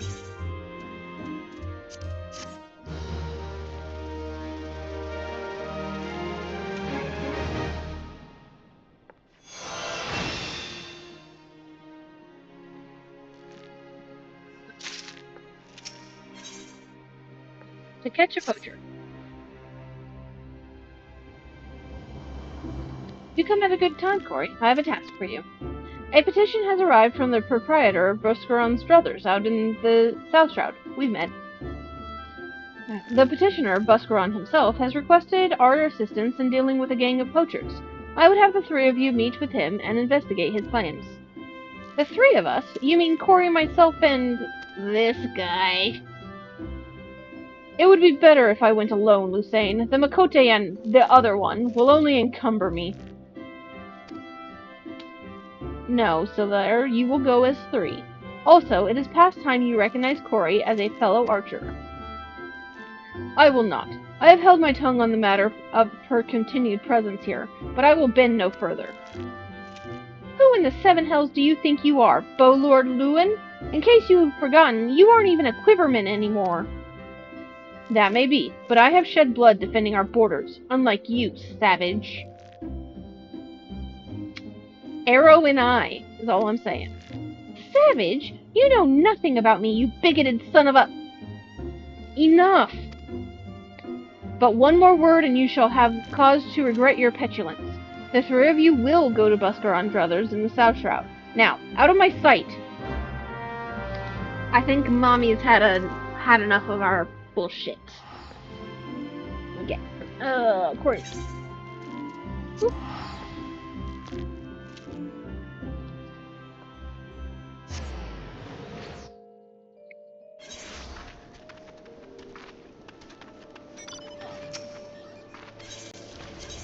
And the phone. Yep.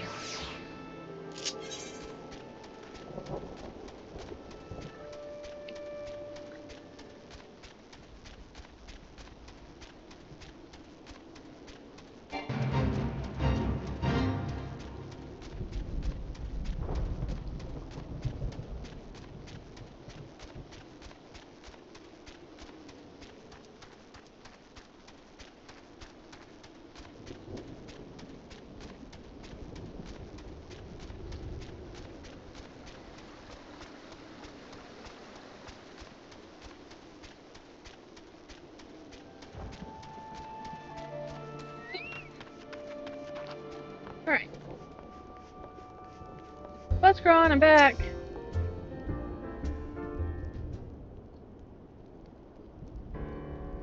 Ah, you lot must be from the Archers Guild. Welcome, friends. Now, as your guildmaster will have said, I put in a request for some keen-eyed archers to help me track down a gang of poachers that have been plaguing these parts. If I may, it is not uncommon to find poachers in this region.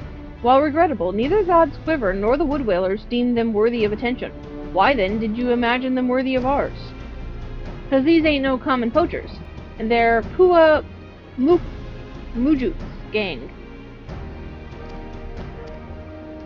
They say she and hers are always moving, staying one step ahead, but I reckon she's hiding out here somewhere. Thing is, I can't just send my people out searching. I made a pact with the Red Belly Bandits, see? We stay out of their territory, and they don't make no trouble at the Druthers. That being so, if I summoned the massed ranks of the Whalers and the Quivermen, all seven hells would swiftly break loose. Assuming they thought the matter worthy of their attention, of course. Needless to say, that's not an option. As luck would have it, though, I've got three keen-eyed archers to take care of things instead, and all without raising no alarms.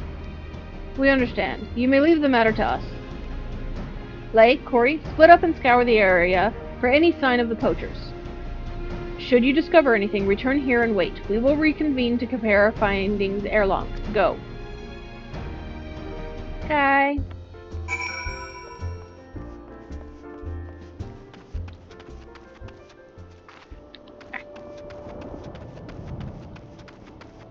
There's still thunder weather over here. Very thundery. I see an arrow.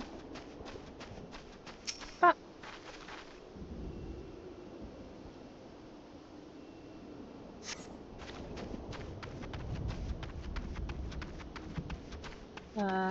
There's something. Is there anything under this bridge? I always check under the bridges.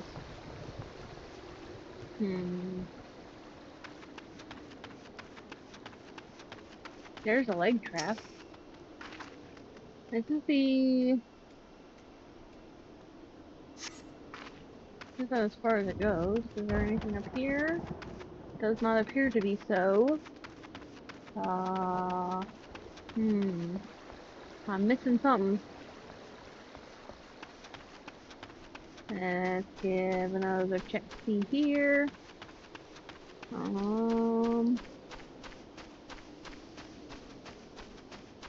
Here it is, I see it. Empty mead bottles, okay.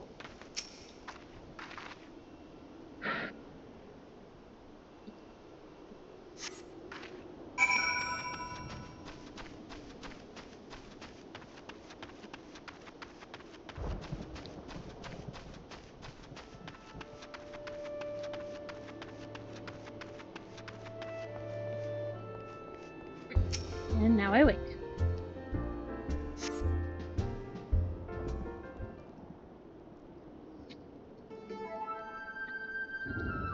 An iron leg trap and a poacher's arrow. These are both evidence of illegal activity, but nothing that will help us find Pawa. And these mead bottles are but old refuse, from before the Druthers was even built. They have no connection to the gang. Are you sure? What do you know of this Pawa woman, Sylvain?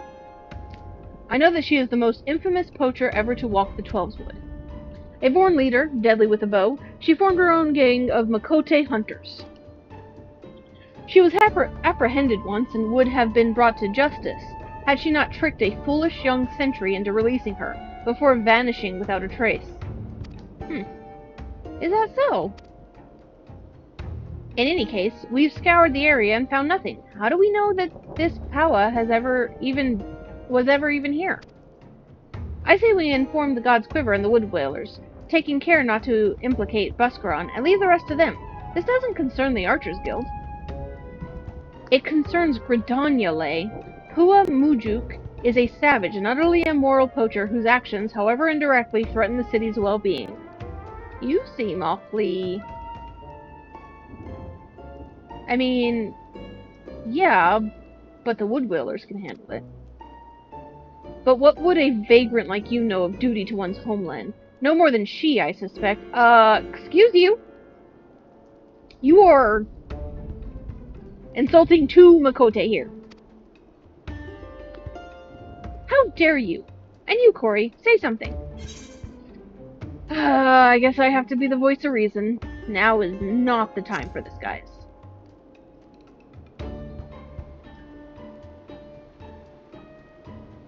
Very well. We will return to the matter at hand. Mayhap we should take a second look at the clues we have gathered. Look all you want. Though the trap and the arrow we found suggest poaching, there is nothing remotely unusual about them. What do you think we should examine, Corey? The mead bottles. I don't believe in just garbage. If it was garbage, I wouldn't be able to pick it up. Why are you still carrying that rubbish? I told you, those bottles predate the Druthers. They have no connection with this matter. Except if they predate the Druthers, where did they come from? But if these bottles are so old, why do they retain the scent of mead? They must surely have been opened recently. Yeah, what she said. Wait, before the Calamity, Buscaron once served as a sentry. Yet even then, he sometimes spoke of owning his own tavern. And it was an open secret that he was brewing his own private stock. If some survived. Of course, Buscaron's Scar, his old lookout post. It may not be Pawa Mujuk, but we must investigate at once. Okay. Investigate!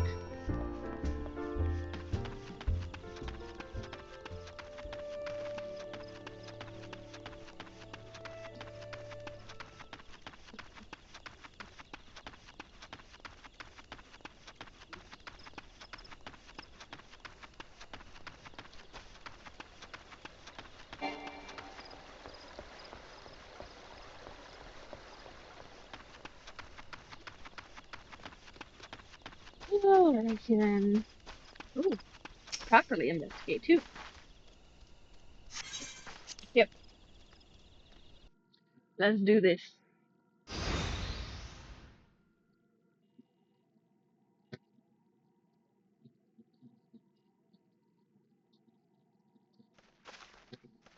Any signs?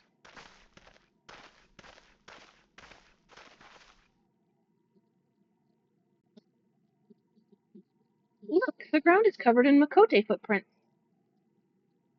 You can recognize Miqo'te footprints from... Okay. These tracks are fresh. Very fresh. I'll wager the bandits were alerted to our coming and fled. Else they're hiding near. Oh, I think they're hiding near. Take cover!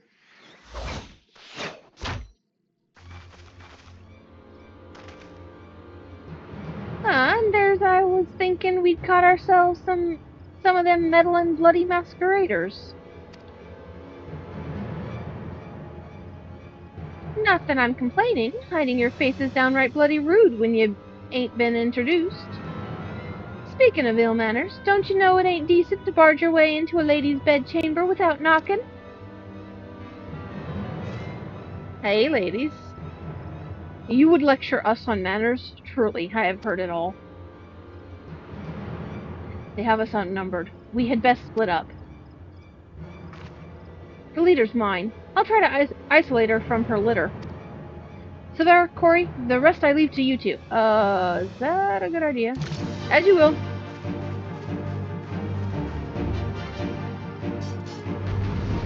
Murder time! Let's do this! Wait, I don't see any,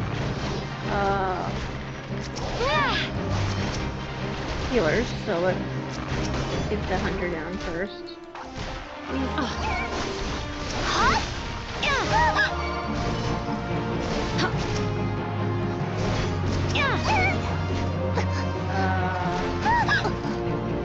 Oh, I see a healer.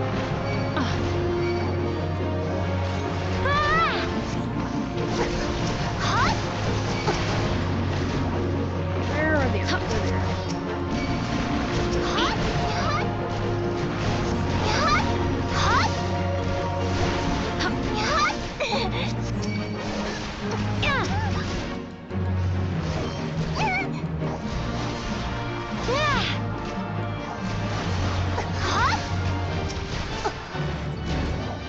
Okay, here comes more, and they have a healer with them.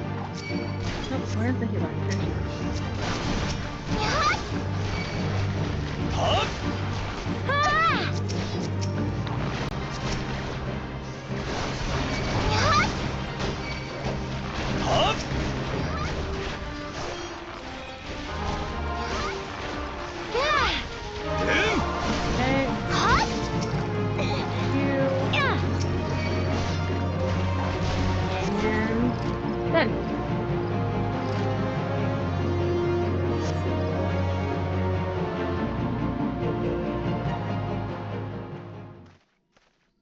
Was that the last of them?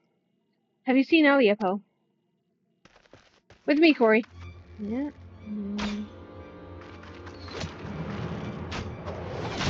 Oof. Well, Light, you're right there. Tisk, tisk. This was a poor showing, sister. And you call yourself a keeper. A hunter with no fangs ain't nothing but prey. No.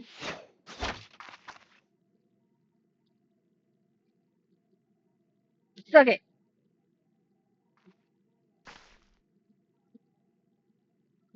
Ah, bugger.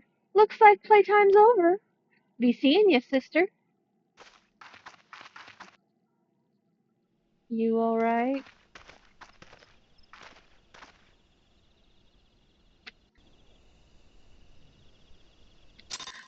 I really wish that this quest line brought up the fact that I'm a Miqo'te as well.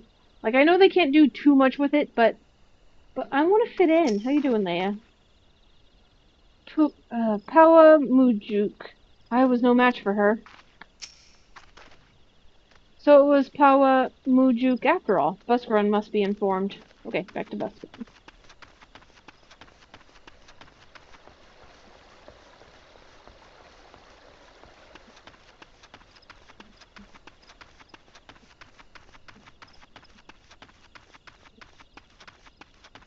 Like, just a couple of extra dialogue things because I'm a Miqo'te would be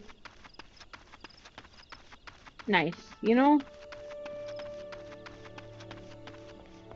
Like, why didn't she call me sister? Seven Hills, they were at my old post and they drank me old mead. That's the important part. That stings most of all. Well, 'tis past time the proper authorities were informed. I'll send messengers to the Wood Whalers and the God's Quiver. The Red Belly Bandits won't like it one bit, but I'll see they're told exactly who the military is after. I only hope it'll be enough. Of course, Pawa Mujuk, no fool. Now she knows she's been spotted, she'll break camp and be long gone by the time the next bell sounds, and the trail won't stay fresh long neither. Anyway, you've done me a great kindness, friends. Tell Lucene I appreciate the help. Okay. That is a signal that it's time to go home.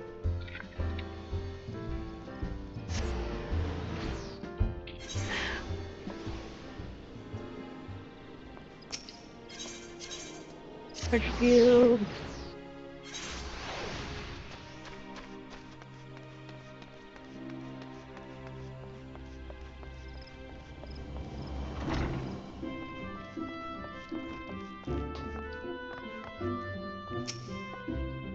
Welcome back, Corey. Silvera tells me that you encountered Pawa Mujuk. No Gridanian could fail to recognize that name, so oft has it been spoken, and with such bitterness. I fear we lack the strength to face her ourselves. This is a matter for the God's Quiver and the Wood Whalers. And that you confronted her and survived is a testament to your growing mastery of our art. And I was surprised to note that Lay and Silver were not at loggerheads upon their return. I presume we owe this unnatural state of affairs to your calming influence? No, modest to the last. Truly, your every deed bespeaks a clarity of vision far beyond your years. I implore you to share that perspective with your peers and help them to grow into better, wiser archers. As you go forth and temper your skills in battle, know that we always look forward to your return. Yay! Amazing! Homecoming! Corey, I had hoped you would come. You may be able to help. I am concerned about Lay and Silver. They show signs of losing perspective, and, well, mayhap it is best you see for yourself. I cannot help but feel that both would benefit from your counsel. Consider this a personal request, Corey. Okay, well, Silver, are you still a racist prick? Oh gods, did Lucene send you to pester me by any chance? This is hardly her concern, and it is most definitely not yours. If you must know, I have decided to leave the guild. You're a right prick. I mean to track down Pawa Mujuk and finish what we started. The God's Quiver and Wood Whalers seem content to ignore our warnings, but I will not let her escape again. Okay. I already made that mistake once, and it cost me my place in the God's Quiver. Excuse me? I knew that you were a member of the God's Quiver, and you quit. Aye, the foolish young sentry of whom I once spoke, he was me. Oh, he's the one who lost her the first time. We had her, Corey. There was no escape. But then she began to wail about a wounded comrade, one who would surely die without her help. She looked me straight in the eye and begged. That just means she's... Do you have a weakness for women? And I blinked. I failed to see through the most elementary ruse. I failed Gridania and the God's Quiver, and while that can never be forgiven, mayhap I can reclaim a measure of honor by stopping her. But a wanderer like you would not understand what it means to betray your people. It wasn't a betrayal. She tricked you. That was manipulation. Like, yeah, probably could have seen through it if you tried, but if it's not something that you're accustomed to... Worry not, I do not intend to leave just yet. I will continue to gather information until I am certain of Mujuke's whereabouts. Make no mistake, though, it is only a matter of time. Now run along, will you? Oh, and if you are so concerned about your fellow guildmates, you should attend to that moping Miqo'te. The sight of her shuffling around with staring at her feet is bad for morale. Not that it matters to me. Oh, he did the face thing! It matters to him.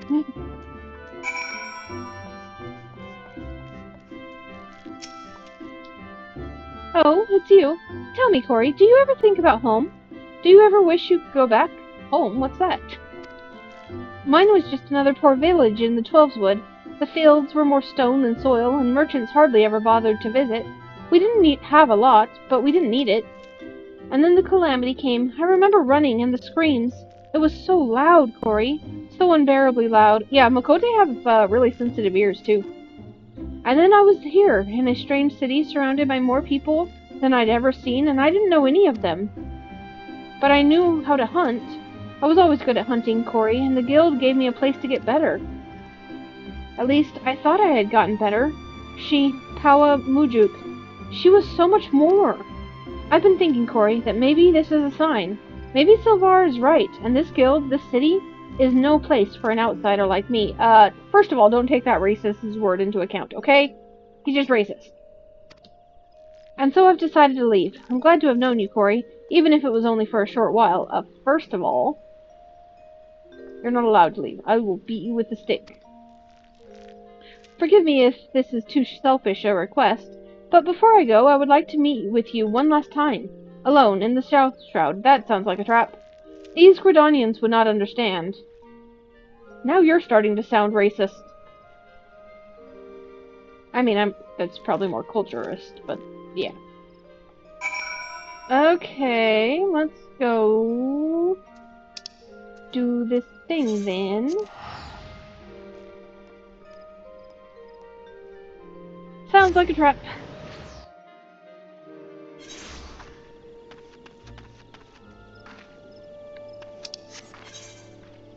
Not that I want to distrust my dear friend here, but yeah. Anyways.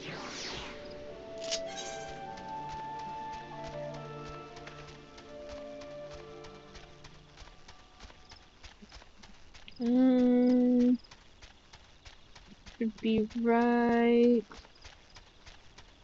up here? Maybe. Yeah, there he is. There you are, your destination.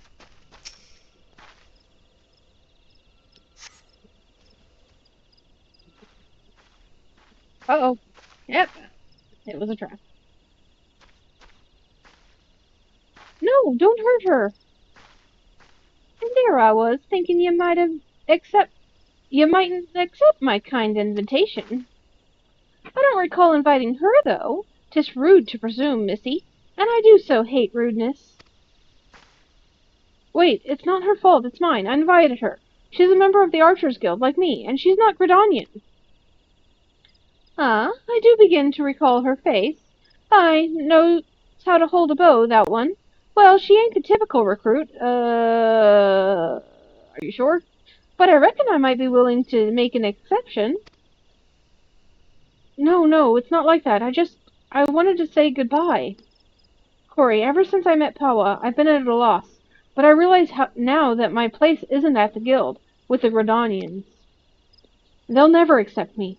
This is where I belong, with my people, carrying on our traditions, our archery, not Gridanians. It's all I have left, Corey, so I'm going with Pawa. Maybe you don't understand now, but just promise you won't tell Lucerne, or Sylvain. Girl. The hells I won't. Corey? Heh, I had a feeling she might be harboring a few niggling objections. Worry not, sister. Put an arrow in her. These are the people you want to work with? No! Ain't no love lost twixt you and the guild, is there? Then what's the problem with feathering a bloody adventurer? No bugger'll miss her. I'll miss her all right, so just stop. Dear me, and I had such high hopes for you, Miss Alliopo. Waste of bloody time. A keeper what's lost her nerves about as much use to me as a glass bow. But there's no sport in killing captured prey. Ack, I better not see either of ye again, 'cause if I do, I'll show you what happens to prey what's daft enough to get caught twice. Away, sisters, away! Look, Lee. I know it's hard, but those aren't the type of people you want to be with.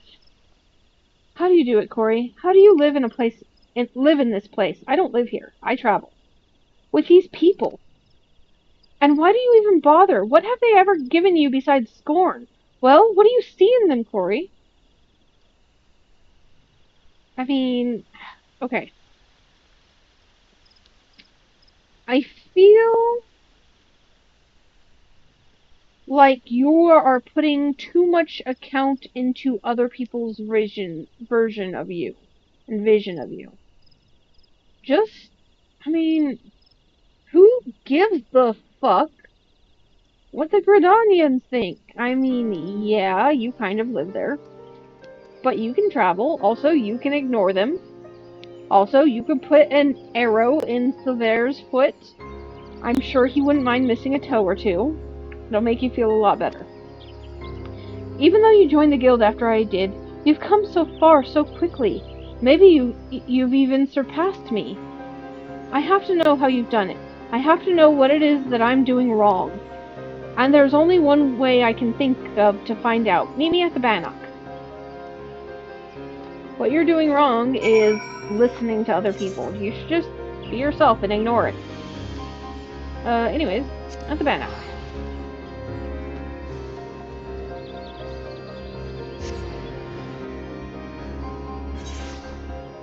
And over here.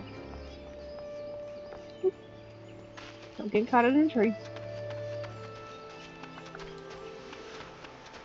Nope.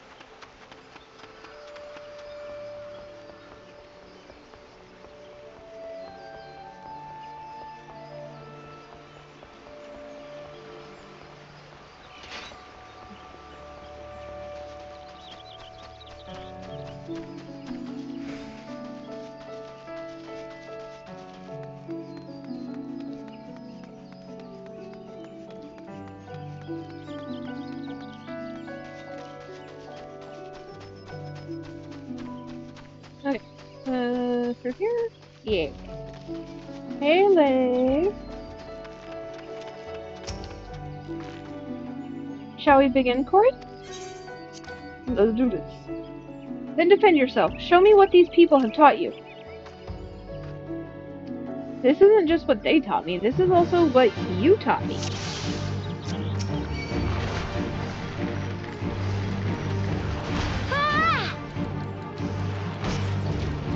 I said fight me, damn it. Why are you holding back? Is that all you've got? I know you can do better.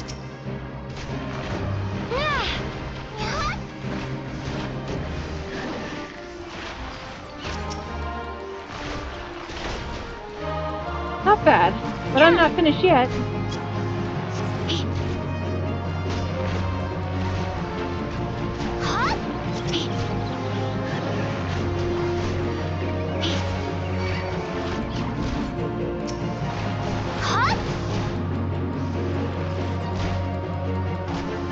Okay. Do you feel better now?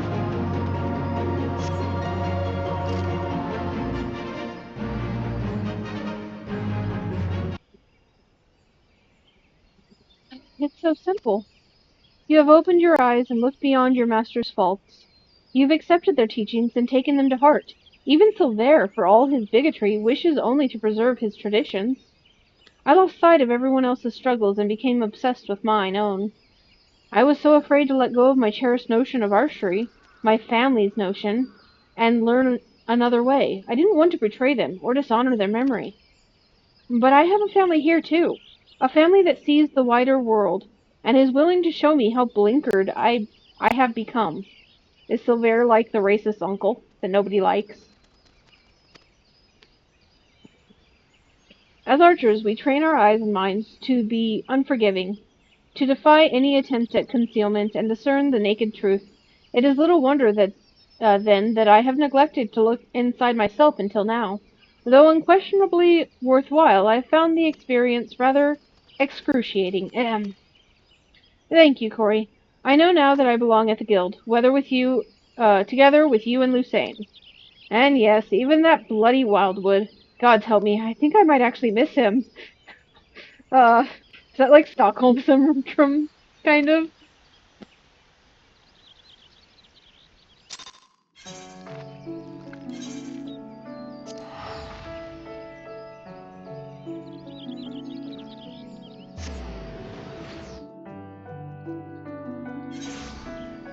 Alright then.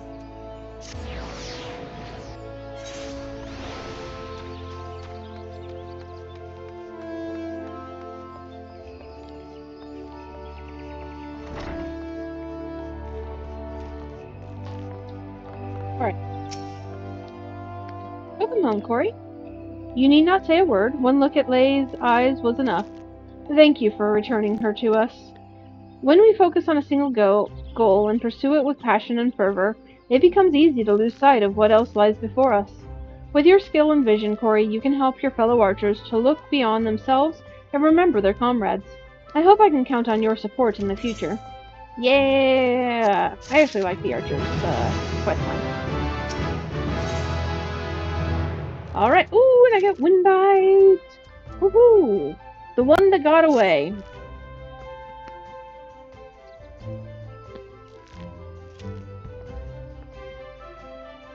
Having a discussion? Thank the gods you've come, Corey. Perhaps you can talk some sense into this stubborn fool. Calm yourself, Sever. At least let us petition the Order of the Twin Adders for... There is no time, Lucerne. Paua could be long gone before the forces had even assembled. Alone, I can move more swiftly, take these poachers by surprise, and force them to divulge her location. Yeah, because one person against 20 will totally work out. We understand how you feel, Sever, but this is too reckless. At least permit Corey and me to accompany you. You, the adventurer and the savage, you cannot understand. Silver! But I do understand. I know what it means to take pride in your home, to want more than anything to protect it, and to be consumed by guilt when you cannot. I see what you're going through, Silver, and I understand. This guild taught me to open my eyes and see clearly. I beg you, Silver, open yours. You have friends here, ready to fight. You have us.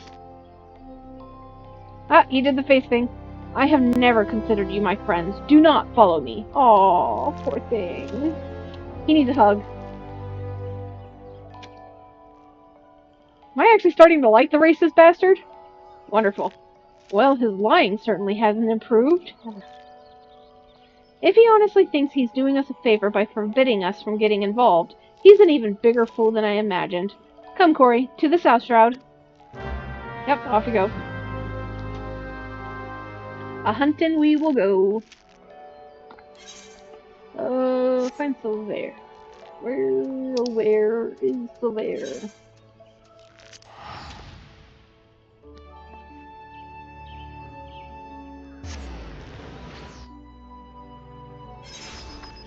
Alright, over here. That's not an exit.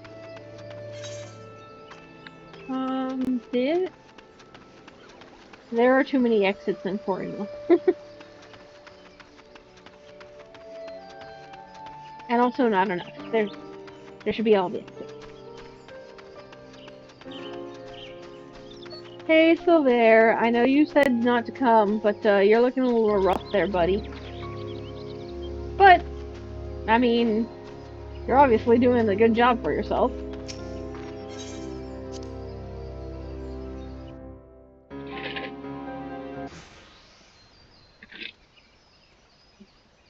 Well, this is unfortunate. You have arrived. So there! Lay, Corey, I told you not to follow me. I neither need nor want...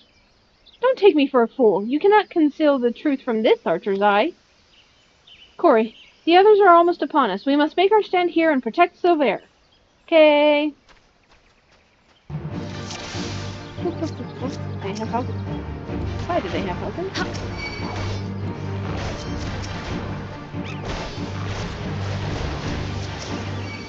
Oh, they're falconers.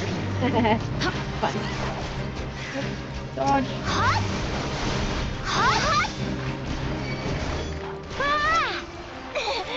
And here comes one. Okay. I do see a healer. Let's take care of her first.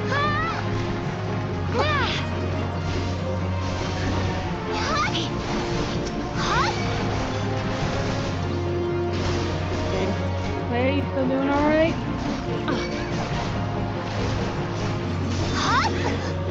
That.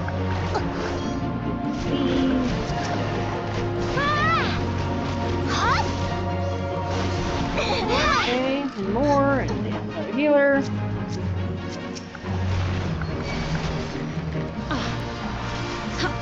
Go down.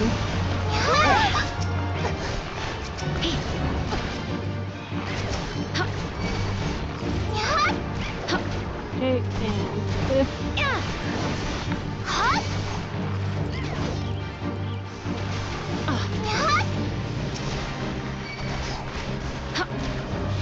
And... Oh, come on. Oh, she has us. She blinded me, little bitch.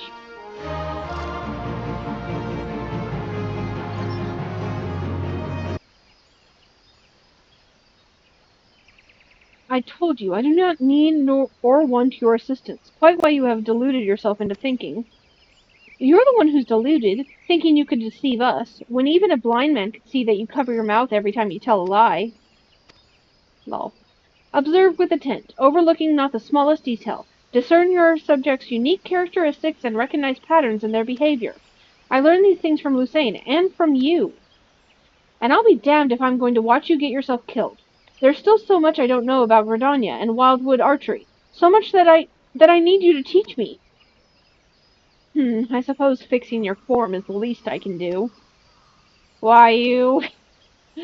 Pawa's gang is already on the move. We have but one chance to catch them.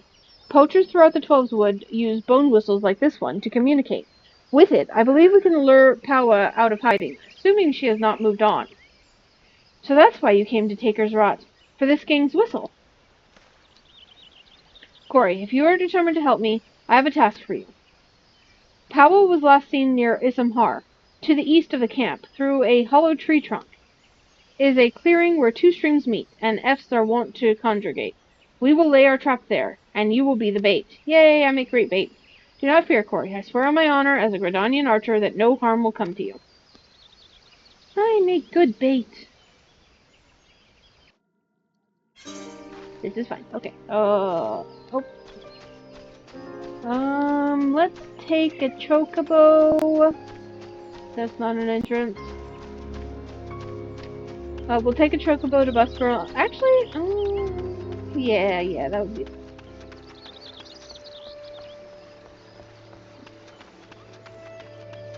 Yeah.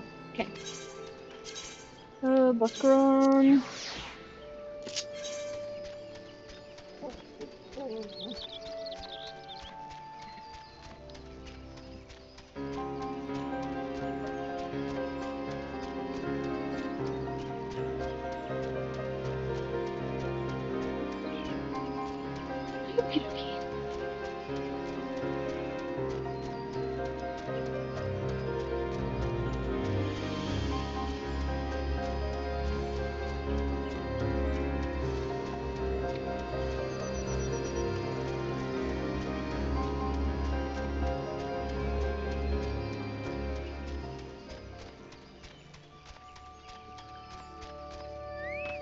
Okay, let's go this way.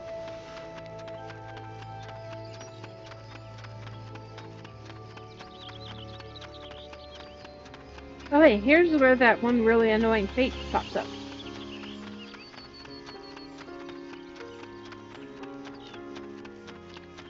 Hi, F.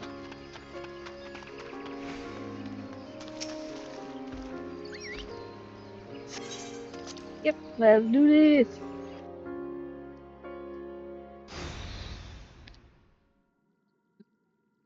I am bait. Hear me roar. Oh no, I'm surrounded. How horrible. But I knew I should have trusted me gut.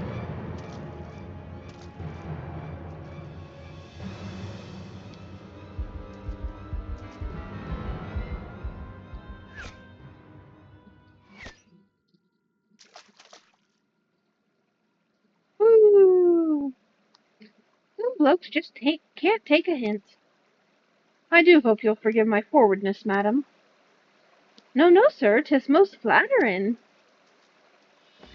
Wouldn't you agree, sisters? Why don't we show our gallant wildwood admirer and his mates just how much we appreciate their attentions? I hope you like it rough, darling. Oh, I do. Alright, any hunters in here? I don't see any.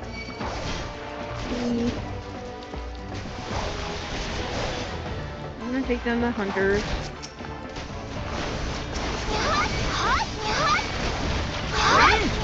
Ow! That kind of actually hurt.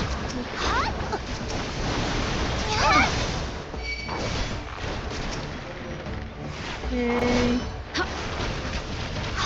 Gotcha.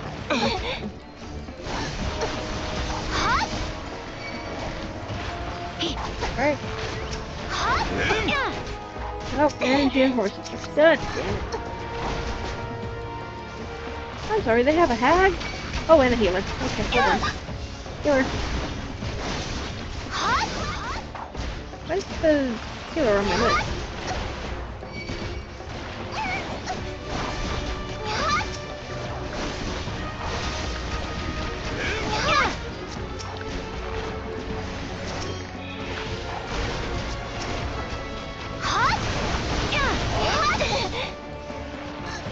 Alright, oh, I guess I can take care of the folks here. Of course, he kills the bear. She.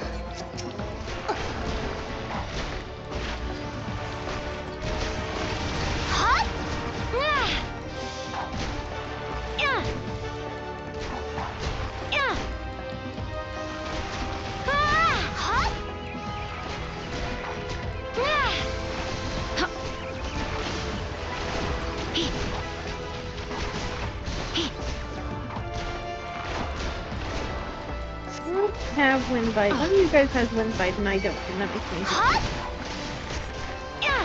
Is it just me or is it getting chilly out? No. Is it going to get chilly? She has oiled arrows. Fabulous. Oh.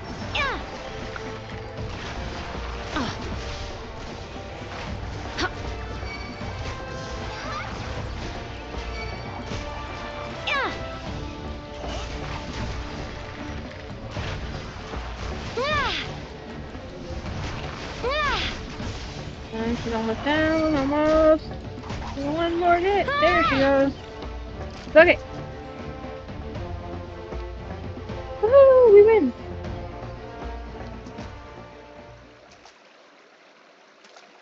Oh, poor kitty. Whatever will she do? Run like a little bitch. Come get some.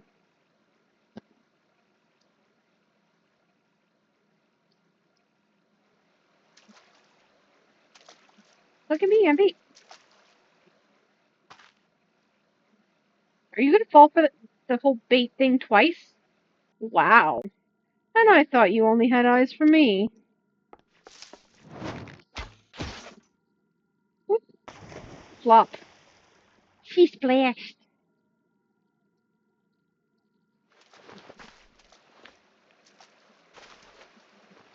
How goes? How goes?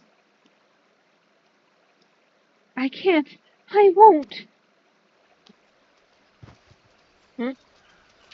How's that going for you?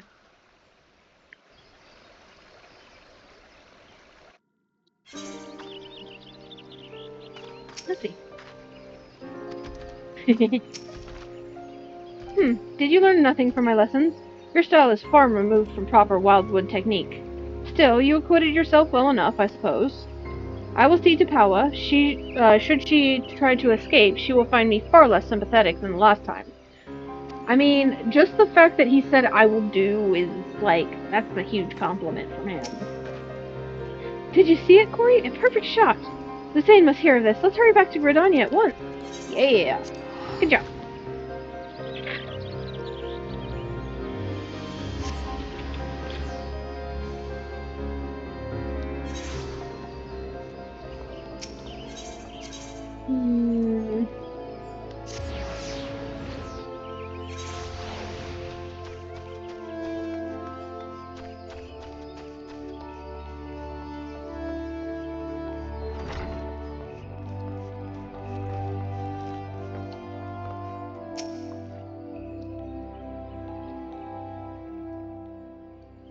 I'm relieved to see you again, Corey. Had the three of you not been united in your purpose, Paua Mujuk would still be free, and one or more of you would surely be dead. I am so proud of you, Corey. Not only have you mastered our teachings, but you have also helped your guildmates regain the perspective that they had lost. For showing such compassion to your peers, I wish to teach you a new technique. Windbite! Woo! Windbite! With Windbite, you can bring the power of the very air around you to bear against your opponents, and they will suffer on long after you have knocked your next arrow. It will serve you well in battle, I am certain. All archers walk the same path, Corey, towards improvement and discovery. As long as you have the vision to see the path ahead, you will continue to mature and excel. Yet we all grow weary and lose direction in time. When this befalls you, I have no doubt but that you will find your way back to us. Trust in your eyes, Corey. They will never lead you astray. Yeah! I'm badass!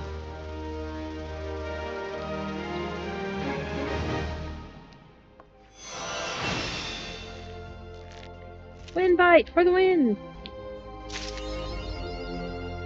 Tales of War. Give me... Oh yeah. So that got me Seeker of Blood. Sweet.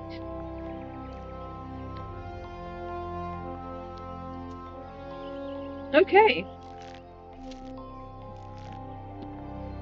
So... I did lots of work today.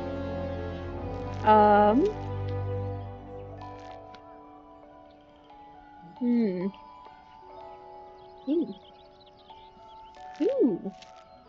You should do the other quest too.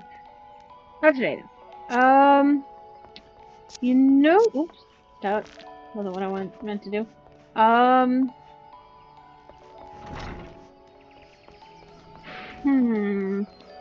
I still have a little bit more time before I have to go to sleep. But my throat is kind of raw. Okay, so I'm gonna go ahead and end today. We did good job, good job.